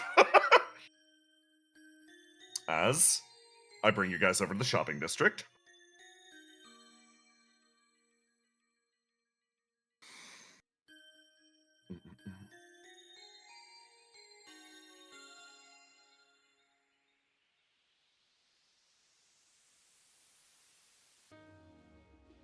Yeah, you'd be back at the shopping district at this point. If there's anybody else here, no, there isn't. Wow. Argos, Mike, die.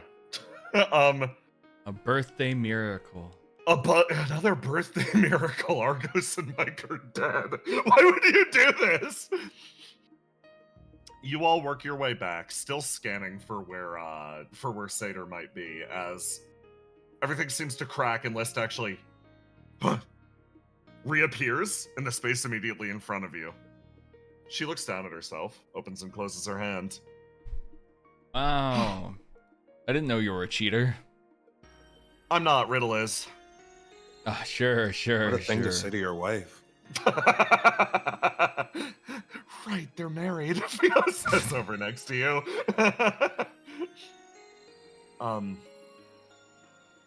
Ace, can I borrow your ear for a few minutes? Yeah. That is the correct response, thank you. It started off bad, but it got better. She says with a smile crossing her face. Oh my god, they're married. Theo says from behind. Dude, too soon for Basil, bro. Yeah, too soon. She's been like weirdly quiet. She doesn't want to be a bummer, but she's just like. Theo's eyes open. She looks at you with those big, wide, fucking open eyes. And she actually pauses, staring a little more intently at you. Do you want me to lend you a little bit of flame? Yeah, actually, honestly, it's been a very long day. Something's tugging at your flame at once. Okay, yeah. She holds out her hand, lets out a single note. Flame spreads from her to you. And then something manifests itself at your side. Boom. He reappears and just holds on tight to your hand.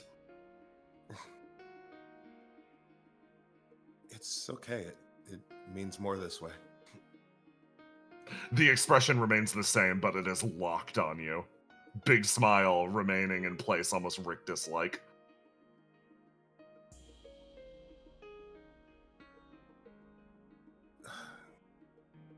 Theo, you've lived a long time, right?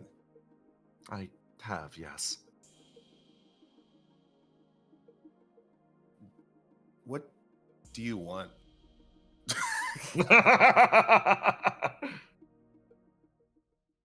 You sort of see her look out and over. That answer changed over the last few weeks. So, even for all of my time lived, I don't think it's an answer I'm very confident in, especially if it's one that can change so easily. She turns and she looks at you. I wanted to stop being a bystander for the fairy tales. I wanted to stop being a record keeper that would take down the names of the dead. I wanted to live. I wanted to live in that story, even if it was only a temporary thing. And now that you've done that, what now?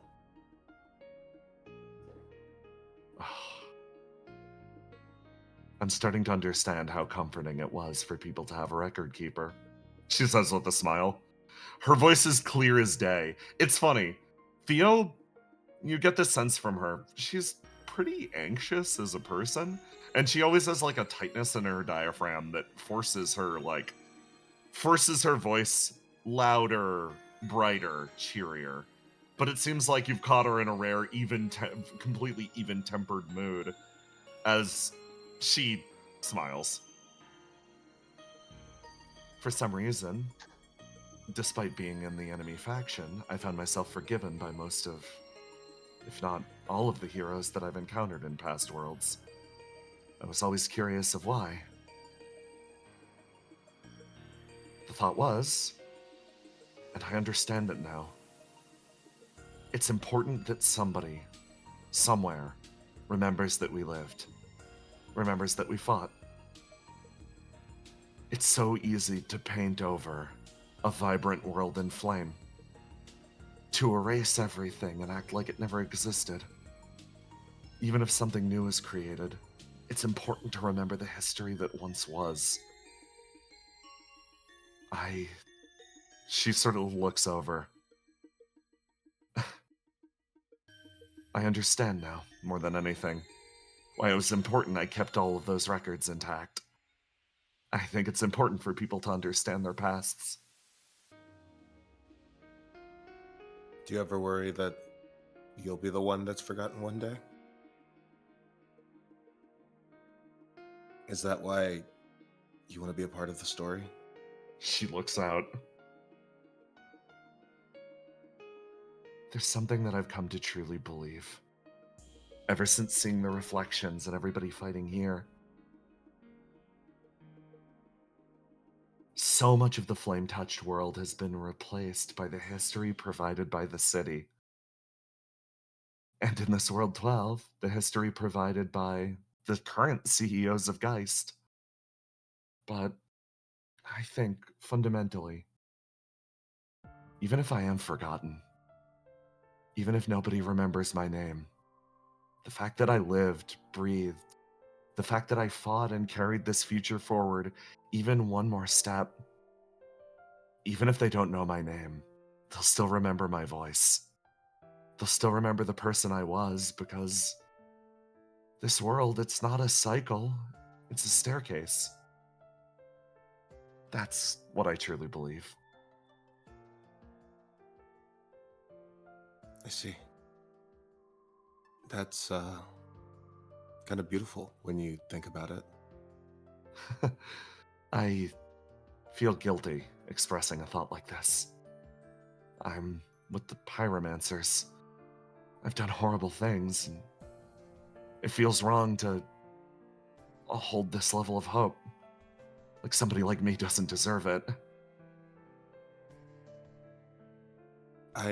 Earlier I told the previous version of myself that I took a level of comfort in the fact that she also had a tough time.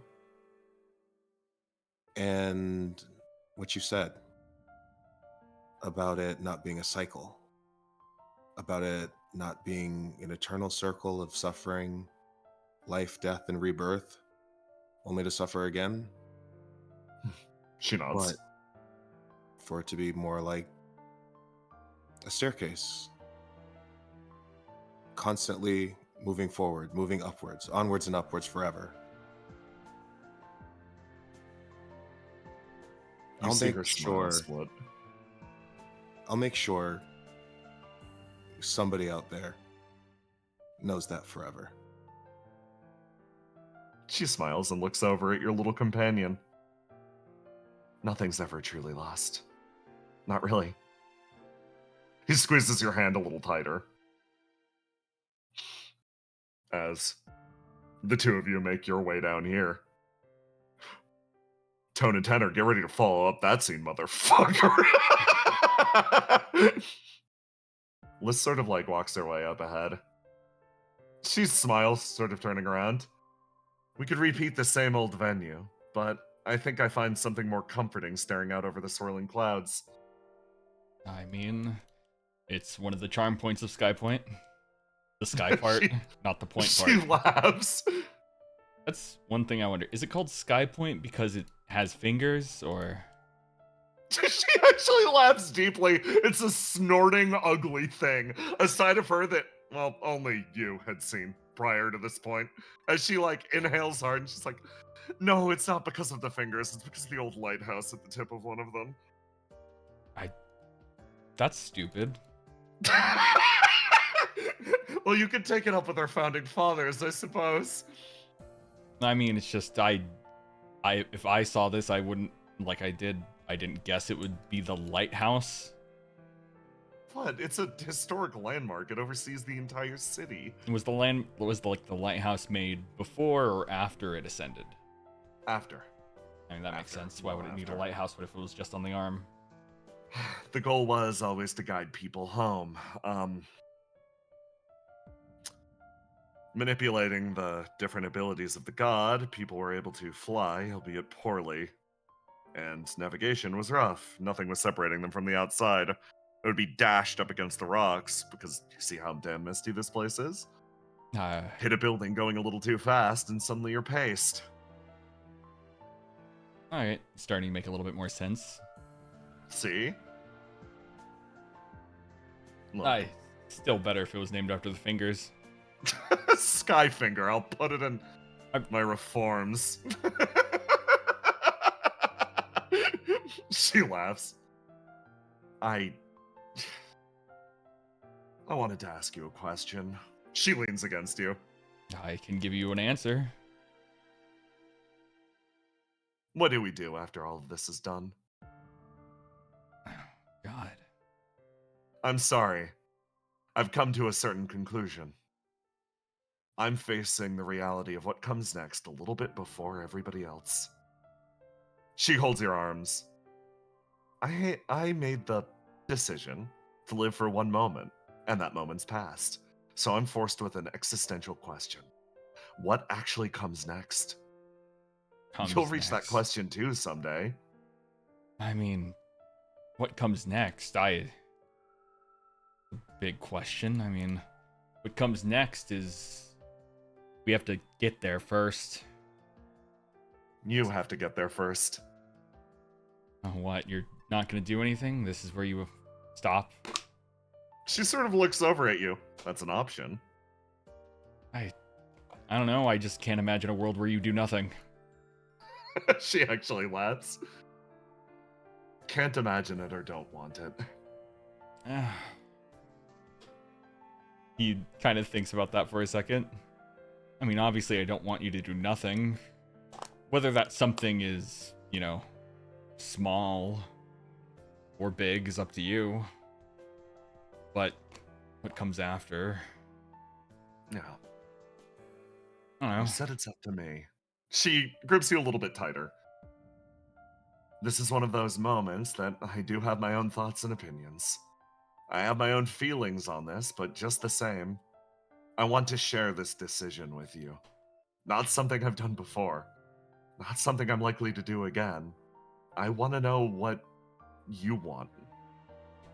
I want to know what you want from me and what I want for myself.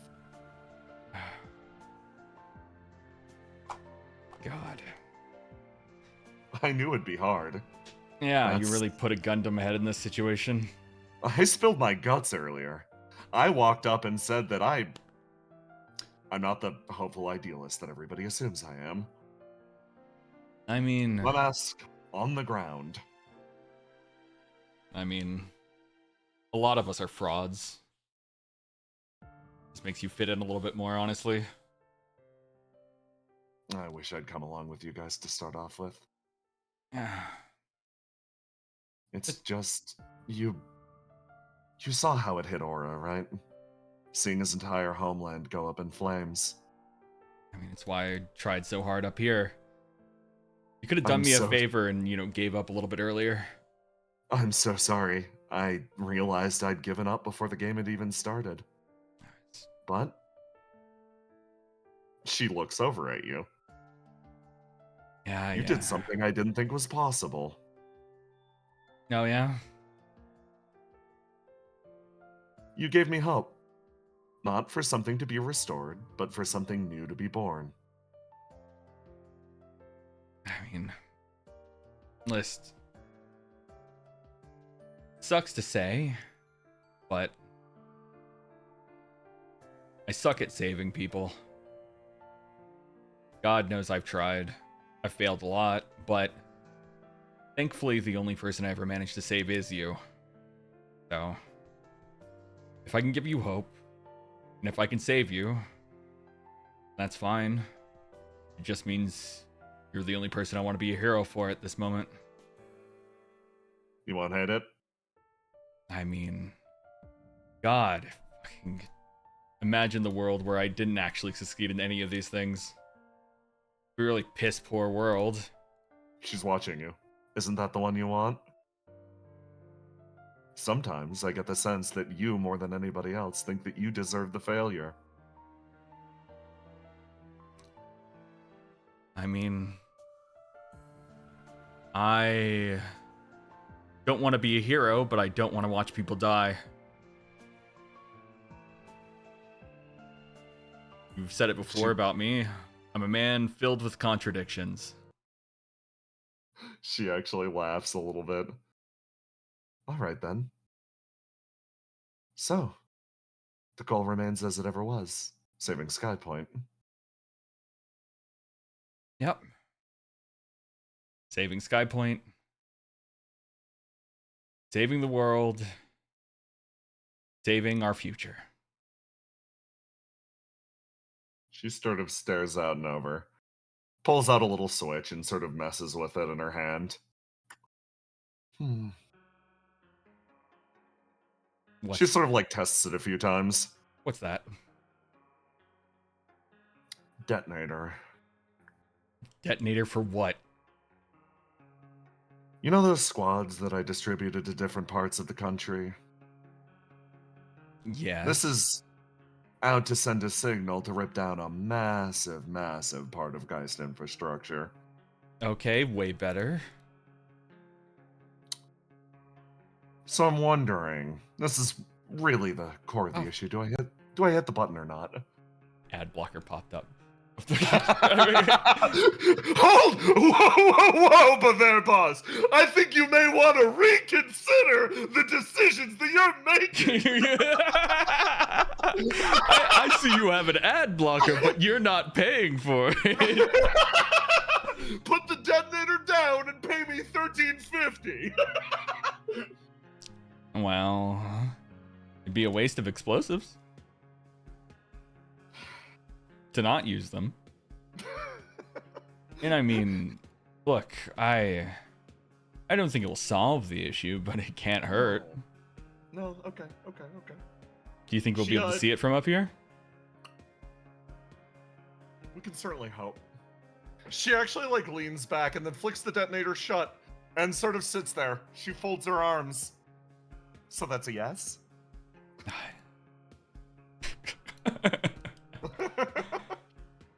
Yeah, sure, press the button. And you still think you're a hero? I mean... For me. Yeah.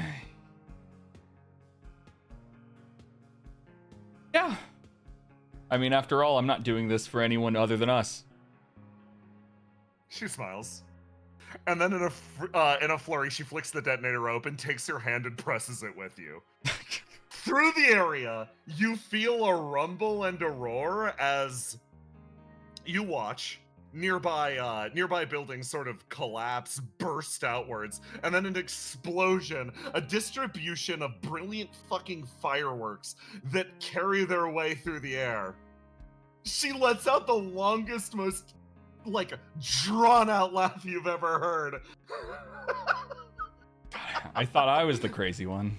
And then she kisses you on the face, pulls herself back, sort of stands up, and then pulls out a fucking second detonator, and she's like, we'll save the real fireworks for later. You have a second? Wait. Oh, I wasn't going to just blow up half the world while we kissed. No, that was a mood setter. She sort of starts to walk. She spins the other one in her hand. There are other, more tactically advantageous times to hit a button such as this. Trust me, there'll be a time and a place for everything. After all, you said it yourself. You're not doing this for anyone's sake, but for ours.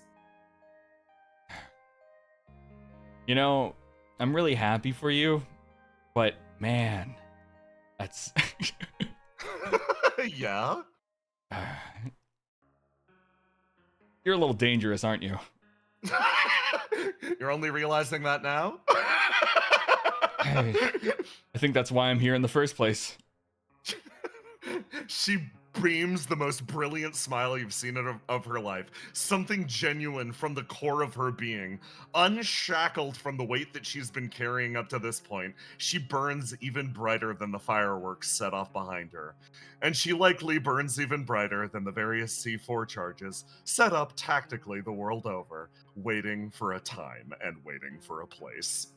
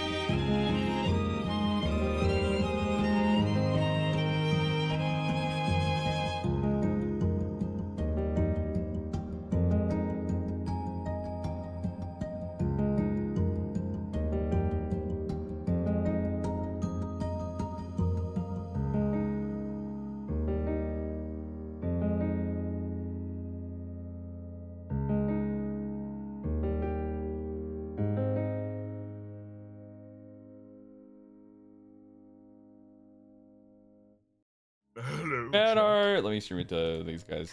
Fan art. Fan art. Fan art. Nerd. First off, thank you for getting this together. We got an ace for Rion. Gorgeous. Beautiful. We got Fucking excellent. a list from Moba. What is it? Your birthday? Beautiful life. Oh, yeah, It's it is my not. birthday. No, it's not. That's it. It's not anymore. But fuck you. Oh! Yeah. I Just fucking love these. from Roma, and then we have Reese's Pieces Snickerdoodle for Visionary. Just hold out a little longer, dude. Oh, then we have this fucking. I love this. This one. I love this. Incredible. A soldier from like an 18-wheeler. Yep. That's the state of things. Let me go. Thank you very much. Oh my god. Then we have Trad Wife, Dead Mom Basil. Oh, the dead anime mom. we didn't get to the point where my she God. gives birth and dies, and then it's like the whole child's protagonist journey. Oh my god! She's doing a timeout right now. Hit the ceiling. Ceiling. She hit the fucking ceiling. Look at Argos and I get Ace. the feeling my ping is especially low. What are you talking about? Never mind. Yeah. Does bite you, Oh my like god! I gotta maximize. Yeah. I kind of hope she does. She does bite you. Good luck, Ace. Yeah. Gilf. Yeah. Gilf. Yeah. Yeah. And we have Little Reflection. Little reflection. Little reflection. Aw. Reflection Little babies. Argos will see this shit and go, mark tactics on all of them. Normal childhood. Oh my god, I love it so much. So we got Theo. Shut up! Shut up! That fucking anime scene. That we were work in progress from name. Thank you very so much. good. Oh fuck. No, Ace, I thought he was smoking a blunt, not fucking party popper. Oh fuck, she's actually straight now. She's actually straight out. What are you talking about? Are you okay? Yeah. Are you okay? You go Willow. Good fucking session, gamers. Yeah. We're gonna come back for part 2 of the boss fight next week. Yeah. I can't sure hate you guys anymore. I'm salty. Yeah. Later. Later. Bye.